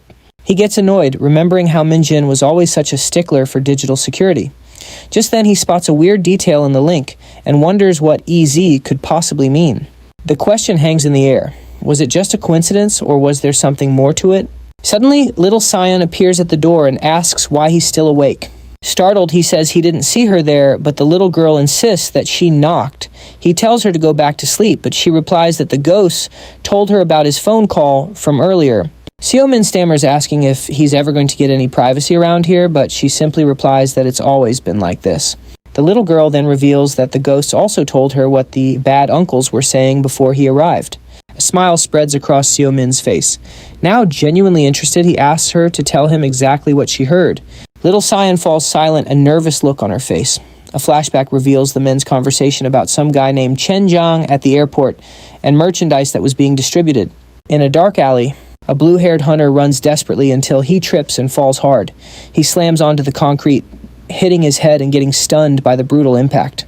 With no strength left to flee, he hears a voice declare, "We finally got you." Just then, two men appear, one of them mocking him, calling him a useless C-rank for daring to steal the guild's gate. The young man pleads that he had no choice, explaining he needed the cash for something important. Suddenly, he pulls an object from his pocket, but the other guys don't pay it much attention. But then the hunter pops the object into his mouth, shouting that as long as he has this, they're nothing. And in the blink of an eye, a massive explosion erupts, engulfing the entire alley and its surroundings. The scene shifts to an emergency meeting where the main topic is the alarming news about illegal enhancers.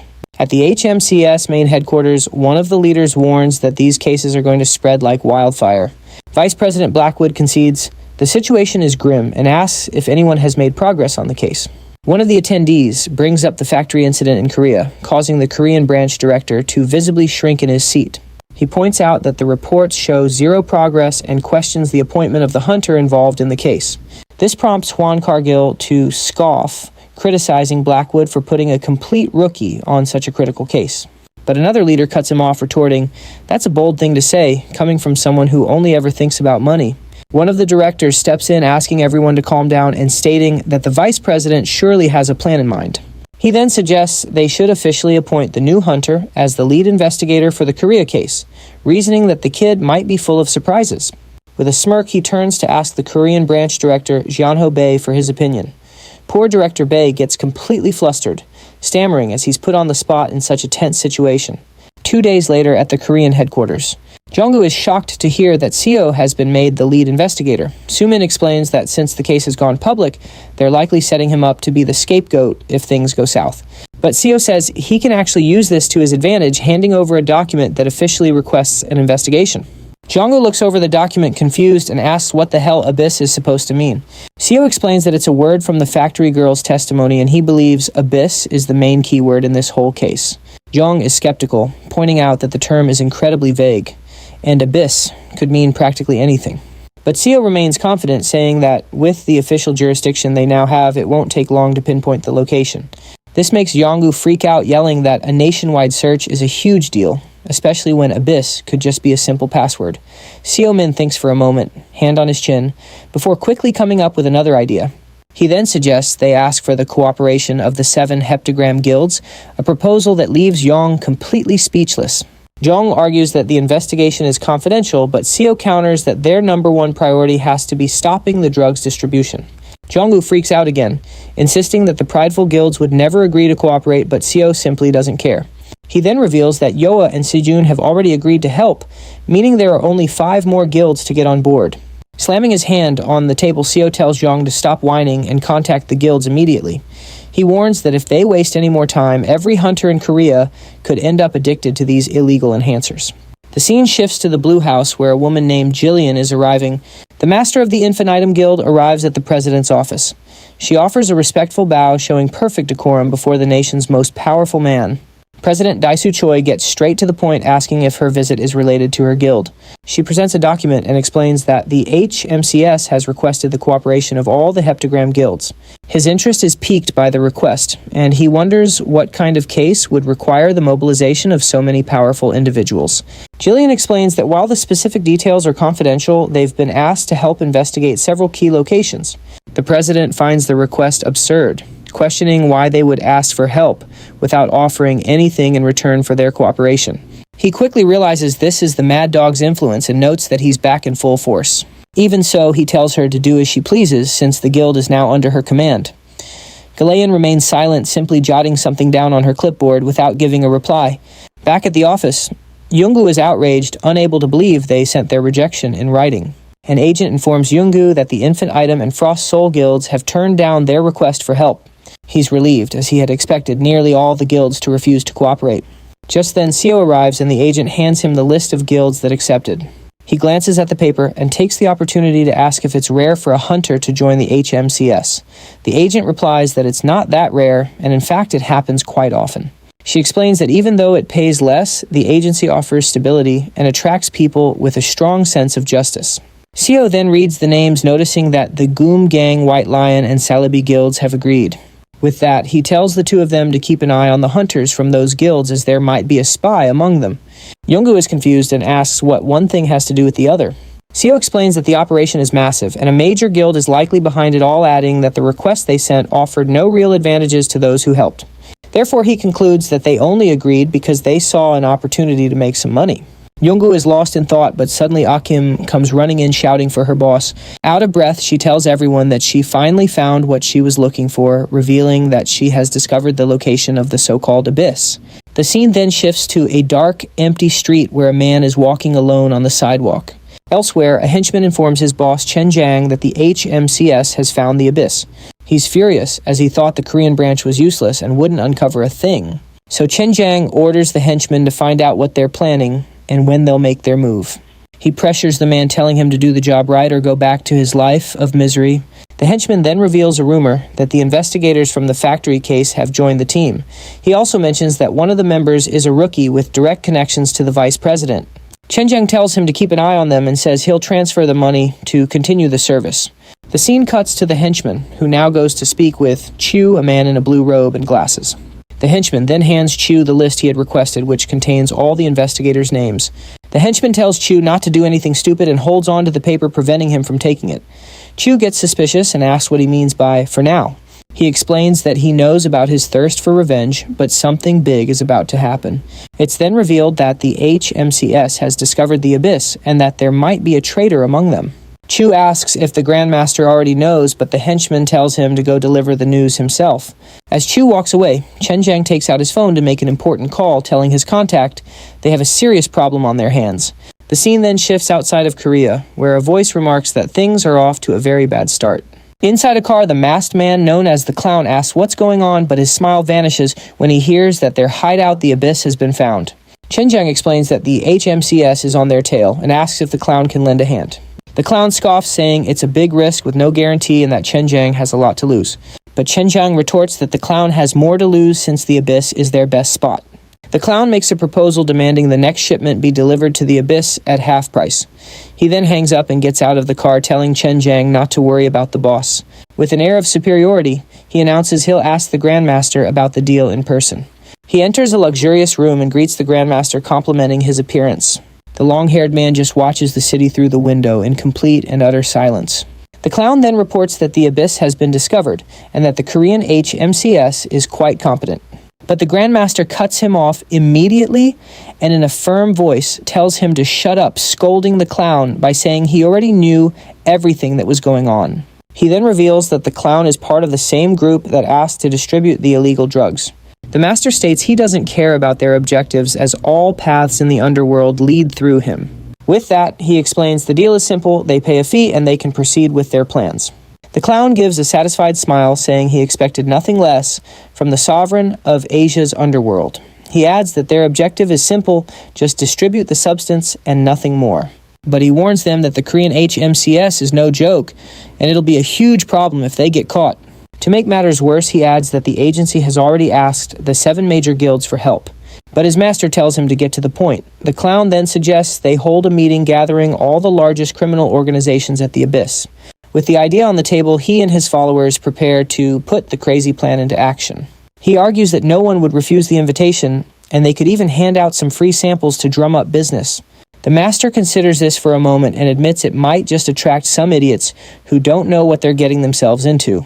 But the Clown assures him that this way, they'll have more than enough people to crush the investigation team.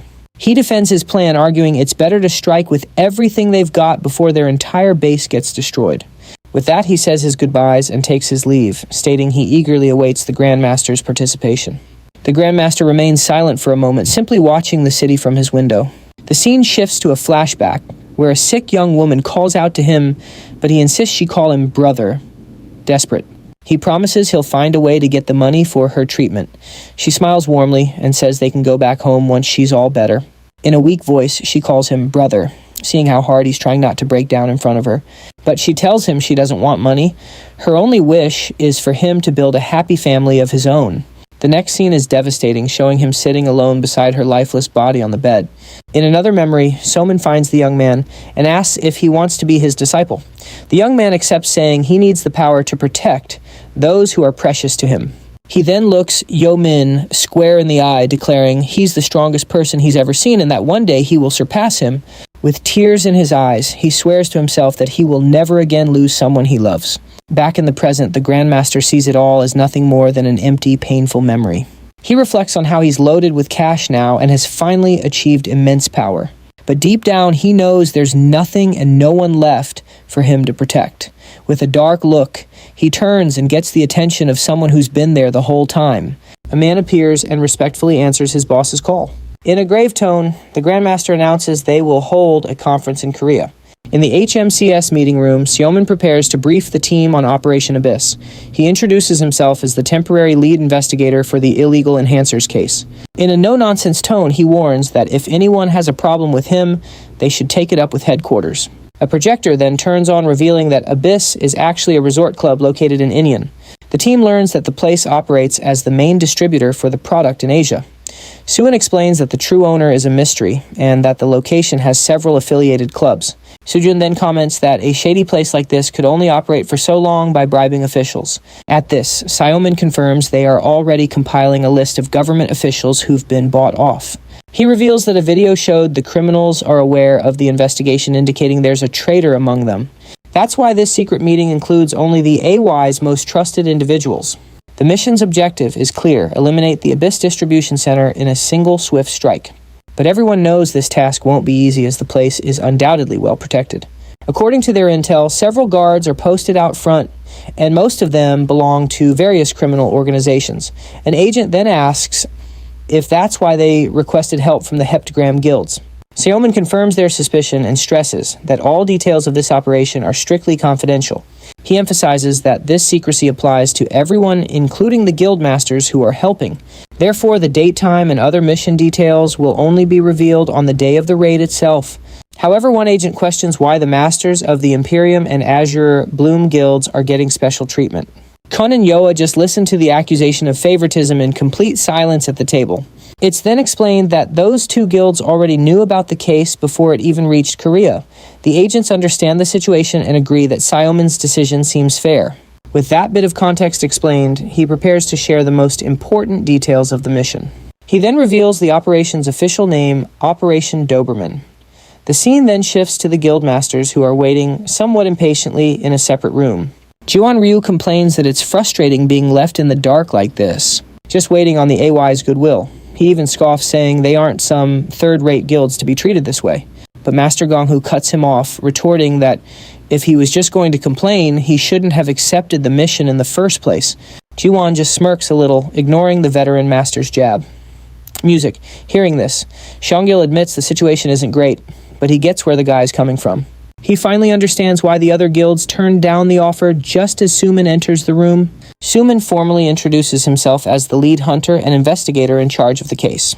He then thanks everyone for accepting the request, especially with their demanding schedules. He announces that he has an official statement to make, but promises to get straight to the point. The operation's objective is to neutralize the distribution center for illegal enhancers for the Awakened. With that, Sumin asks them to form teams and, if possible, to lead them personally.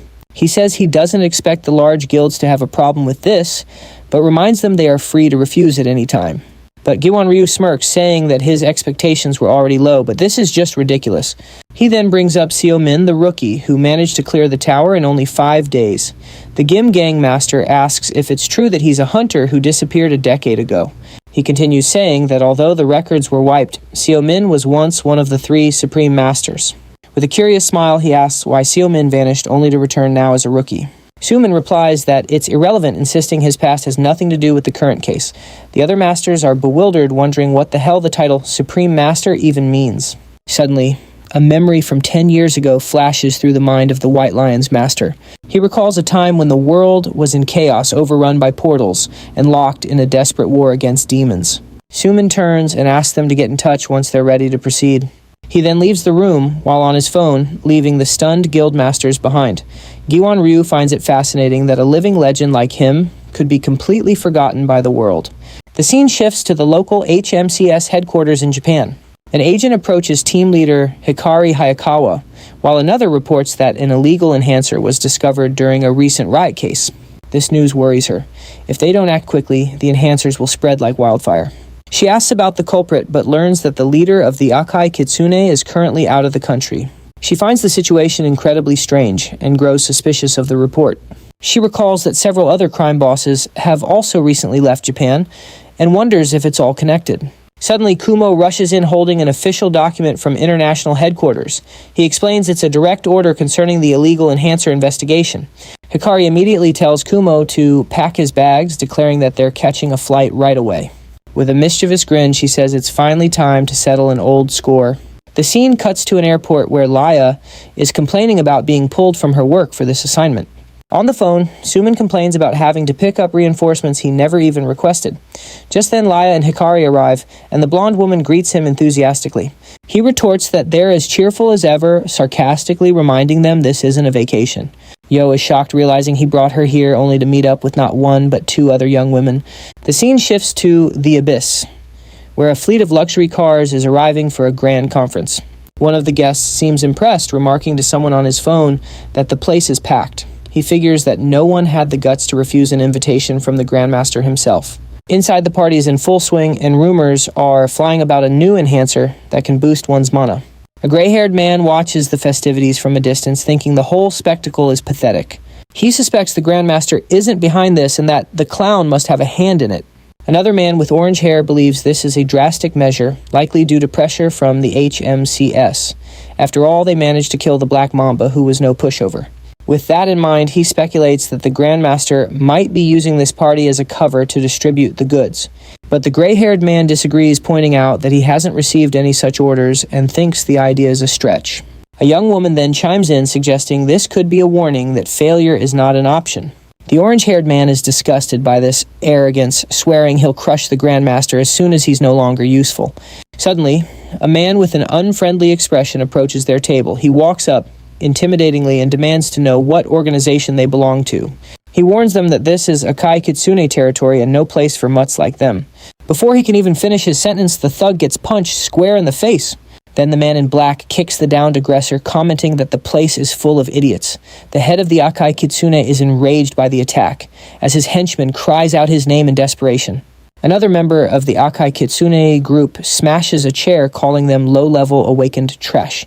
Backed by a woman crackling with electric powers, he tells the instigator to shut his mouth or he'll regret it. Suddenly, a man named Chu appears and orders them to stop fighting, threatening to kick out anyone who continues this nonsense. A man demands to know who the hell these people are, only to find out they're the hosts of the conference. One of the henchmen is furious, but Seo Min, who has been there the entire time, just watches calmly.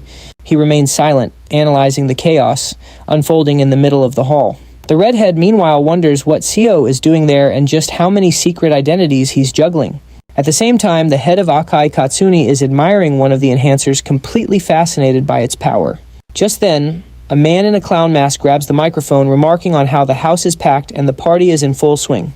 He introduces himself as the owner of the Abyss and the supervisor of the Korean operation. Chen Zhang simply observes as the clown explains the invitation was to introduce a new product.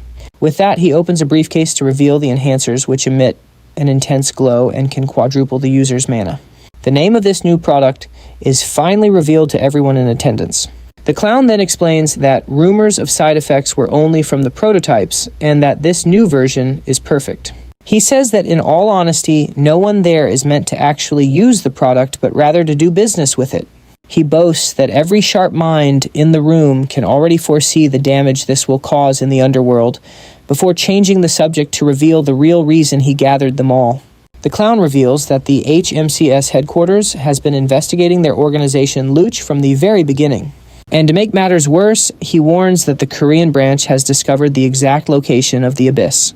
Because of this, he needs everyone's cooperation to ensure the product launch is a resounding success. One of the guests scoffs, saying he's heard the Korean branch of the HMCS is just a bunch of nobodies. Another guy starts to worry, but his partner tells him to stay quiet and just follow orders. The clown admits they are weak, but they've been causing trouble and have even called for reinforcements. With that, he concludes that a major attack from the agency is bound to happen within a week. He then fires up the crowd, calling on everyone to unite and show the agency who's really boss. And as a little bonus, he suggests that their own henchmen use Luch to give everyone a taste of its power. He ends the speech by guaranteeing they will crush the HMCS and send them scurrying away like rats. One guest stands up and challenges the speech, wanting to know what's in it for them.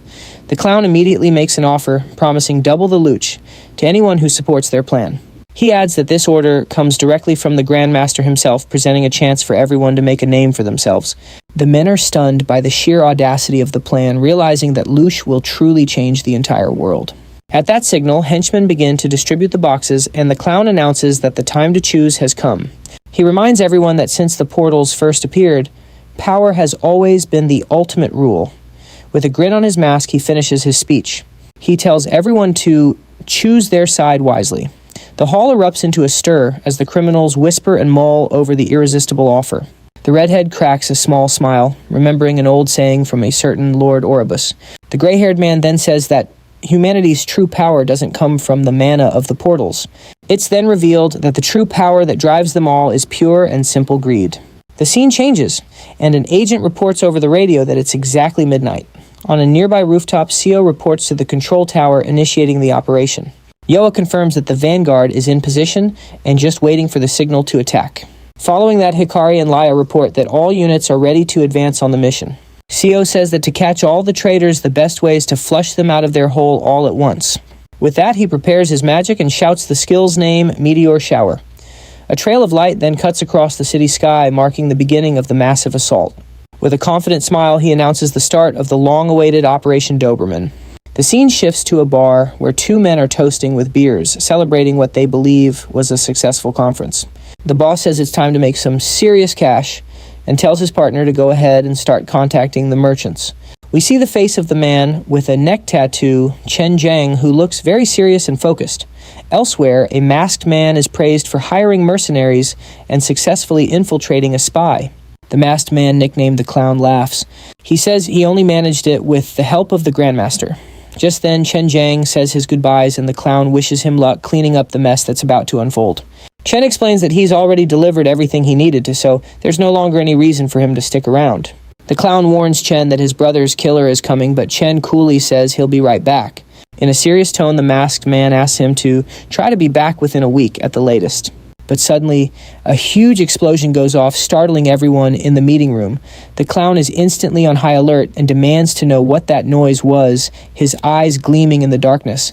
A woman runs desperately down the stairs, screaming that they have a huge problem on their hands. She rushes in out of breath, warning everyone that an unknown enemy is bombarding the building from the outside.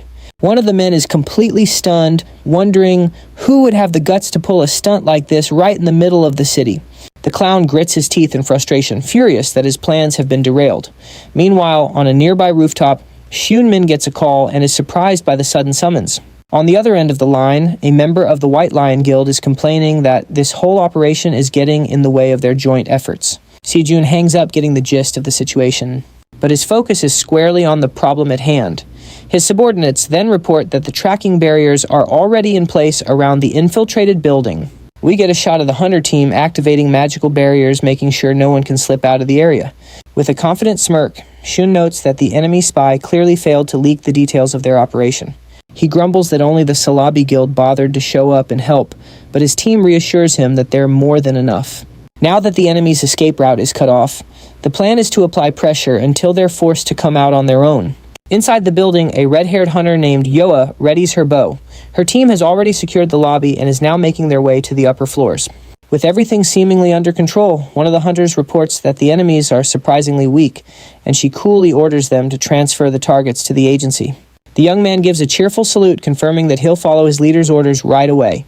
Yoa gets a thoughtful look on her face. She still hasn't spotted the substance thereafter or the main traffickers. Suddenly, a massive slime monster materializes in the middle of the hallway, catching all the hunters by surprise. One of the agents shouts for Yoa to block the exit while they get ready to fight the creature. Yoa quickly positions herself in front of the slime monster, yelling at Shun to do something to stop it. Just then, one of the villains starts laughing and mocks them, saying, "That's a super dangerous rank, a mercenary." The hunter screams for Sejun not to let the creature get any closer, but he just tells her to stop complaining. He then raises his staff, looking worried. If that thing explodes in here, they're all toast. With a powerful shout of "Freeze!" Shun unleashes a massive ice spell directly at the monster. The creature slowly starts to freeze over, screaming in agony as it tries to resist the spell, but one of the hunters warns that the beast is expanding its body to try and shatter the ice.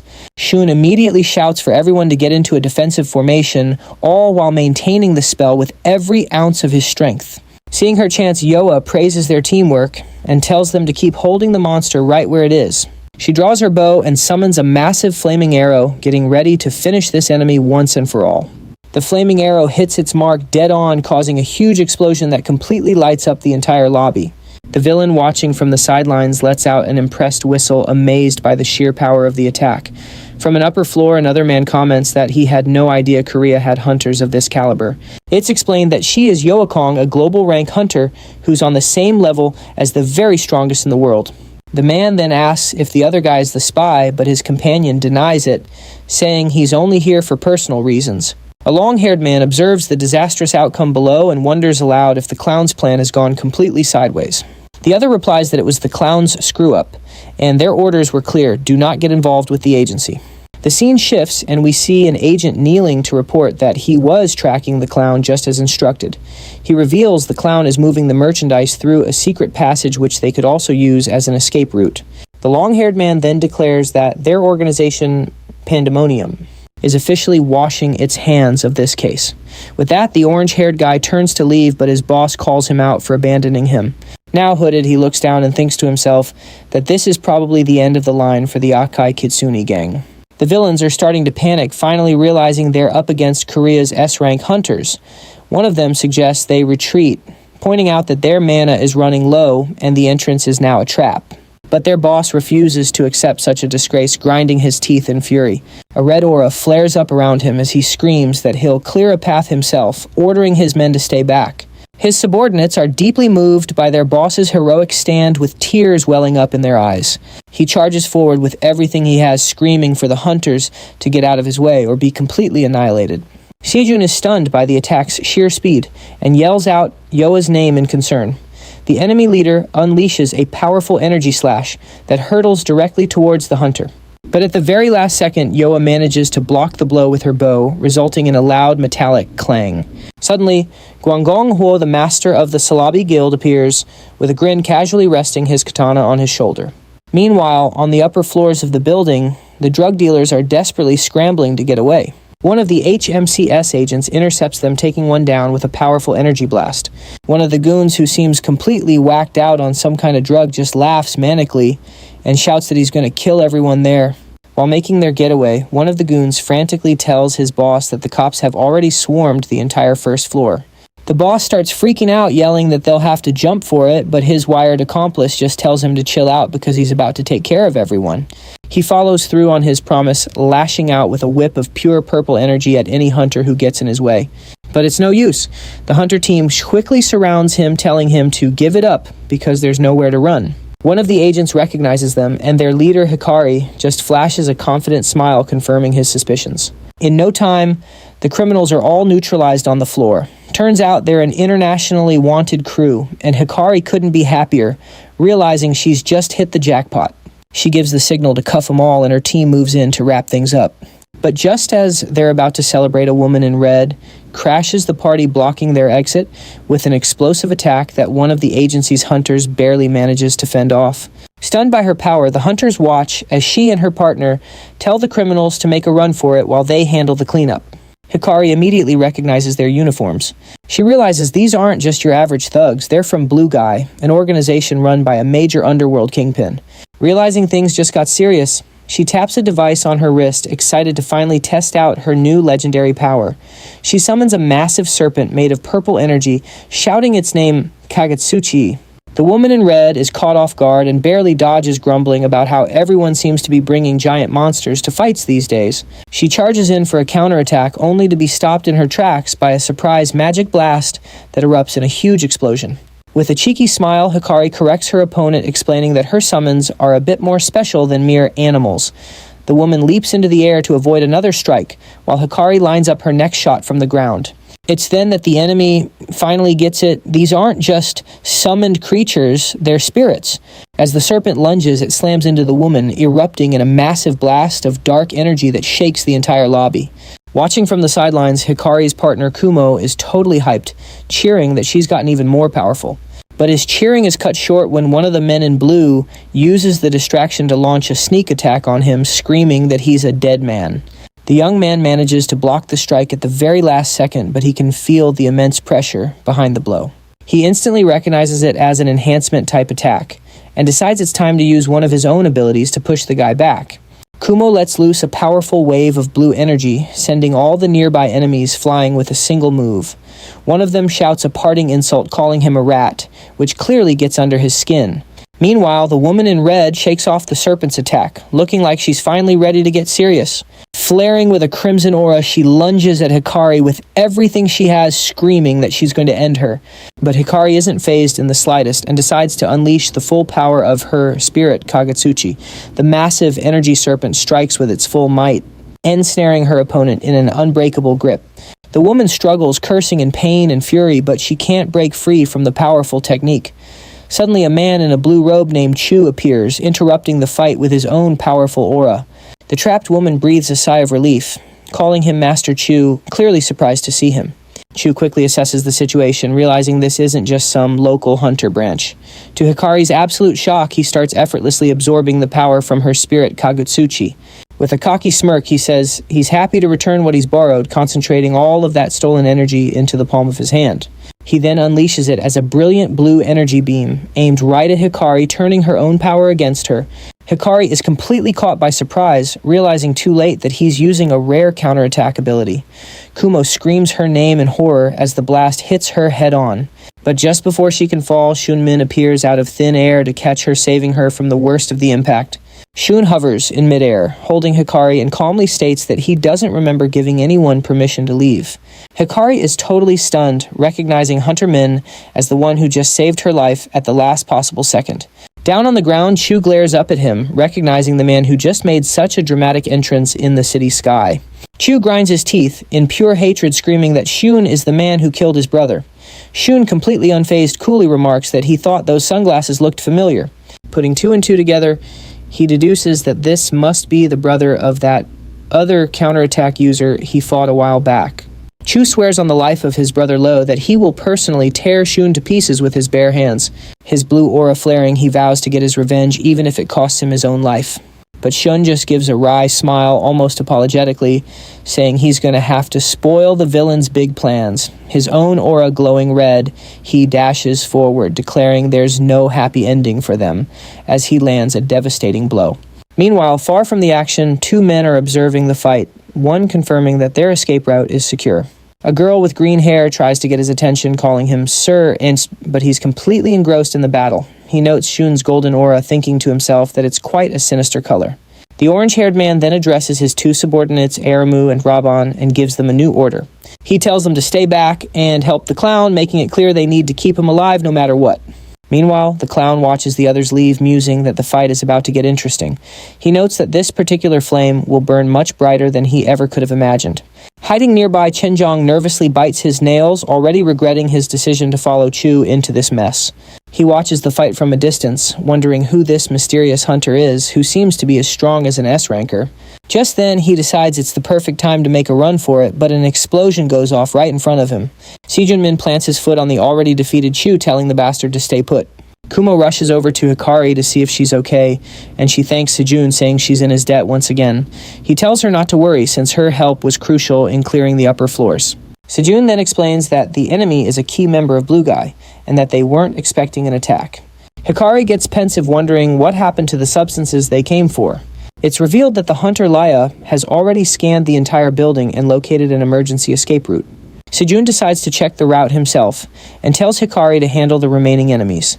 But before leaving, he hands her a mysterious item that looks like a golden bracelet. He explains that it's a mana-enhancing artifact they confiscated during their last mission. Hikari then recalls how Sejun's power had inspired her to train and become stronger. She says she really wanted to be more helpful, but she still has a long way to go. Kumo panics, asking Sejun if he's really giving her such a precious item. Kumo gets indignant, asking Hikari if she has a thing for Sejun now that he's giving her a legendary item. She gets all flustered and insists it's just to repay her debt, telling him to focus on the mission. In her head, she complains that Kumo is overthinking it. Just because Sejun saved her doesn't automatically mean she likes him. But then she remembers Sejun's face up close and blushes at the memory. The hunter starts stammering at a complete loss for words, totally lost in her thoughts. Just then, Sejun interrupts her daydream by catching Qianjiang, trying to escape asking where he thinks he's going. The guy panics and lies through his teeth, claiming he's just a normal person, not even an awakened. But Sejun doesn't buy it for a second, and threatens to punch him, making the man immediately beg for mercy. He then questions how someone who sold those disgusting drugs could now be so afraid to die. With a terrifying glare, Sejun tells him to spill the beans on where the rest of the stash is if he doesn't want a beating. Trembling with fear, the dealer confesses that the main hideout is located in the basement. He explains there's a VIP elevator that leads directly there and that it doubles as their escape route. Sejun clicks his tongue, fed up with the whole mess and its unexpected complications. He then uses his communicator to call Jonggu and provide the new mission coordinates. Sejun and Yoa take off, deciding to leave the lobby to Master Gonggu and go help the advance team. Upon arriving in the basement, Yoa calls out to Sejun, pointing at a very worrying sight up ahead. They find the entire advance team on the floor, completely defeated and unconscious. Two new enemies, Arumu and Robin, appear, declaring that unfortunately the path ends here. Sejun tenses up, realizing these two are on a completely different level than anyone they've faced so far. Arumu warns her partner not to let his guard down. Their plan is just to stall until the clown arrives. Sejun grabs his staff, preparing for a fight and yelling that the enemy is attacking. He charges forward with a strike, but Robin easily kicks him away, showing off his superior strength. Then Sejun summons a pillar of fire, yelling that he'll burn everything down, including the substances. But Arumu reacts in a flash, casting a magic chain and saying it won't be that easy. Her magic successfully redirects the fire attack, completely surprising Sejun with the technique. The pillar of fire ends up hitting Yoa, who screams in pain as she's caught in her own ally's magic. Robin seizes the opportunity and charges in, saying it's the end of the line for the sloppy archer. He summons an energy axe, but Yoa blocks the blow, telling him he doesn't get it at all. With a confident smile, she explains that for archers like her, physical strength is what matters most. She then lands a blow, glowing with a red aura, right on his chin, shattering his teeth on impact. Furious from the hit, Robin charges at Yoa with an incredibly powerful and violent strike. Suddenly, the clown appears at the door, complaining that he told them to move the drugs to a safe location. He watches the fight from afar, wondering if they couldn't have found smarter henchmen. At that moment, Sejun turns and is surprised to see a man wearing a clown mask. Yoa shouts Sejun's name, and Arumu uses the opening to launch an energy attack. But the attack hits the archer dead on, and she screams in pain from the surprise hit. The impact slams her hard against the wall with no chance to defend herself. The clown thanks the duo for their help and tells them to get out of there before they get caught. But out of nowhere, Seo appears and asks the clown why he's there all alone. The masked man scoffs, saying the blue-haired guy's team went down easily, and tells his men to grab the cargo, but just then Sumin appears right in the doorway, asking where they think they're going. The trio is completely stunned, having no idea where the hunter came from so fast. With a chilling gaze, Sumin calls them trash and tells them not to move an inch, but the clown just mocks him, congratulating the hunter on the ambush that foiled his plans. He whines that he spent a fortune on this hideout, and now it's all just money down the drain. He then asks the hero to just take the win and let him walk away. With dripping sarcasm, he adds that the hunter's bosses will surely applaud his grand victory. He also warns him that keeping this up won't do him any good, since his friends are already down for the count. With a dark look, Sumin asks if the clown was the one who did that to them. Raban gets furious, yelling that they've wasted enough time and aren't just going to stand around chatting. Shouting, "Die!" he leaps forward to attack, ready to finish Sumin right then and there. But the hunter activates his Iron Fist skill, stopping the axe with just one hand. Arumu is in total shock, as Sumin takes down Robin in a single blow. She now realizes the clown must be the ringleader behind this whole incident. She suggests to her boss that they should fall back, but he insists he'll handle it and tells her to guard the drugs. The clown then tries to stall for time, asking for a moment with investigator Sumin of the gang investigation team, but Sumin pays him no mind, already focusing his energy to put an end to this farce. Sumin charges with full force, but the clown narrowly dodges, leaping behind an explosion. He even praises the attack, admitting he barely dodged it even with his incredible speed. Sumin then asks if he's the main dealer, orchestrating all of this. The villain plays dumb, but Sumin points out it's obviously him because he talks more than anyone else. The hunter demands to know where the drugs are from, telling the clown to fess up while he still has teeth. The masked man just laughs, clearly amused and feeling very sure of himself. He rubs his hands together and asks if Sumin seriously thinks he's that much of a pushover. Just then, the clown darts forward with unbelievable speed music, catching Sumin completely off guard. He lands a heavy blow, making our hero double over from the direct hit. He follows up with a spinning strike that sends the hunter flying across the warehouse floor. Sumin is impressed. The villain's speed is even greater than Daisu's. A ridiculously strong hunter, but he notices the power behind the speed isn't quite there and unleashes a blast of wind that slams into the villain. The clown gets dragged across the floor as Sumin gets back up ready for round 2. With blood trickling from his mouth, he laughs in disbelief that the hunter actually managed to hit him. He scrambles to his feet, furiously yelling, "Me!" as if he can't process being struck like that. The fight rages on with Sumin and the clown exchanging a flurry of lightning-fast punches and kicks. The villain seems to just shrug off the blows, and with a dark aura, he asks what the big deal is. But Sumin just smirks and taunts him, "You think you're so special?" Then the hunter activates a magic circle on the ground, launching a wave of ice and debris straight up. The clown gets caught in the ice, but he just laughs at the situation, calling Sumin a monster. Suddenly, Sumin appears right behind him, ready to drop a truth bomb that catches the villain completely by surprise. He warns him that the clown isn't the only one with fast feet, before stomping the ground with a freezing attack. The villain screams in agony as the hero's magic begins to freeze his entire body. With the enemy encased in ice, Sumin finishes his move, creating a massive pillar to seal him for good. After the fight, he takes a deep breath as the side effects of his power start to kick in. Seeing his injured brother, Segun rushes over and tells him to stay still so he can heal him. He then uses his healing magic and a golden light begins to mend all of Sumin's wounds. Arumu watches from a distance, completely shocked by that absurd amount of power and seeing Segun's life magic in action. Sumin then gets up and picks up the henchman's weapon, telling Arumu not to move. He points out she's no ordinary grunt and demands to know the source of the dealer's power. Sumin threatens Arumu, impatiently telling her to either answer or die right alongside her friend. But from inside the ice, the clown whispers the word overheat music, activating a new ability. At that, white steam begins to pour from the ice prison, putting Sumin on high alert. The clown then shatters the ice with a wicked laugh, breaking free with incredible power. A surprised Sumin asks if that was the true ability the villain had been hiding all along. The masked man just smiles and says that now that the cat's out of the bag, he has no choice but to go all out. He then declares that he's going to burn Sumin to a crisp, along with everything else in the warehouse. Arumu panics and screams, asking if he's actually going to set the whole place on fire, but she's stunned to see a silhouette standing in the middle of the blaze, completely unharmed. Sumin casually controls the fire with his hand and asks why he's making such a big deal over a little scratch.